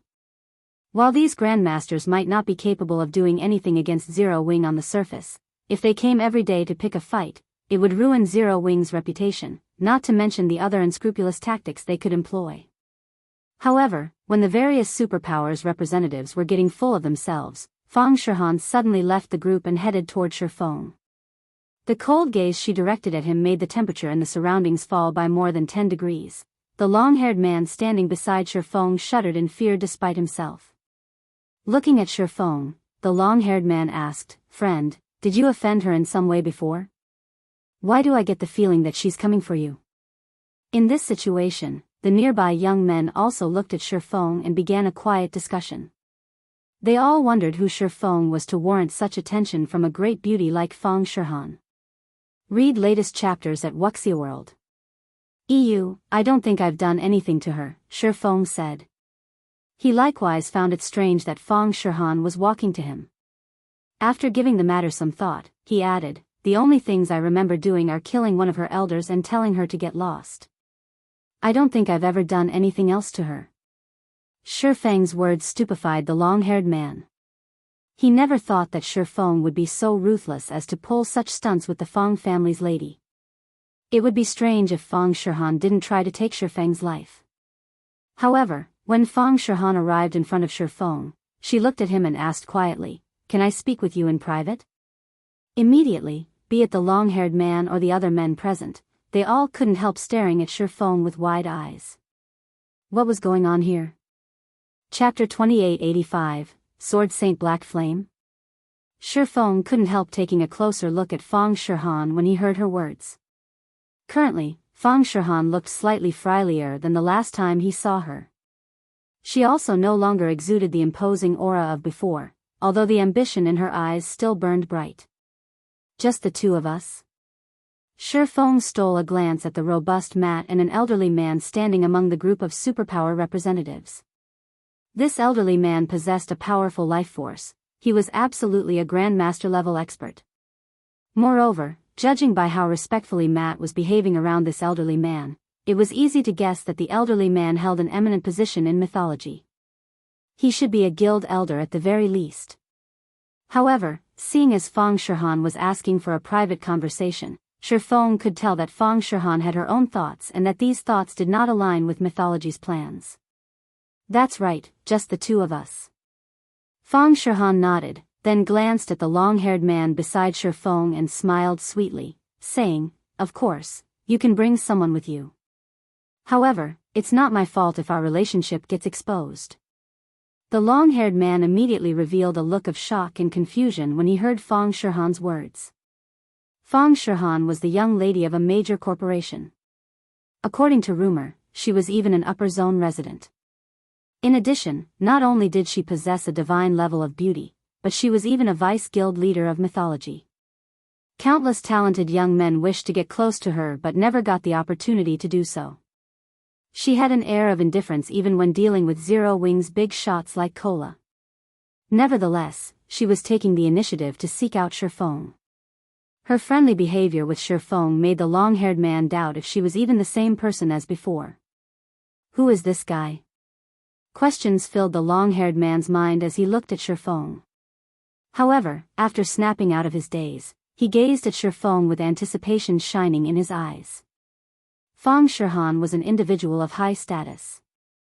If he could get close to her by even a little bit, even if he were only a third wheel, this achievement would earn him bragging rights for the rest of his life. "Alright, just the two of us, then." Feng nodded, ignoring the hopeful look the long-haired man was giving him. Feng Shifan was not at all surprised by Feng's response. She pointed at a maglev limousine nearby and said, "Let's talk in my car, then. Nobody will bother us there." Zero Wing's battle at Ancient Rock City had thoroughly shaken God's domain. Zero Wing City's public opening also allowed Zero Wing to rake in tons of wealth and resources every day. The resources earned even included the 7 luminaries crystal that the upper zone's various forces sought to obtain. The city was so tempting that even the 5 great super guilds had designs on it, let alone Feng Shihan. Zero Wing was currently rejecting all partnership offers for Zero Wing City, choosing to monopolize all of the city's benefits. The various superpowers could not get even the smallest cut of this juicy pie. To make matters worse, none of the superpowers could do anything about this situation. However, Feng Shihan was confident she could accomplish what the various superpowers couldn't. With her family's position and resources in the upper zone, she should be able to get Zero Wing to agree to a partnership. After all, Feng was currently in a lot of trouble because he had offended a mental strength master. Although Feng lived in a different upper zone from Fu Jiuzhong, the mental strength master had plenty of means to deal with him. Among the organizations operating within the 3 upper zones based in the country, those capable of protecting Feng numbered very few. The Feng family just so happened to be one of them. When Feng saw the maglev limousine, a hint of envy appeared in his eyes. This limousine was a global limited edition, and it was constructed with a top-tier alloy used for spacecraft. This alloy not only had excellent sound insulation properties but could even withstand missile strikes. He had thought of buying one for Zero Wing but lacked the connection to do so. Nodding, Feng said, "Sure, let's get in the car." "In that case, this way, please, Guild Leader Black Flame."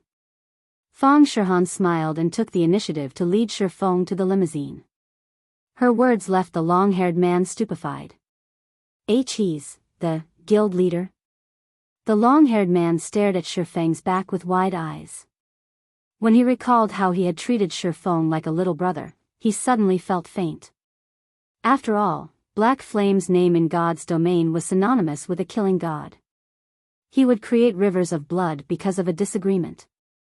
He had even killed one of mythology's legendary figures without hesitation. The long-haired man wasn't the only one stunned by this revelation. The young men and women in queue also took some time to process this information. He's guild leader Black Flame? No way. He's that sword saint? Don't the rumors say that guild leader Black Flame is a man in his 30s? That guy looks no more than 22 or 23. Apart from Zero Wing's executives and a portion of the guild's core members, the only other people who knew Black Flame's actual identity and appearance in the real world were the various superpowers executives. The average player was unaware that Black Flame was only a disguise. You really know how to keep a low profile, guild leader Black Flame. Even the internal members of your own guild don't know who you are, Feng Shihan said, smiling when she looked back and saw the long-haired man's pale complexion. That guy will probably lose sleep for the next several days. Feng rolled his eyes at Feng Shihan. Feng Shihan knew that the long-haired man was unaware of his identity as Black Flame and had deliberately revealed his identity to mess with the man. However, when Feng and Feng Shihan were roughly 10 steps from the limousine, Feng suddenly stopped and turned to the crowd in the plaza. Guild leader Black Flame? Read latest chapters at Wuxia World. Feng Shihan was a little confused by Feng's actions. She followed Feng's gaze and looked toward the plaza. Although there were well over 1,000 people crowded in the plaza, Feng Shihan faintly sensed killing intent from that direction. Moreover, there wasn't just one source of killing intent but more than a dozen. This killing intent was well hidden. If one weren't a half-step Grandmaster expert or above, one would have difficulty noticing it. This can't be. That side is already taking action? Feng Shifan frowned. Only the Infinity Master Fu Jiuzhong could mobilize so many powerful experts. She whispered to Feng, guild leader Black Flame, they should be experts the Infinity Master sent. The other side has a significant advantage in numbers. It's best if we pretend we didn't notice them and get into the car quickly. Even if it's them, they can't do anything against my car. A force of over a dozen half-step Grandmasters or above was indeed powerful. However, against the global limited edition limousine, even these experts could only lament their lack of strength. This was also why many major corporations wished to purchase this limousine. However, only 100 people in the world actually managed to get their hands on one. No, there's no need for that, Feng said, shaking his head. He then began walking toward the plaza. I initially planned to ignore them, but since they came all the way here, I'll deal with them now. It's annoying to have them constantly buzzing me like flies. Chapter 2886, Mental Strength Master. When Feng Shihan saw Feng slowly making his way to the plaza, she was stunned. She never thought Feng would confront the enemy. The enemy had over a dozen half-step Grandmaster experts or better on their side. Among the sources of killing intent she sensed, a few even struck fear into her. Facing so many experts of such caliber, even a Henglian Grandmaster would suffer miserably. This crazy bastard. Feng Shihan gritted her teeth and followed after Feng. She was the Feng family's young lady. Even the upper zone's organizations would have to show her some respect. If she stood up for Feng, the other party wouldn't dare go too far lest they incur the Feng family's wrath. However, before Feng Shihan could catch up to Feng, 14 people in the crowd approached him. They had concealed their auras so well that they looked no different from ordinary pedestrians. None of the people around them paid them any attention. Kid, since you're so eager to die, I'll grant you your wish. Elder Qi said when he saw that Feng had already walked into the crowd. Sneering, he commanded, everyone, attack. If Feng had chosen to remain somewhere with little foot traffic, they would quickly get noticed by others if they took action. However, it was a different story in a crowded location like this plaza. With their standards, they could attack Feng without anyone noticing. By the time the bystanders realized what was going on, they would have long since left the scene. The distance between both sides continuously shortened. 30 meters. 20 meters. 10 meters. When the two sides were less than 3 meters apart, one Henglian Grandmaster, one neutralizing Grandmaster, and 4 half-step Grandmasters began walking straight toward Feng. The 6 experts continued moving like ordinary pedestrians, with the 4 half-step Grandmasters even chatting merrily like close friends. Nobody could tell that these 6 experts were approaching Feng with hostile intentions. When the 4 half-step Grandmasters were within 1 meter of Feng, both the 4 half-step grandmasters and the 2 true grandmasters took action simultaneously, so fast that ordinary people couldn't even see their afterimages. The 6 experts launched punches, palm strikes, and claw strikes. Aimed at Feng's vitals, their attacks did not create even the slightest ripple in the air. Although the 6 experts had different strength levels, their coordination was perfect, and they moved as if they were of one body. Feng Shihan's complexion darkened at this scene. If she were in Feng's shoes, she could, at best, stop 2 or 3 attacks. The rest would land on her without fail. It might be a different story if a Henglian grandmaster received these attacks, but Feng was only a neutralizing grandmaster. He would most definitely die if he received all these attacks. However, when the 6 experts' attacks were about to land, Feng's body suddenly twitched and moved like flowing water. As if his various body parts had a mind of their own, they instinctively dodged the 6 experts' attacks. Feng's movements were so fine that he dodged some attacks with less than half a centimeter to spare. The 6 experts were startled by this outcome.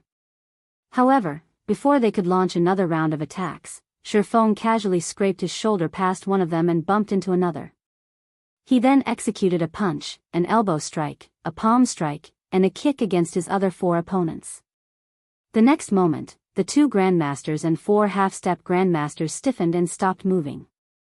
They stood still among the crowd like statues. When Feng had walked 3 meters away, the 6 experts' eyes rolled back, and their bodies collapsed to the ground. How is this possible? Feng Shihan's eyes widened, and her jaw dropped at this scene. Of the 6 experts, 2 were bona fide grandmasters, one of them a Henglian grandmaster.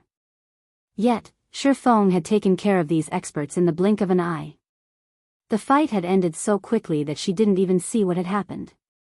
She might have been able to accept such an outcome if the 2 grandmasters were both neutralizing grandmasters. With internal force, Feng could knock them out instantly when his attacks connected. However, knocking out a Henglian grandmaster in one hit was an incredibly difficult feat. Otherwise, Henglian grandmasters wouldn't be renowned as troublesome opponents. Feng Shihan wasn't the only person shocked by this situation. Elder Qi and the other experts similarly tensed up at this scene. Even they were incapable of defeating Henglian grandmasters in one hit. While Feng might have employed a dirty tactic, there was no denying that he had felled a Henglian grandmaster in one hit. The remaining experts turned to Elder Qi to seek his opinion on the matter. Elder Qi was their leader this time. He also possessed incredible strength, being slightly stronger than even the well-known Wang Xianming. If Elder Qi chose not to attack now, they naturally did not need to attack either. After all, Feng's display of strength just now had thoroughly stunned them. Feng's feat was even more unbelievable than a person killing an elephant with one punch.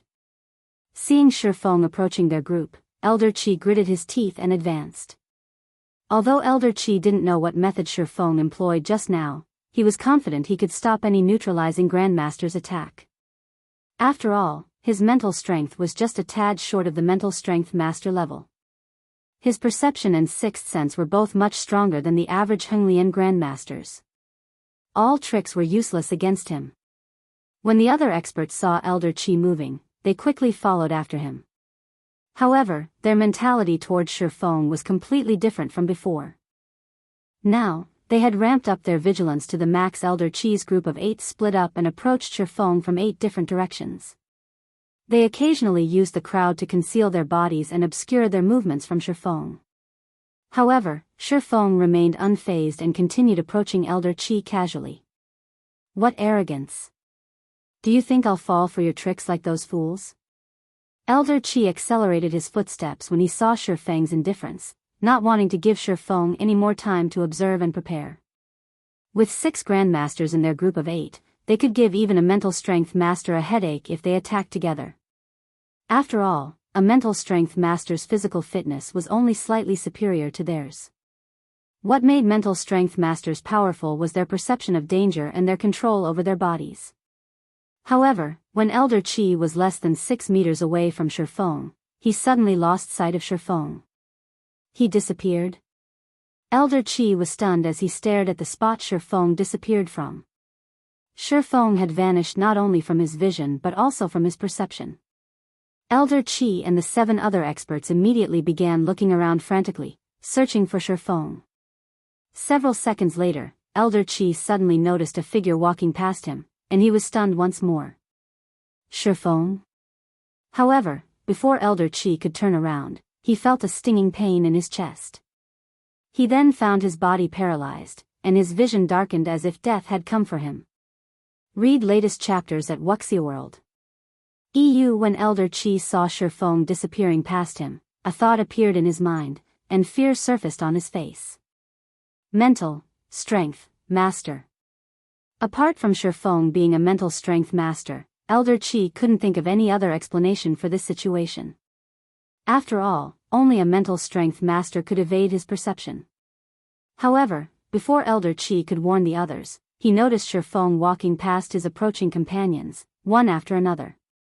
Unlike himself, though, his companions didn't even notice Feng. And after Feng passed them, their bodies abruptly stiffened. It was evident that they had suffered a similar fate to his. In the end, Elder Qi could only watch helplessly as his companions collapsed one after another.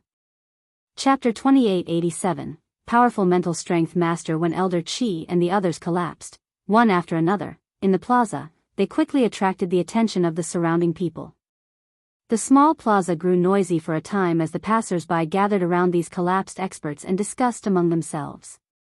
Feng exited the crowd in the meantime, his departure going entirely unnoticed. He had practically zero presence, as if he was no different from the roadside trees and bushes. He's a mental strength master? Shock filled Feng Shihan's eyes as she switched her gaze between Feng and Elder Qi's group. She felt like her world had just come crashing down on her. Apart from Feng being a mental strength master, she could think of no other explanation for how he had defeated a force of 8 grandmasters and 6 half-step grandmasters so easily. Despite knowing this, Feng Shihan still couldn't bring herself to believe Feng was a mental strength master.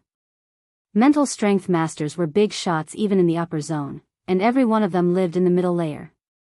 Numerous organizations based in the upper zone tried to curry favor with these individuals. All of these powerhouses had reached the level of a mental strength master only in their 30s or later. On the other hand, how old was Feng now? Not to mention, according to Feng Shihan's investigations, when Feng first entered the upper zone several weeks ago, the Green God Company had evaluated his mental strength as special grade only. He had still been a long distance from master grade. When Feng arrived in front of Feng Shihan, she finally snapped out of her daze. She then scrutinized him as if she was meeting him for the first time. Has your mental strength reached the master level already? Feng Shihan asked despite herself. Although she was already certain Feng was a mental strength master, she still couldn't believe that someone could reach this level before 25. If news of this matter spread, it would shake the entire upper zone. Even the Green God Company's executives would take an interest in Feng once they learned of his potential. Meanwhile, the Green God Company's executives were existences even mental strength masters wanted to befriend. These executives helmed the various upper zones, individuals standing at the top of the upper zone. I had the fortune of achieving a breakthrough recently. Feng nodded, not bothering to conceal this fact.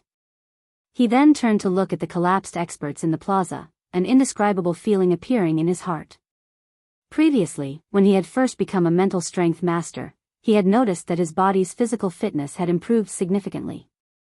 The sharpness of his perception had also become far superior to before.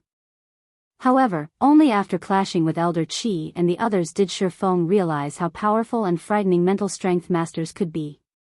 Mental strength masters might be only slightly superior to Henglian grandmasters in physical fitness, but their control over their bodies reached an incredible level. Not only could they control the fine movements of muscles and the physical body, but they could also exert much greater control over their brains. While in combat, Feng had managed to accelerate his thought processes by more than tenfold. In his eyes, Elder Qi and the others had looked like they were moving in slow motion.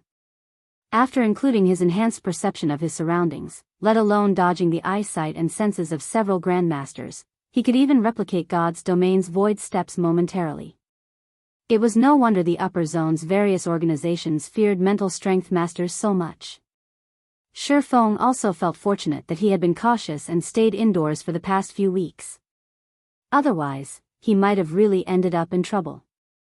After all, killing a lone Grandmaster level expert was child's play for a mental strength master. Meanwhile, after Feng's admission, Feng Shihan was momentarily at a loss for words. Originally, she had hoped to acquire a portion of Zero Wing City's resources by offering Feng protection. In doing so, she could increase her authority within mythology and solidify her position as the first vice guild leader. Now, her plan was nothing but a joke. There was no way a mental strength master would fear another mental strength master. More importantly, with how young Feng was, once the Green God Company found out about his achievement, the company would undoubtedly place heavy importance on him. The status he would enjoy at that time would far exceed Fu Jiuzhong's. After all, the Infinity Master was already an old man and showed precious little signs of improvement nowadays. So long as Fu Jiuzhong wasn't a fool, he would give up on revenge against Feng. On the contrary, he might even try to mend his relationship with Feng.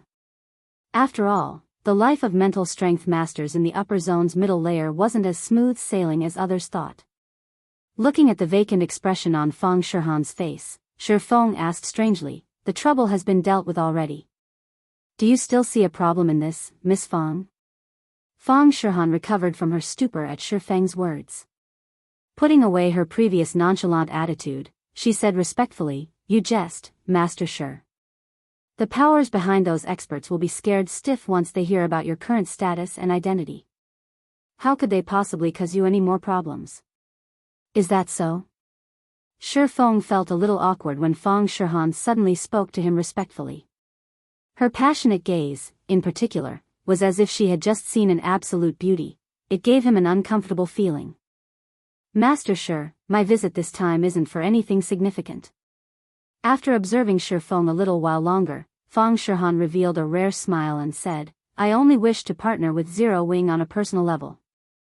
"A personal partnership?" Feng wasn't particularly surprised by these words. Calmly, he asked, "May I know what kind of partnership you have in mind?" Taking a deep breath, Feng Shihan said solemnly, "I am willing to invest 100 billion into Zero Wing to help develop all of the guild's necessary facilities and territories. Simultaneously, I can also provide 10 reserve slots for the upper zone and 1,000 bottles of potions of various kinds. I will also bring a large batch of peak experts and over 300 plots of land located in the NPC cities of both the eastern and western continents into Zero Wing."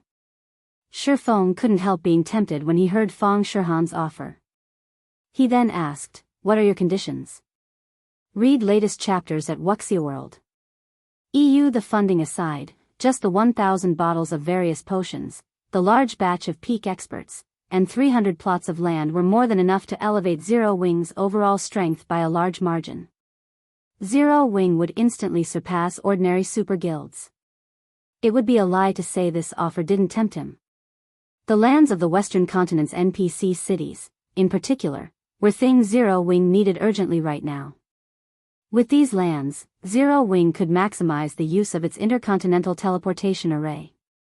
The guild might even be able to establish a solid foothold on the western continent in one fell swoop. Seeing the interest in Feng's eyes, Feng Shihan replied, "Simple. Become my backer."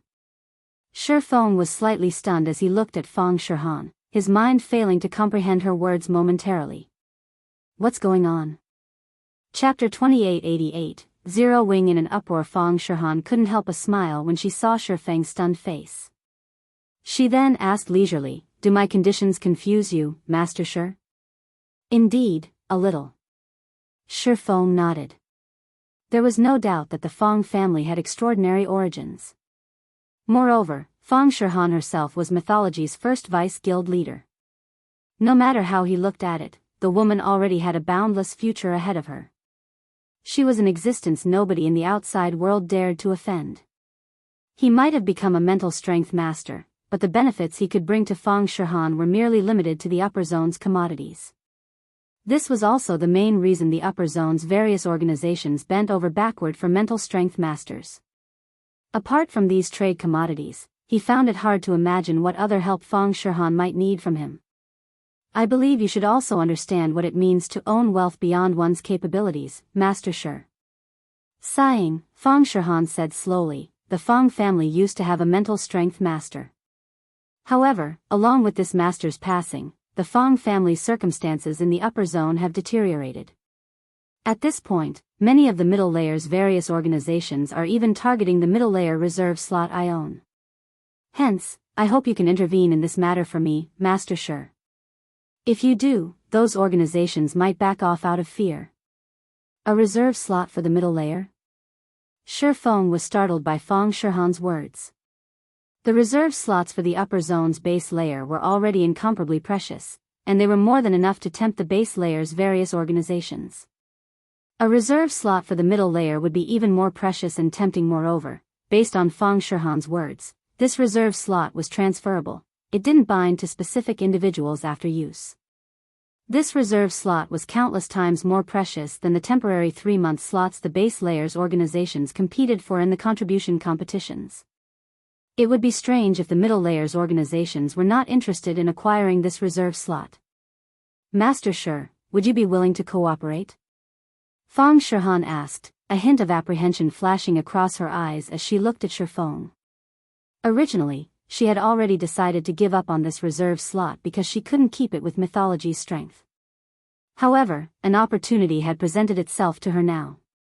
If she found the help of an ordinary mental strength master, the middle layer's various organizations wouldn't fear her at all. They would still try to snatch her reserve slot without fear. However, it was a different story if the mental strength master were Shi Feng. Shi Feng had become a mental strength master at an unprecedentedly young age. With his potential, the Green God Company was bound to place great importance on him. So long as Shi Feng was willing to stand up for her, she might be able to keep this reserve slot. After Shi Feng gave the matter some thought, he said, "All right, I agree to your conditions. However, I need to add one condition." "Please speak, Master Shi," Feng Shihan responded without hesitation. 100 million trade points. Shi Feng stated. "What are your thoughts on this, Miss Feng?" Apart from the trade points he earned from trading in 7 luminaries crystals to the Green God Company some time ago, he hadn't made any extra points during this period.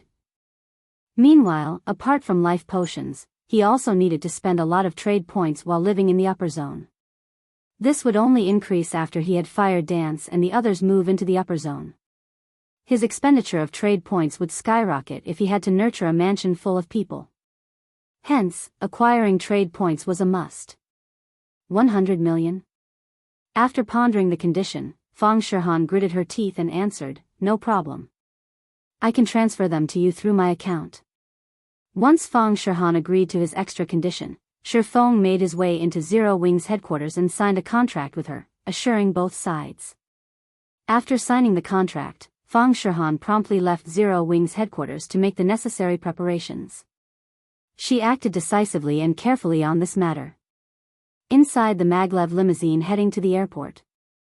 "Vice Guild Leader, do you really intend to follow Shi Feng in the future?" White Feather asked as she looked at Feng Shihan, who had her eyes closed and was deep in thought. "If you leave the guild so abruptly, the guild won't spare you." Although Shi Feng is now a mental strength master, there are significant differences between mental strength masters. He won't necessarily be able to stop all the organizations operating in the middle layer. If he handles things poorly, you'll not only lose your reserve slot but also have to face the guild's retaliation. Mythology was one of the 5 great super guilds. Some of the upper zone organizations that had partnered with the guild because of God's domain had the support of powerful and high-ranking mental strength masters. Feng Shihan was Mythology's first vice guild leader. Her abrupt departure from Mythology would deal a massive blow to the guild's reputation and morale. Mythology would seek revenge for this matter, both in God's domain and in the upper zone. "I don't have a choice. This is my last chance," Feng Shihan replied with a wry smile. "If I continue waiting, I'll lose the reserve slot for sure. Once that happens, I doubt I can get it back, even if a powerful mental strength master stands up for me." I can only pray that Feng is capable of fending off those greedy organizations now. Even mental strength masters had extreme difficulty securing one middle layer reserve slot, and they treated these slots like family heirlooms. After all, these slots could allow a person to live in the middle layer unconditionally. If she couldn't retain this reserve slot, her chances of becoming a mental strength master were practically zero.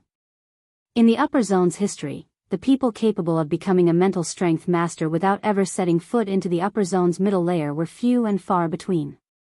It wasn't an exaggeration to say that 99% of the mental strength masters that had ever walked this world became mental strength masters only after living in the middle layer for some time. While Feng Shihan was making her way back to the upper zone, news of Elder Qi's group getting crippled reached Yuantian City's upper zone, shocking the various organizations based there. None of these organizations ever thought that Feng possessed such frightening strength.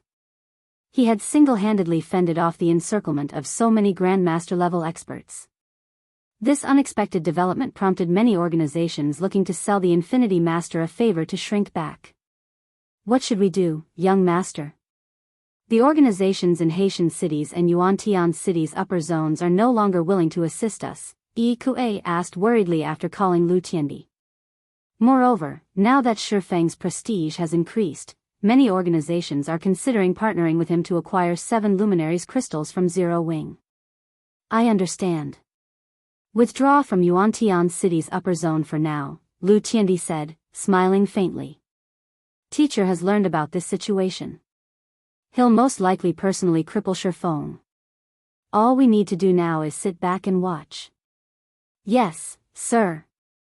Ikue grew joyful when he heard Lu Tiandi's words.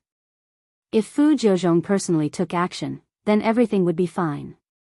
Once Zero Wing no longer had Feng backing it, Starlink would have a much easier time annexing Zero Wing. Fenglin City, Zero Wing Tower, along with Feng's return, excitement filled Zero Wing's members, particularly the experts who had joined Zero Wing only recently. The reason for everyone's excitement was Feng's awarding life potions to Fire Dance and a dozen other core executives in front of all of the guild's internal members.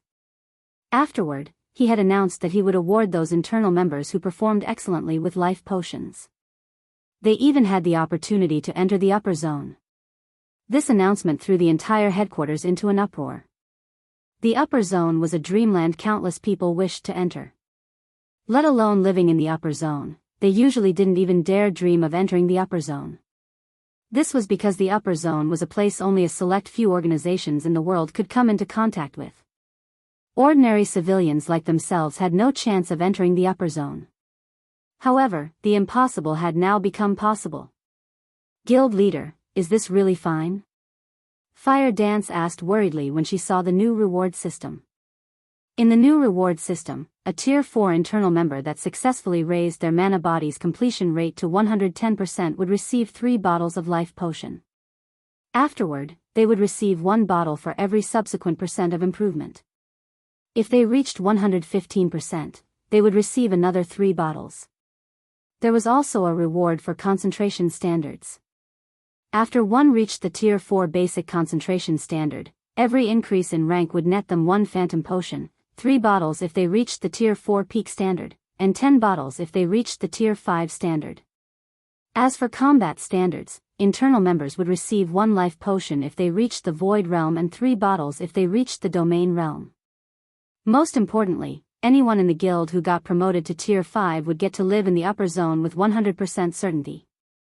Setting aside the upper zone's residency, just the reward of the various potions was already plenty absurd. Others might not understand how precious these potions were, but Fire Dance knew that these potions were available only in limited quantities. Relax. There won't be a problem, Feng said, chuckling.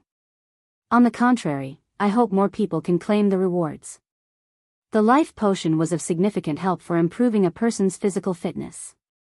Meanwhile, if Zero Wing wished to develop quickly, it wouldn't do for the guild to rely solely on him. Zero Wing needed at least several Grandmaster-level experts under its command. Only then would it no longer have to fear the provocation of other forces. Hence, he needed to increase the rewards for Zero Wing's internal members. By doing so, he could also raise the motivation of Zero Wing's members and the chances of producing Void Realm experts and Domain Realm experts. Read latest chapters at Wuxia EU. Moreover, with the life potions he provided, Fire Dance and Master Lei Bao would break through to the Grandmaster level in a few days. This was especially true for Fire Dance, who had already reached the Domain Realm in the realms of refinement and the Ascension Realm in the realms of truth. She only lacked a bit of inspiration and a boost to her brain activity to become a neutralizing Grandmaster. Afterward, Feng discussed the guild's rapid development with Fire Dance and the guild's other executives. Dealing with the Outer World Forces invasion wasn't an easy task. If handled poorly, the guild might lose Silverwing City and Ancient Rock City. One day went by quickly. It's about time I returned to the game. After taking a look at his watch, Feng drank a life potion, lay down in the virtual gaming cabin in his bedroom, and logged into God's domain. Chapter 2889, Astonishing Ancient Rock City Orc Empire, Ancient Rock City. When Feng appeared before Ancient Rock City's entrance, the city had already taken on a new look. It now had much taller walls covered with magic runes. Even though the city's core magic array was currently inactive, the magic runes naturally absorbed mana from the environment and generated a magic barrier. The magic barrier was so powerful that even a Tier 5 existence's full-powered attack might not break it.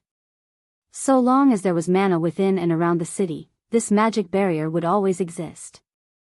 It would even automatically repair itself for free.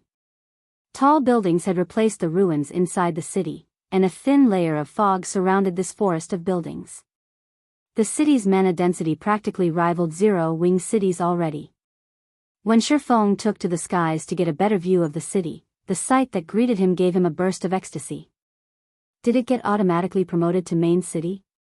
The current Ancient Rock City was slightly larger than even Zero Wing City.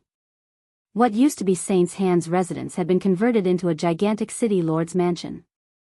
The City Lord's mansion was well over 300 meters in height, and glowing divine runes surrounded the building. These divine runes didn't look man-made. Instead, the various elements of mana around the building formed them spontaneously. If players had a sufficiently high perception of the operating principles of mana, they could even learn the essence of the various elements of mana through these naturally occurring divine runes. No wonder cities with secret lands as their cores are of significant help to players in their tier promotions. Just these naturally occurring divine runes can already provide a significant boost to Tier 4 players.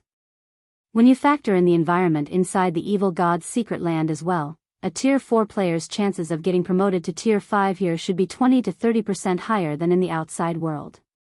Feng fell into a daze as he looked at the majestic City Lord's mansion. While Feng was quietly observing Ancient Rock City, the number of players around the city continuously increased. When these players laid their eyes on the city, they, too, were stupefied. What had originally been a ruined city was now a magnificent city much larger than even royal capitals. The mana density within the city was at a level where the mana was visible to the naked eye. Coupled with the city's proximity to the Orc Empire's inner region, it made for the perfect resting place for players seeking to raid the Orc capital city. Since more and more people were gathering, Feng promptly entered the city and flew toward the City Lord's mansion. Now that cities no longer received protection from the system after undergoing an upgrade, Ancient Rock City was currently at its weakest. If hostile forces attacked the city now, defending it would be incredibly difficult. Hence, the first thing he needed to do was activate the City Lord's mansion's core magic array and generate the city's defensive magic array. Now that Ancient Rock City had become a main city, so long as its defensive magic array was active and had a sufficient supply of magic crystals, the city could take on even 2 Tier 5 existences without trouble. After Feng entered the City Lord's mansion, he was surprised once more. Not only did the City Lord's mansion possess an environment rivaling that of the ancient god's domain, but the clarity of the operating principles of mana's various elements in this place surpassed even that of the secret underground room in Zero Wing City. Zero Wing City's secret underground room only managed to gain such an environment thanks to the ancient beast sculpture and the expenditure of a ton of magic crystals. Even then, the secret room could accommodate only several dozen people at a time. On the other hand, Ancient Rock City's City Lord's Mansion possessed an even better environment and could allow more than 10,000 players to train in this environment simultaneously. When Feng arrived inside the core control room, he saw a fully open set of pitch-black doors.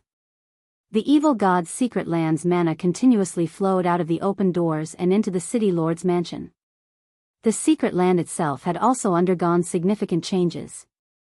Previously, the evil god's secret land prevented all outsiders from approaching.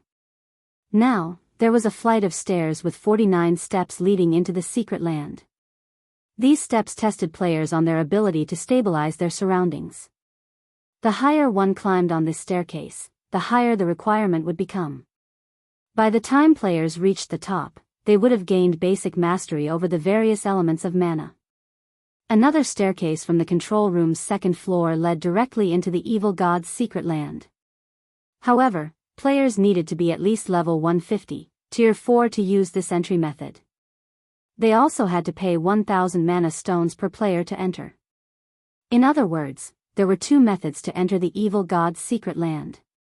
One method was free but required players to have basic mastery over the various elements of mana. The other method had much more lenient entry requirements, but players had to pay 1,000 mana stones.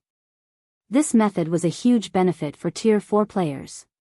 After all, Tier 4 players could obtain significant help in their Tier 5 promotion from a level 150 plus God Mode secret land. Not to mention, monsters inside a God Mode secret land were filthy rich.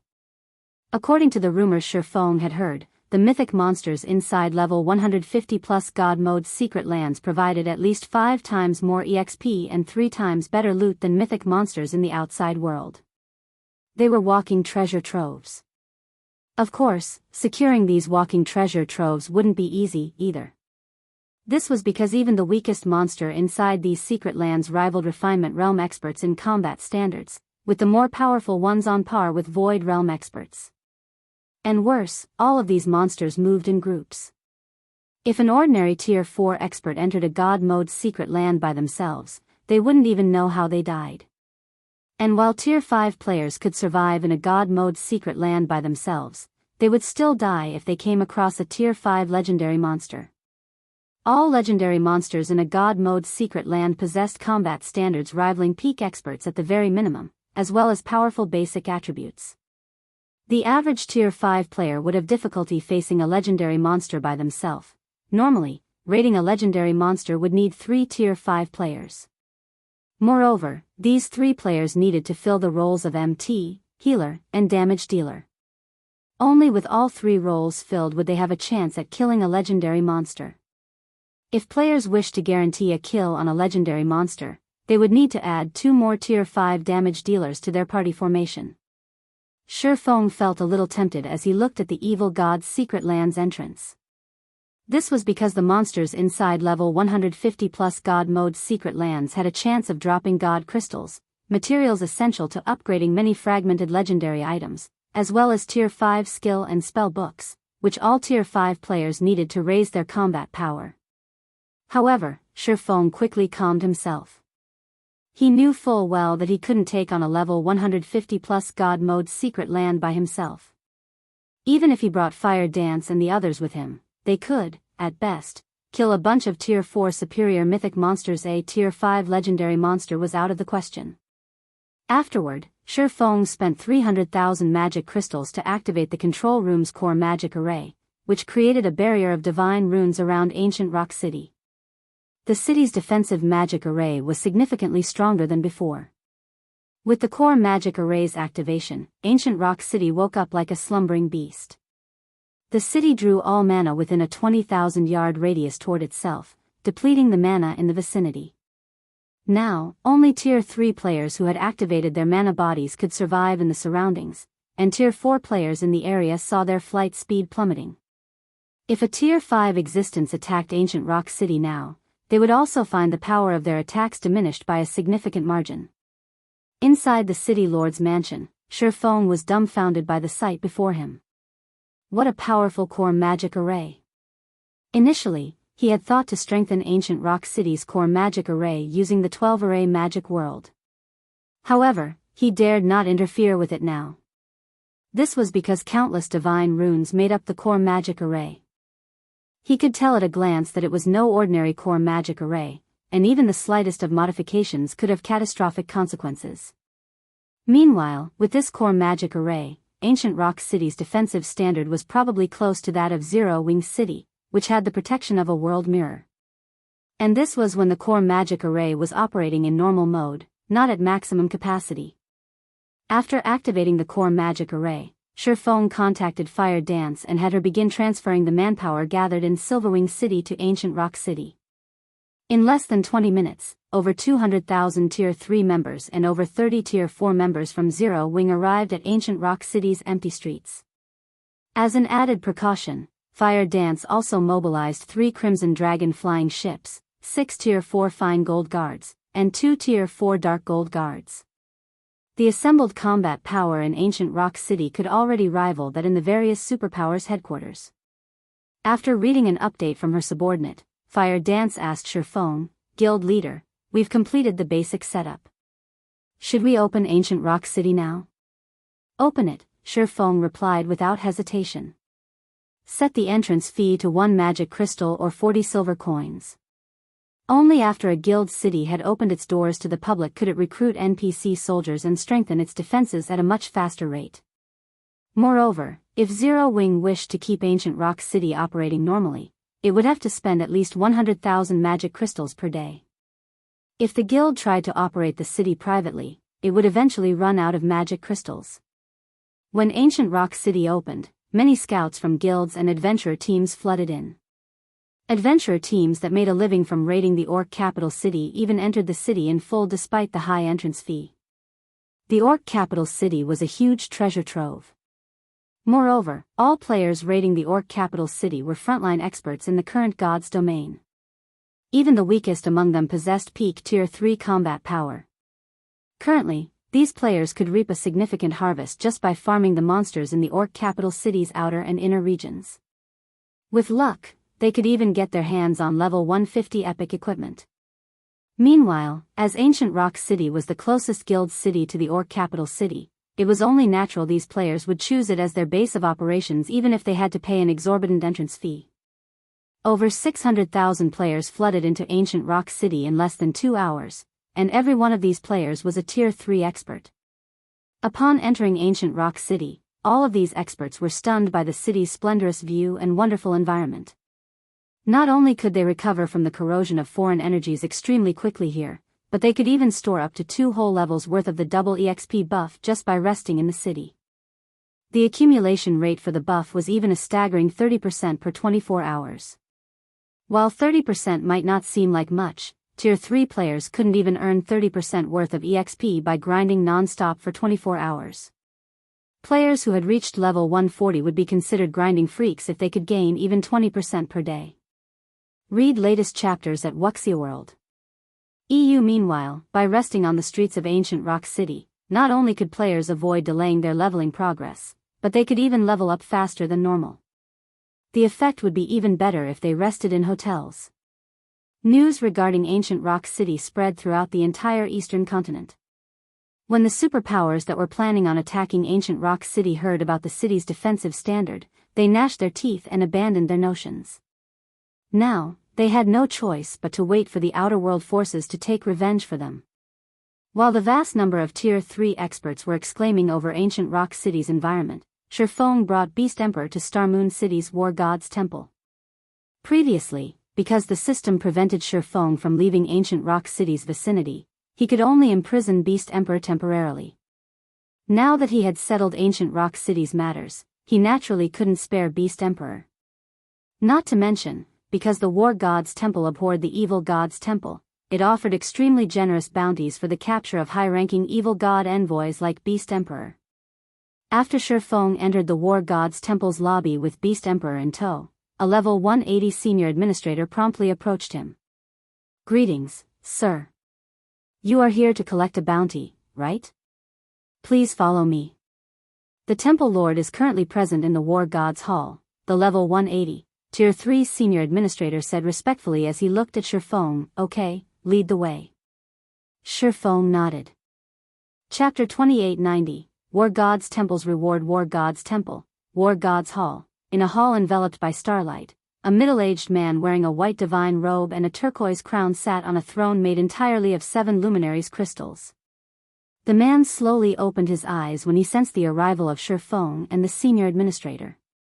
After reaching the middle of the hall, the senior administrator reported respectfully, "Lord Temple Lord, this person is here to claim the bounty on an evil god envoy." The robed man took a closer look at Feng and the restricted beast emperor upon hearing the senior administrator's words. He then nodded and said, "Administrator Roa, you may take your leave." Normally, a lofty temple lord wouldn't need to handle the bounty of an evil god envoy. However, Feng was a Tier 5 individual, an existence standing at Star Moon Kingdom's apex. Hence, even the temple lord had to treat this matter with care. Feng likewise curiously scrutinized the temple lord. Star Moon City's War God's Temple was the headquarters for the War God's Temple's branches in Star Moon Kingdom. Meanwhile, Howard Ragewind, the temple lord of this branch headquarters, also happened to be the War God's Temple's strongest combatant stationed in Star Moon Kingdom. After taking a look at Howard Ragewind, Feng had to admit that the War God's Temple deserved to be called the strongest force in God's domain. This was because even the temple lord of a kingdom's branch headquarters was a level 200, Tier 4 NPC. A half-step Tier 5 NPC, to be precise. Not only did Howard Ragewind possess an incredibly high life rating, but his mastery over the various elements was also considerable. He was only a short distance from creating his Tier 5 mana body and getting promoted to Tier 5. Moreover, the staff and crown Howard Ragewind owned were both legendary items. Even an actual Tier 5 existence would struggle against him. Looking at Feng, Howard Ragewind asked, "Lord Sword Saint, may I verify that evil god envoy?" "Certainly." Feng waved his hand. Beast Emperor's body immediately flew toward the temple lord. However, because Beast Emperor had forcibly logged out of the game already, his body was merely an empty shell. After Beast Emperor's soulless body arrived in front of Howard Ragewind, its restraints disappeared. Simultaneously, the magic arrays set up around the hall activated and bound Beast Emperor's body with golden chains covered with divine runes. Even if Beast Emperor were a Tier 5 player, he wouldn't be able to break these divine chains. "You are amazing, Lord Sword Saint. You actually caught an evil god envoy. This is a subordinate the evil god has spent much to nurture. Now that you've captured one, the continent will be in peace for quite some time," Howard Ragewind said, his eyes glowing with joy when he finished inspecting Beast Emperor's body. The evil god was incapable of descending onto the main continent. At most, he could only plague the continent through the legacies he left on the continent.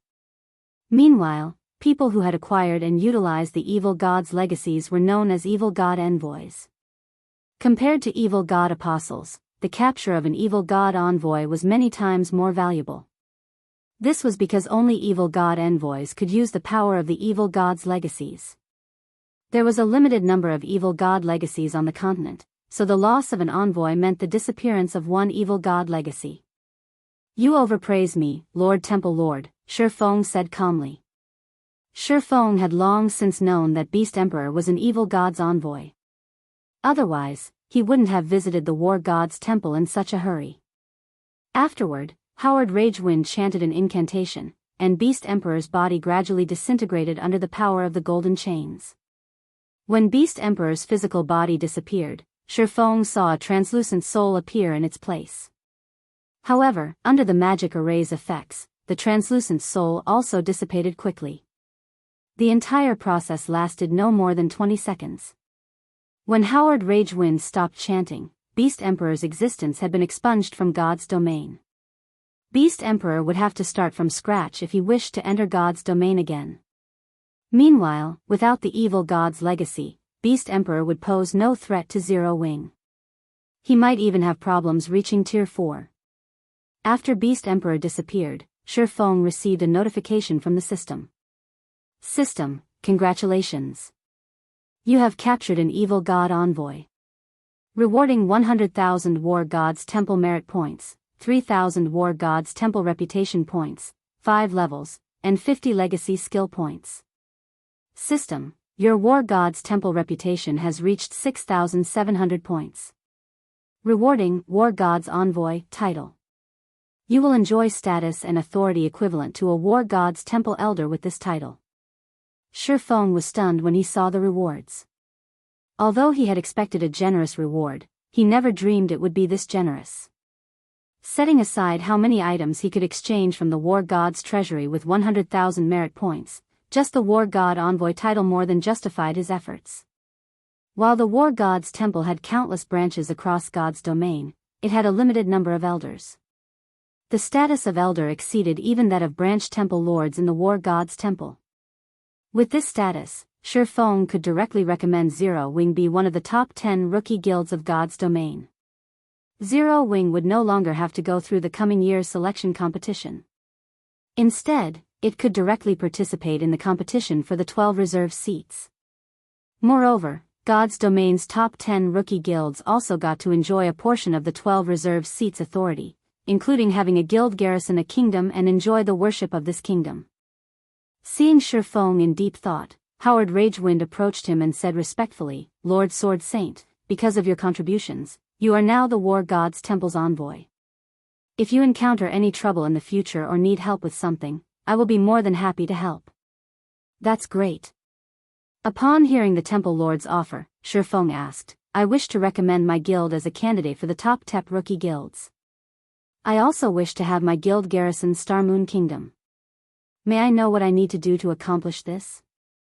This was his first time enjoying an elder's privileges in the War God's Temple, so he had no clue how to recommend a guild become a top 10 rookie guild. Howard Ragewind was undoubtedly the perfect candidate to answer this question. "This is simple. All you need to do is write a recommendation letter, and I'll pass it on to the main headquarters elders. Afterward, you just need to wait. I believe that news of your guild becoming one of the top 10 rookie guilds will spread across the continent in a few days, Lord Sword Saint," Howard Ragewind replied, smiling. "Having your guild garrison Star Moon Kingdom is even easier. I am good friends with the king. Once the War God's Temple makes its announcement, the king will be more than happy to let your guild garrison Star Moon Kingdom. So long as you give your approval, your guild can become Star Moon Kingdom's representative guild on the same day." "I will have to trouble you with that, then, Lord Temple Lord," Feng said joyfully. He initially thought he would face a troublesome process. The top 10 rookie guilds enjoyed extraordinary status in God's domain. Although they didn't have the authority to decide the development of an entire country, the benefits of becoming the representative guild of a country were massive. Representative guilds would receive precious resources from their respective countries upon taking the position, and these resources included 7 luminaries crystals and various legendary materials. With luck, a guild might even receive inferior divine artifact ranked materials. After writing the recommendation letter, Feng went to the temple's core treasury, a place only those at the branch temple lord status or above could enter. Sure enough, it's impossible to exchange for legendary weapons and equipment directly. Feng sighed in disappointment when he scanned the exchange list at the treasury. Although the War God's treasury offered legendary weapons and equipment for exchange, only NPCs could use these items. The weapons and equipment usable by players were limited to the fragmented legendary rank or below. Of course, the divine artifacts that cost over 200,000 merit points were the exception. However, it was practically impossible for anyone to accumulate that many points. At this point, Feng switched to browsing the treasury's materials. When he saw the list of materials, he couldn't help sighing in admiration. After all, the treasury housed over 500,000 legendary materials and 10,000 divine artifact materials. This is a divine power source. Feng was stunned when he read the description of one divine artifact ranked material. Scorching Eye, a divine artifact ranked material, an eye of flame naturally formed from a divine power source. The Scorching Eye can be merged with a person's body to improve their life rating significantly. Required merit points, 70,000. Feng had investigated divine power sources on multiple occasions. However, he never managed to find any information on them. He never thought that he would come across one in the War God's Temple. However, he gasped involuntarily when he saw how many merit points the Scorching Eye cost. The average fragmented legendary weapon only cost around 40,000 merit points, yet the Scorching Eye cost 70,000 merit points despite being only a material. For comparison, God crystals, which were also considered materials, only cost 7,000 merit points. There are 4 divine power sources in the War God's treasury, but I can afford only one with my current points. If I exchange for God crystals instead, would probably have enough to upgrade fragmented legendary equipment to legendary rank already. Feng hesitated over the Scorching Eye.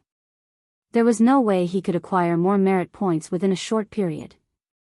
After all, there was no second evil god envoy waiting for him to catch. Meanwhile, the Scorching Eye was the cheapest of the 4 divine power sources available for exchange. The others cost around 80,000 points. If he chose to exchange for enough God crystals to upgrade a piece of fragmented legendary equipment, he wouldn't be able to afford any divine power sources at all. Finally, Feng gritted his teeth and said, "I'll exchange for the Scorching Eye and 4 God crystals." "Please wait for a moment," the receptionist in front of Feng said, smiling before leaving to find the items he chose. Some time later, the Scorching Eye and 4 God crystals entered his hands. Simultaneously, the merit points he had also plummeted. Read latest chapters at Wuxia EU. However, Feng did not regret his decision. Based on how few divine power sources the War God's temple owned, he could tell that these items were incredibly rare and precious. Obtaining even one divine power source in the outside world would already be close to impossible, let alone 2. God crystals, though, were a different story. While God crystals might be rare, Feng still had ways to obtain them. I wonder how much the light of 2 worlds will improve. Looking at the fist-sized Scorching Eye in his hand, Feng drew the light of 2 worlds. System, divine power source detected. Do you wish to let the light of 2 worlds absorb it? Absorb. Chapter 2891, Upgrade to Legendary. The moment Feng chose to have the light of 2 worlds absorb the Scorching Eye, the latter transformed into a bundle of flames and merged with the fragmented legendary weapon. The crimson flames made the sword spontaneously ignite, and the cracked divine runes engraved on it began mending. Several seconds later, crimson divine runes lit up all over the sword, followed by a significant increase in the light of 2 worlds' aura. What a powerful aura! Feng was astonished as he looked at the weapon in his hand. The aura the light of 2 worlds now exuded was more than enough to deter ordinary Tier 4 players from approaching it. A Tier 4 player would need to break through the 100% threshold of their mana body to withstand the devastating power overflowing from the sword. However, compared to the light of 2 worlds' external changes, the changes to its statistics were much more remarkable.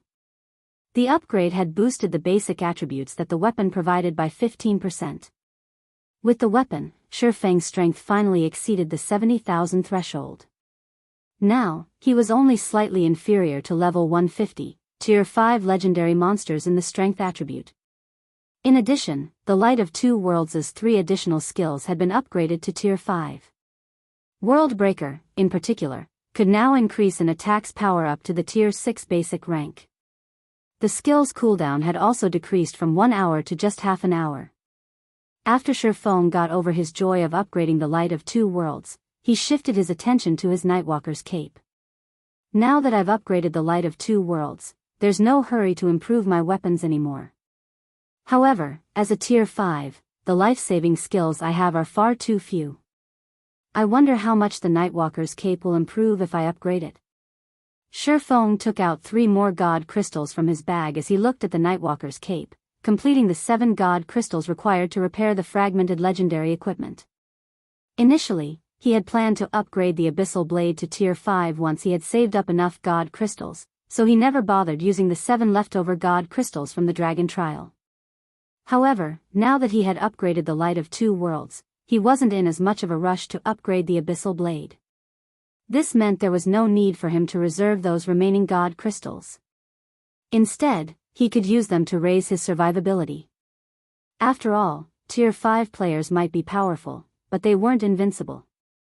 It might be fine if he died in a dungeon, but if he died in the outside world, he would suffer immense losses.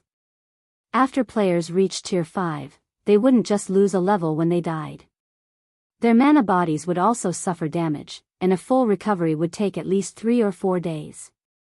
Either that or players could spend 7 luminaries crystals to speed up the recovery process. Because of this significant death penalty, all players would try to raise their survivability as much as possible after reaching Tier 5. System: sufficient God crystals detected. Do you wish to let the Nightwalker's cape absorb them? Absorb. Feng agreed to the prompt without hesitation.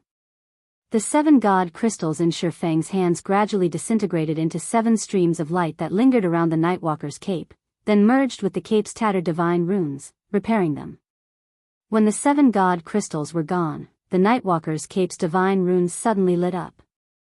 A layer of black fog then appeared around the ordinary-looking cape, reducing Feng's presence significantly and preventing others from inspecting his information.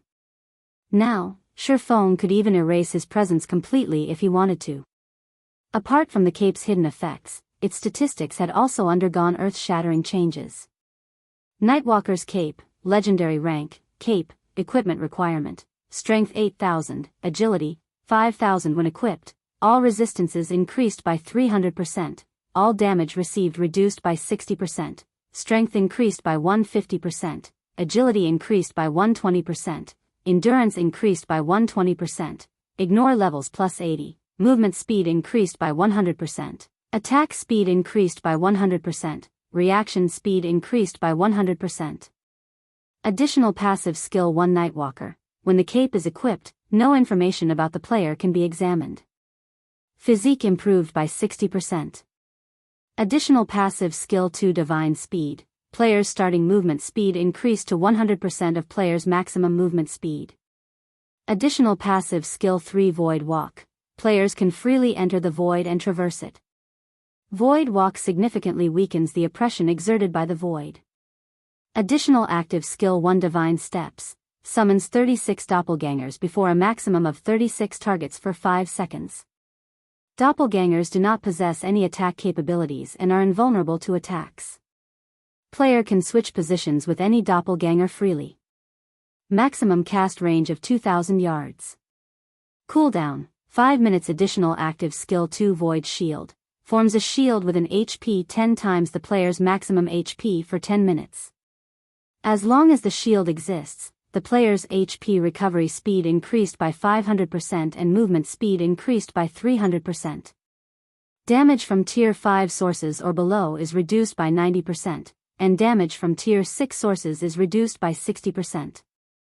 Cooldown, 15 minutes. The blacksmith god Bayer crafted this cape for the Tyrant of Destruction. It possesses the power to traverse the void. No wonder they say legendary weapons and equipment grant players the power to transcend tiers. This Nightwalker's cape is simply preposterous. Feng was thunderstruck when he read the Nightwalker's cape's information displayed before him. Although the Nightwalker's cape still couldn't let Tier 5 players stand toe-to-toe with Tier 6 players, it at least provided Tier 5 players with a certain degree of survivability against Tier 6 players. The skill Void Walk was especially excellent for escapes. If Feng escaped into the void, even a Tier 6 player would have difficulty searching for him. After all, even Tier 6 players would be subject to a powerful oppression when traversing the void. If a Tier 4 player were to equip the Nightwalker's cape, their strength would approach that of Tier 5 players. Unless a Tier 5 player could counter the Nightwalker's cape's abilities, or the Tier 4 player in question did something stupid, it would be impossible for a Tier 5 player to kill a Tier 4 player equipped with the Nightwalker's cape. Meanwhile, after upgrading the Nightwalker's cape, Feng's strength attributes skyrocketed once more, hitting the 90,000 mark. Now, he had 10,000 more strength than the average level 180, Tier 5 NPC. In terms of basic attributes, he already stood at the peak of Tier 5 existences, inferior only to Tier 5 NPCs wielding legendary weapons. I thought I would have to wait a little longer before I could challenge the evil god's secret land, but now it seems that won't be necessary. Fighting spirit flared in Feng's eyes as he thought about the God Mode's secret land. An ordinary Tier 5 player would not have the ability to challenge the evil god's secret land. However, with the Nightwalker's cape, combined with his above-average basic attributes, he was more than qualified to enter the God Mode's secret land. Moreover, he had to raid the secret land, no matter what. After all, the wealth it contained surpassed the treasuries of several kingdoms combined. But I'll need to make preparations first before challenging it. Other people in God's domain might be ignorant of the situation inside God Mode's secret lands, but not Feng. Although he had never entered a God Mode's secret land in his previous life, he had heard many stories of Tier 5 players rashly entering a God Mode's secret land and meeting an untimely death. A God Mode's secret land had an excellent environment rivaling that of ancient times, and the concomitant dangers of ancient times.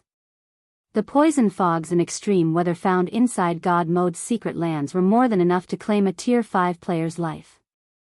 Hence, before entering a God Mode's secret land, the various superpowers would always gather many Master and Grandmaster alchemists to craft magic resistance potions and potions that strengthened the user's physique. These potions were essential for Tier 4 players seeking to enter the secret land. Without these potions, they could die at any given moment. After thinking up to this point, Feng contacted Melancholic Smile and had her prepare the necessary potions, particularly Grandmaster potions. The more Grandmaster potions they had, the better. Acquiring Grandmaster potions wasn't difficult for Zero Wing now, as Silent Wonder had recently become a Grandmaster alchemist. Time passed quickly. 2 days after Zero Wing began preparing to raid the evil god's secret land, shock and fear suddenly swept the Eastern Continent's various forces. Just a while ago, the Eastern Continent's various forces received news that a large number of players had emerged from the World Passage. Their numbers were unprecedented, with many Tier 4 players among them. According to the reports of scouts and insider information from Outer World players, more than 20 superpowers had entered God's domain from the Outer World. The Outer World's NPC conquest army had also finished gathering its forces, and this army consisted of NPCs from over 30 kingdoms and 6 empires. One could say that the Outer World's NPC forces were adamant in conquering the Eastern Continent this time. Read latest chapters at Wuxia World. This conquest army had already gathered on the other end of the World Passage and was steadily making its way to the Eastern Continent. The advent of the Second War of Worlds was here. In response, the Eastern Continent's native forces began frantically raising their defenses, recruiting experts, and increasing their levels. They also banded together, forming a coalition to defend against the Outer World forces. At this time, though, an equally jaw-dropping incident took place in God's domain. Mythology's first Vice Guild leader, Cold Shadow, left Mythology and joined Zero Wing with a large number of experts and resources, becoming one of Zero Wing's Vice Guild leaders. Chapter 2892, All Sides Shaken. Dark Knight Empire, Dark Knight City. Starlink's residence had once been brightly lit and crowded with people. However, after Zero Wing's rise, the number of players visiting Starlink's residence had steadily decreased. Now, apart from guild members, almost nobody visited Starlink's residence. Starlink was now the least prosperous of the Dark Knight Empire's top 4 guilds, not even comparable with first-rate guilds. However, many people had gathered in the residence's top-floor meeting room, including representatives from the various superpowers and executives of many dark guilds. These people were here to discuss how to oppose the increasingly powerful Zero Wing in secret and the Outer World's invasion. Only, after everyone present read the report they just received, their complexions turned indescribably ashen. Has Cold Shadow lost her mind? She left Mythology for Zero Wing? Is she not afraid of Mythology's retaliation? Hasn't Cold Shadow always been at loggerheads with Zero Wing?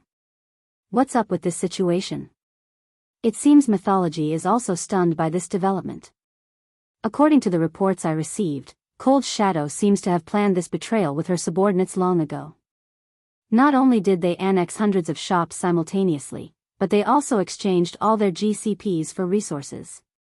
She took Mythology completely by surprise. Although the importance of Cold Shadow's betrayal was insignificant compared to the Outer World's invasion, the various superpowers present were still shocked and confused by this situation. Mythology was one of the 5 great super guilds. Cold Shadow herself also possessed extraordinary strength and status within the guild. She had a high chance of becoming Mythology's guild leader. With such a bright future ahead of her, there should be no reason for her to leave Mythology. Moreover, Zero Wing was currently in a terrible situation. The guild's ability to facilitate teleportation between the two main continents had made it an eyesore for the native superpowers and also a priority target for the Outer World forces. Now that the Second War of Worlds had begun, everyone was steering clear of Zero Wing. Despite that, Cold Shadow had taken the initiative to join Zero Wing. The various representatives present simply couldn't wrap their heads around this situation. Some of them even suspected Cold Shadow of having a secret relationship with Feng. Otherwise, why would Cold Shadow, a woman with a promising future, join Zero Wing, a guild in a precarious situation? All of you, be quiet. Lu Tiandi shouted as the babble in the room reached unbearable levels. Standing up, he said, although Cold Shadow's betrayal has increased Zero Wing's strength substantially, our plans remain unchanged.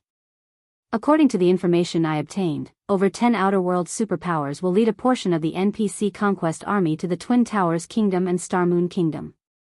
To ensure the swift destruction of these two kingdoms, we must get the experts there to leave as quickly as possible. We must also get the players of the neighboring kingdoms and empires to distance themselves from these two kingdoms. Without the help of expert players, the two kingdoms will fall with only their NPCs and Zero Wing to defend them. The various superpowers representatives and the various Dark Guilds executives nodded in agreement with Lu Tiandi's words.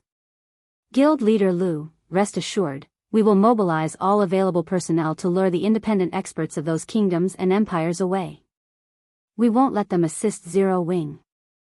That's right. We can also commission those experts to join the armies of other kingdoms and empires. I believe those independent experts will be more than happy to do so for an appropriate price. The Twin Towers Kingdom and Star Moon Kingdom will have nobody to help them. In the current era where Zero Wing dominated the Eastern continent, the superpowers and Dark Guilds hostile to Zero Wing were having an incredibly bad time. Moreover, with Feng defending Zero Wing, even the 5 great super guilds could do nothing against Zero Wing. Nevertheless, Zero Wing couldn't stop them from secretly carrying out small schemes. Players played a significant role in the War of Worlds. This remained true even for Tier 3 players because players could resurrect continuously even after falling in battle. While NPCs could also be resurrected, the process was much more complicated. Moreover, the battlefield spanned far and wide. Even if an individual possessed heaven-defying combat power, they could affect the outcome of only a limited area. Winning the war still required the cooperation of a large number of expert players. In the First War of Worlds, the only reason the Eastern Continent's forces managed to stop the Outer World NPC army's advance was the large number of expert players who had participated in the war. Otherwise, the Eastern Continent would have long since fallen. Hence, the various superpowers and Dark Guilds present were confident of destroying the two kingdoms serving as Zero Wing's backbone in the upcoming war. While the various superpowers and Dark Guilds were secretly colluding against Zero Wing, a large number of Tier 4 experts had gathered in the distant Orc Empire's ancient rock city. Looking at the pedestrians coming and going on the main street, the female guardian knight White Feather exclaimed, "Vice Guild leader, this city is absurd. Not only does it have stronger defenses than a royal capital, but the number of Tier 4 NPCs here also surpasses even that of certain imperial capitals."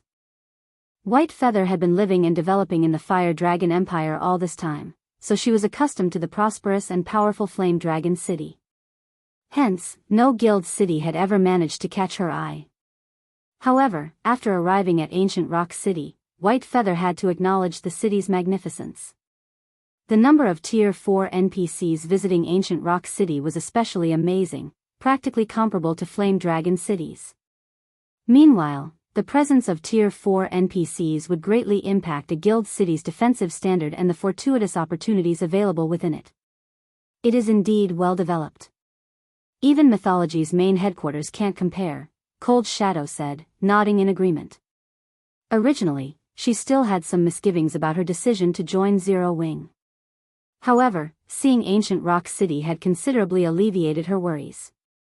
With Ancient Rock City's advantages, the city could repulse the various superpowers' attacks even if Feng were absent.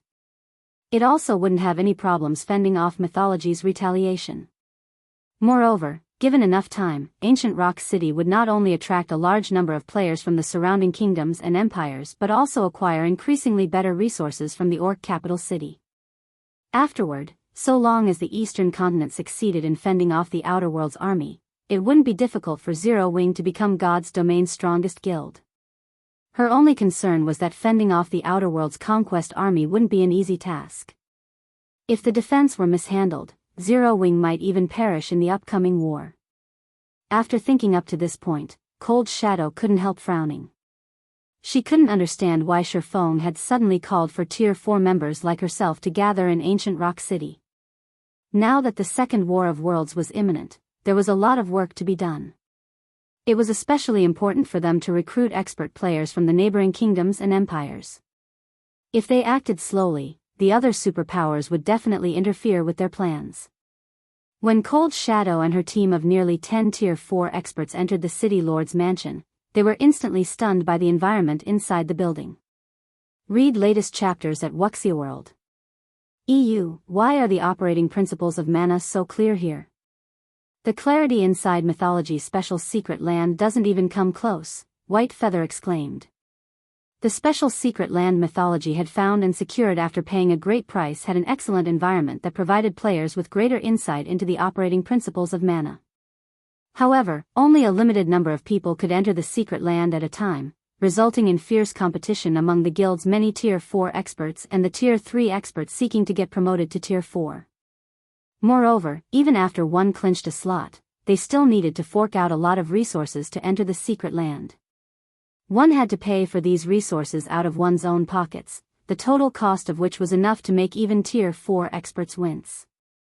Yet, not only did ancient Rock City's City Lord's mansion's environment surpass that of Mythology's special secret land, but there was hardly an entry limit.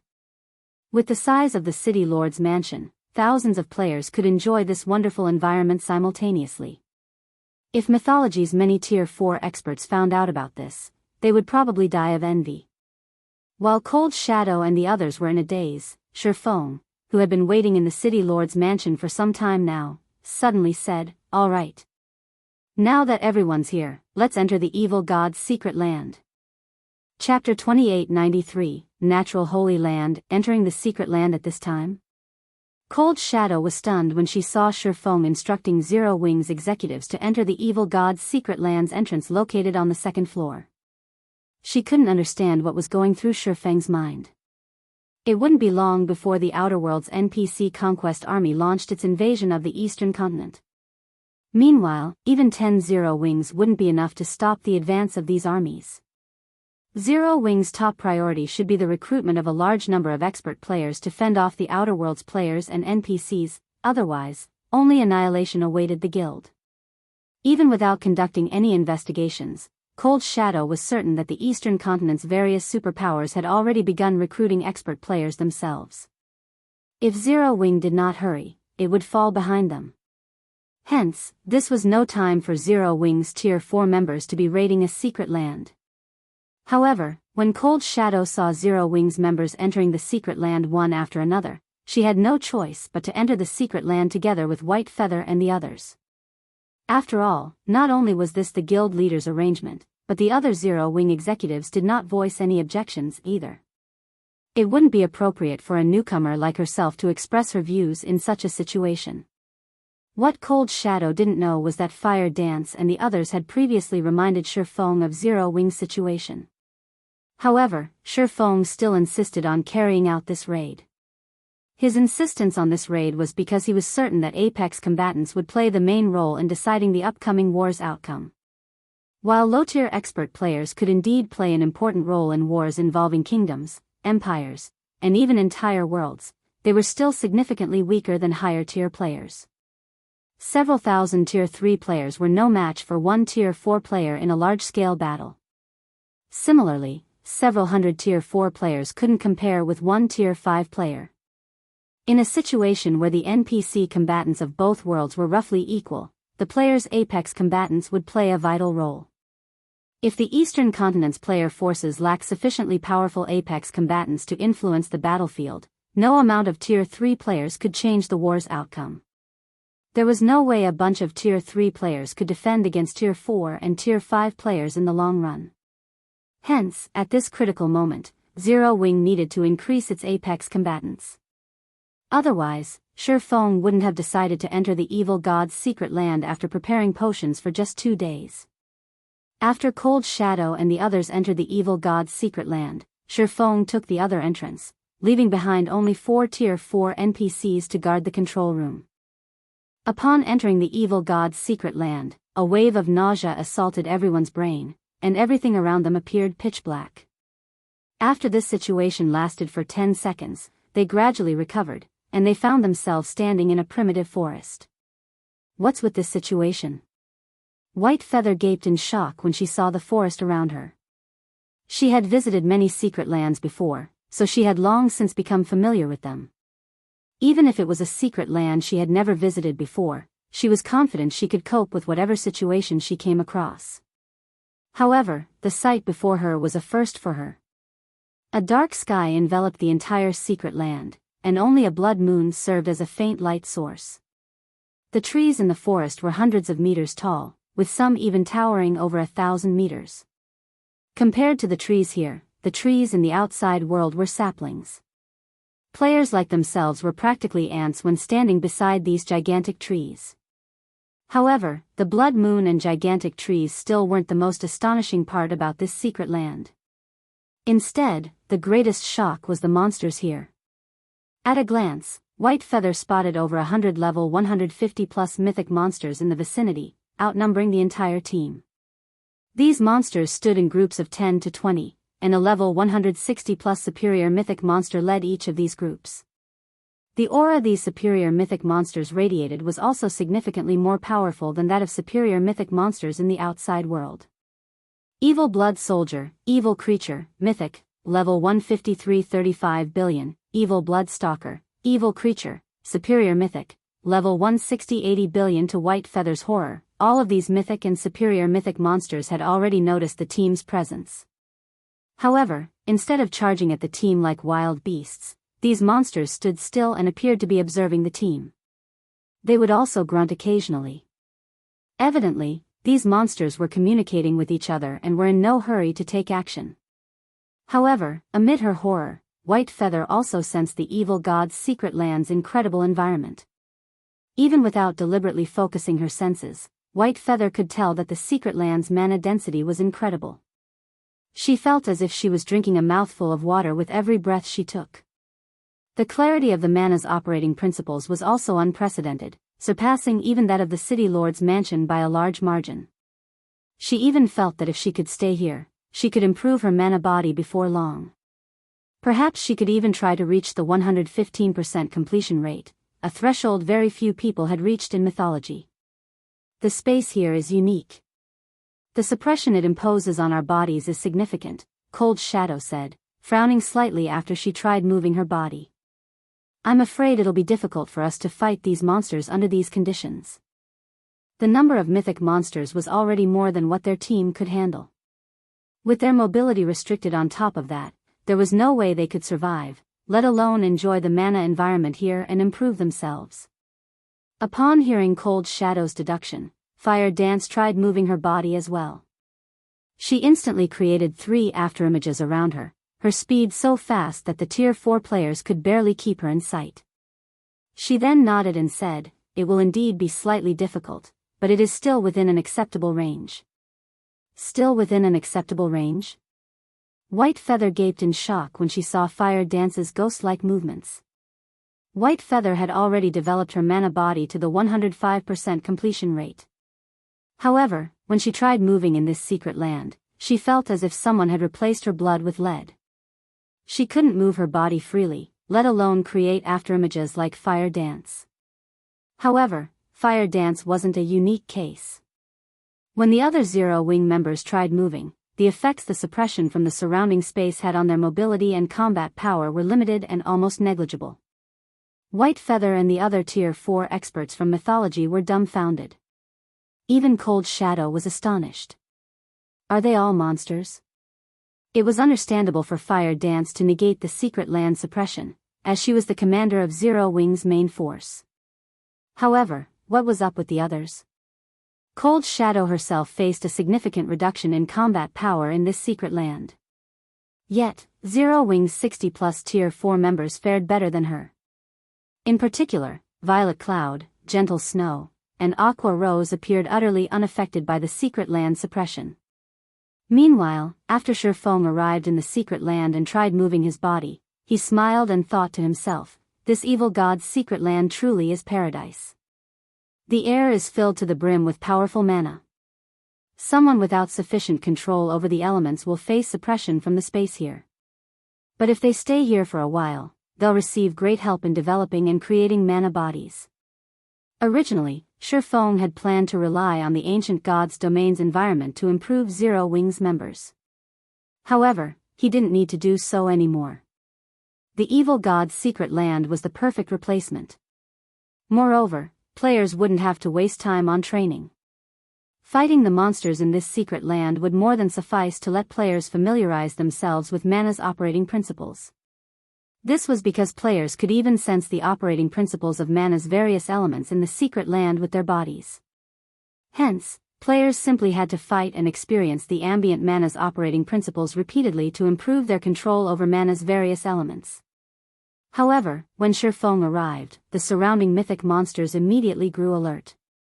Shortly afterward, a 40-meter-tall evil blood stalker clad in exquisite armor and holding a spear let loose a roar, inciting all of the monsters to charge at Zero Wing's members. "Damn it!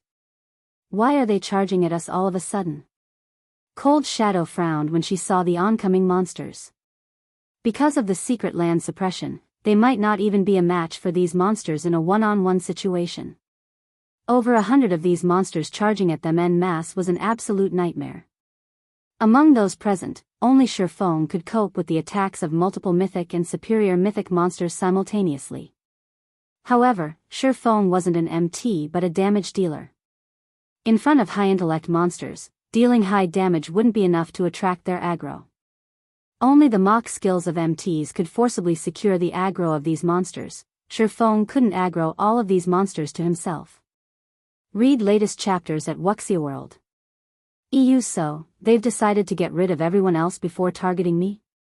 How smart of them. Feng smiled when he saw the evil blood soldiers and stalkers splitting up and targeting different players. Unfortunately, group tactics are useless against me.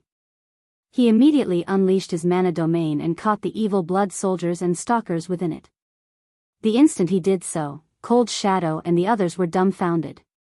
This was because Feng was practically a god descending onto the mortal world at this time. Despite the mana domain holding no hostility to them, they still had their breath stifled. As for the oncoming evil blood soldiers and stalkers, Feng's mana domain reduced their mobility by at least 50%.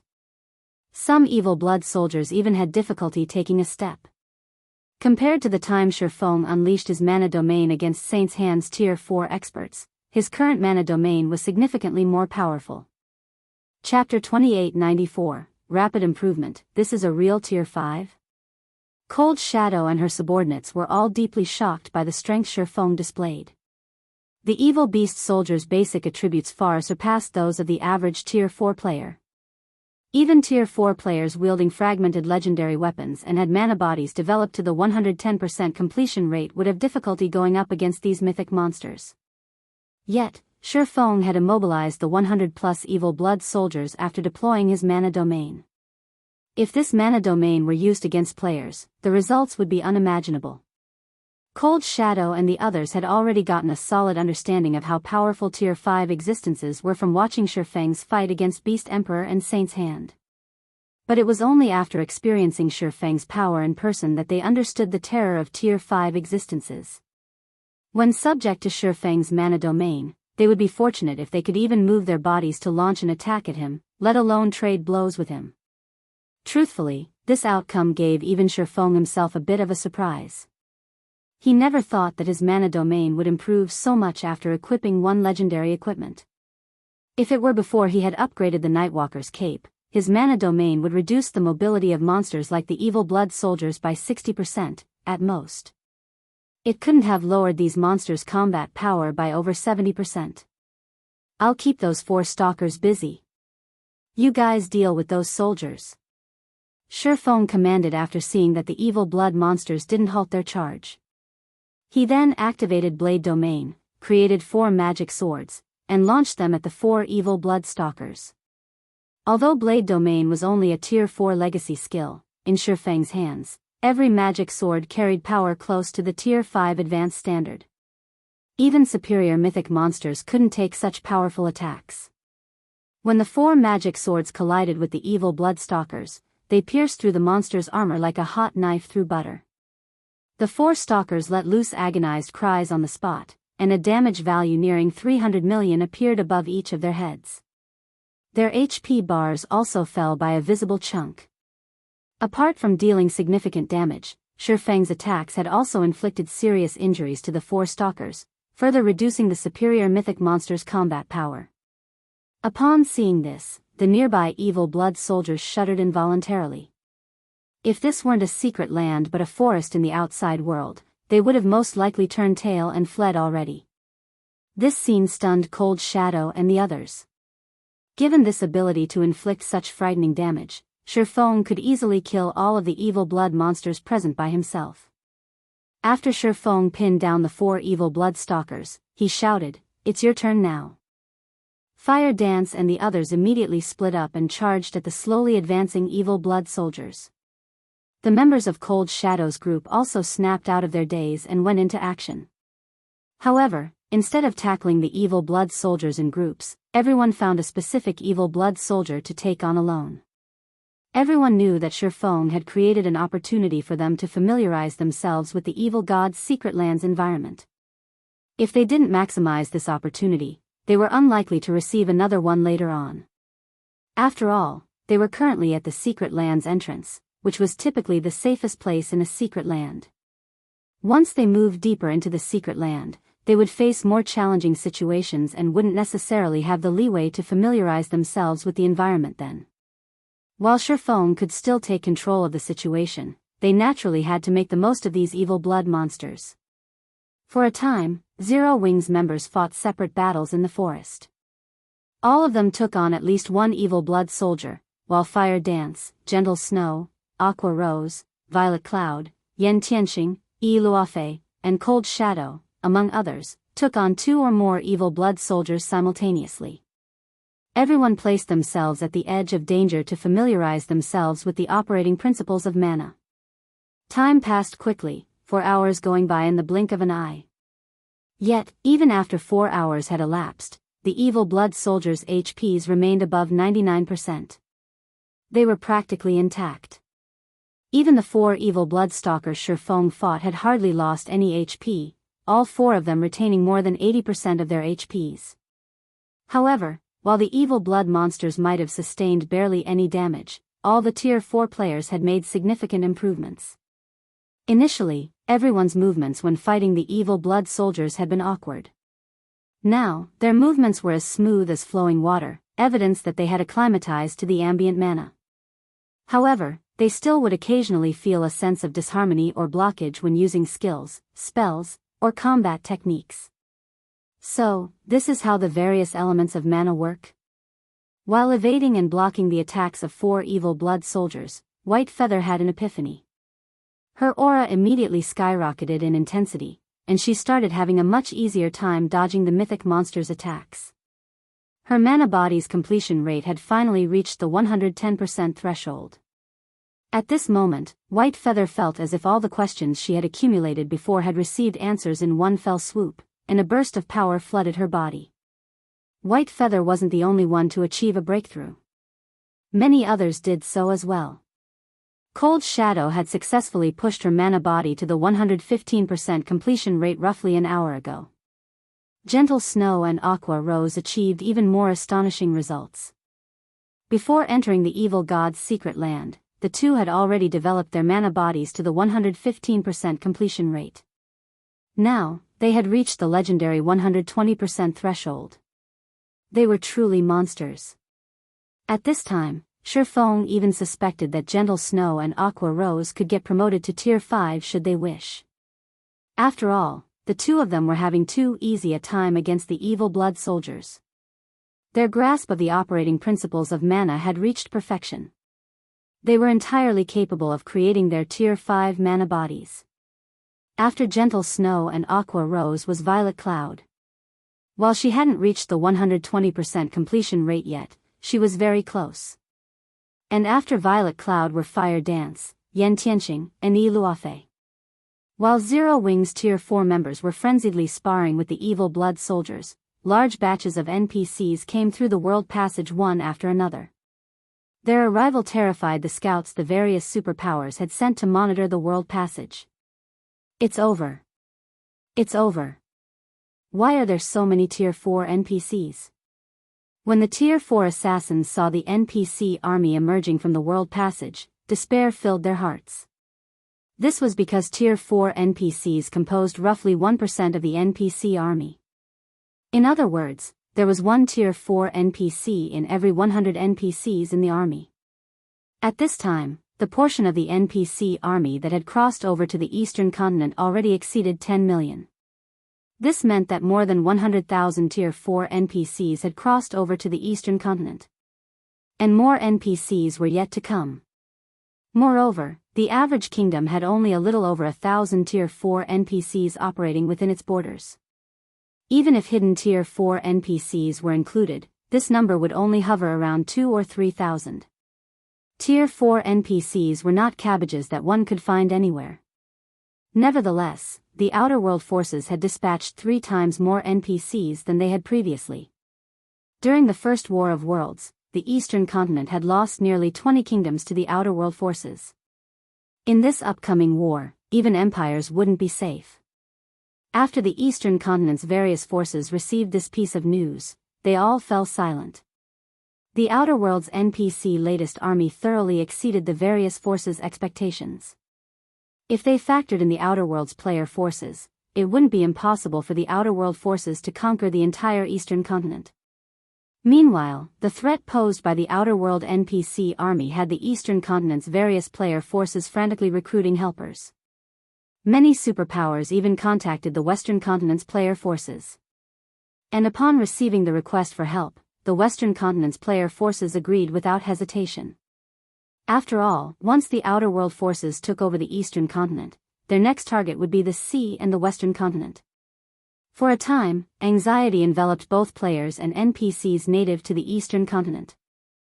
However, Feng and the others inside the evil god's secret land were wholly unaware of the situation outside. They were still sparring with the evil beast stalkers and soldiers. Read latest chapters at Wuxia EU. After everyone had sparred for over a dozen hours and resolved most of their problems, Feng gave the command to start culling the evil blood soldiers. The mythic monsters of a god-mode secret land were unquestionably powerful. Even when working together in groups of 20, Fire Dance and the others took over a dozen minutes to kill just one evil blood soldier. If not for Feng's mana domain, they might have taken more than an hour. Feng fared much better. In the time Fire Dance and the others took to kill one evil blood soldier, he had already killed all 4 evil blood stalkers.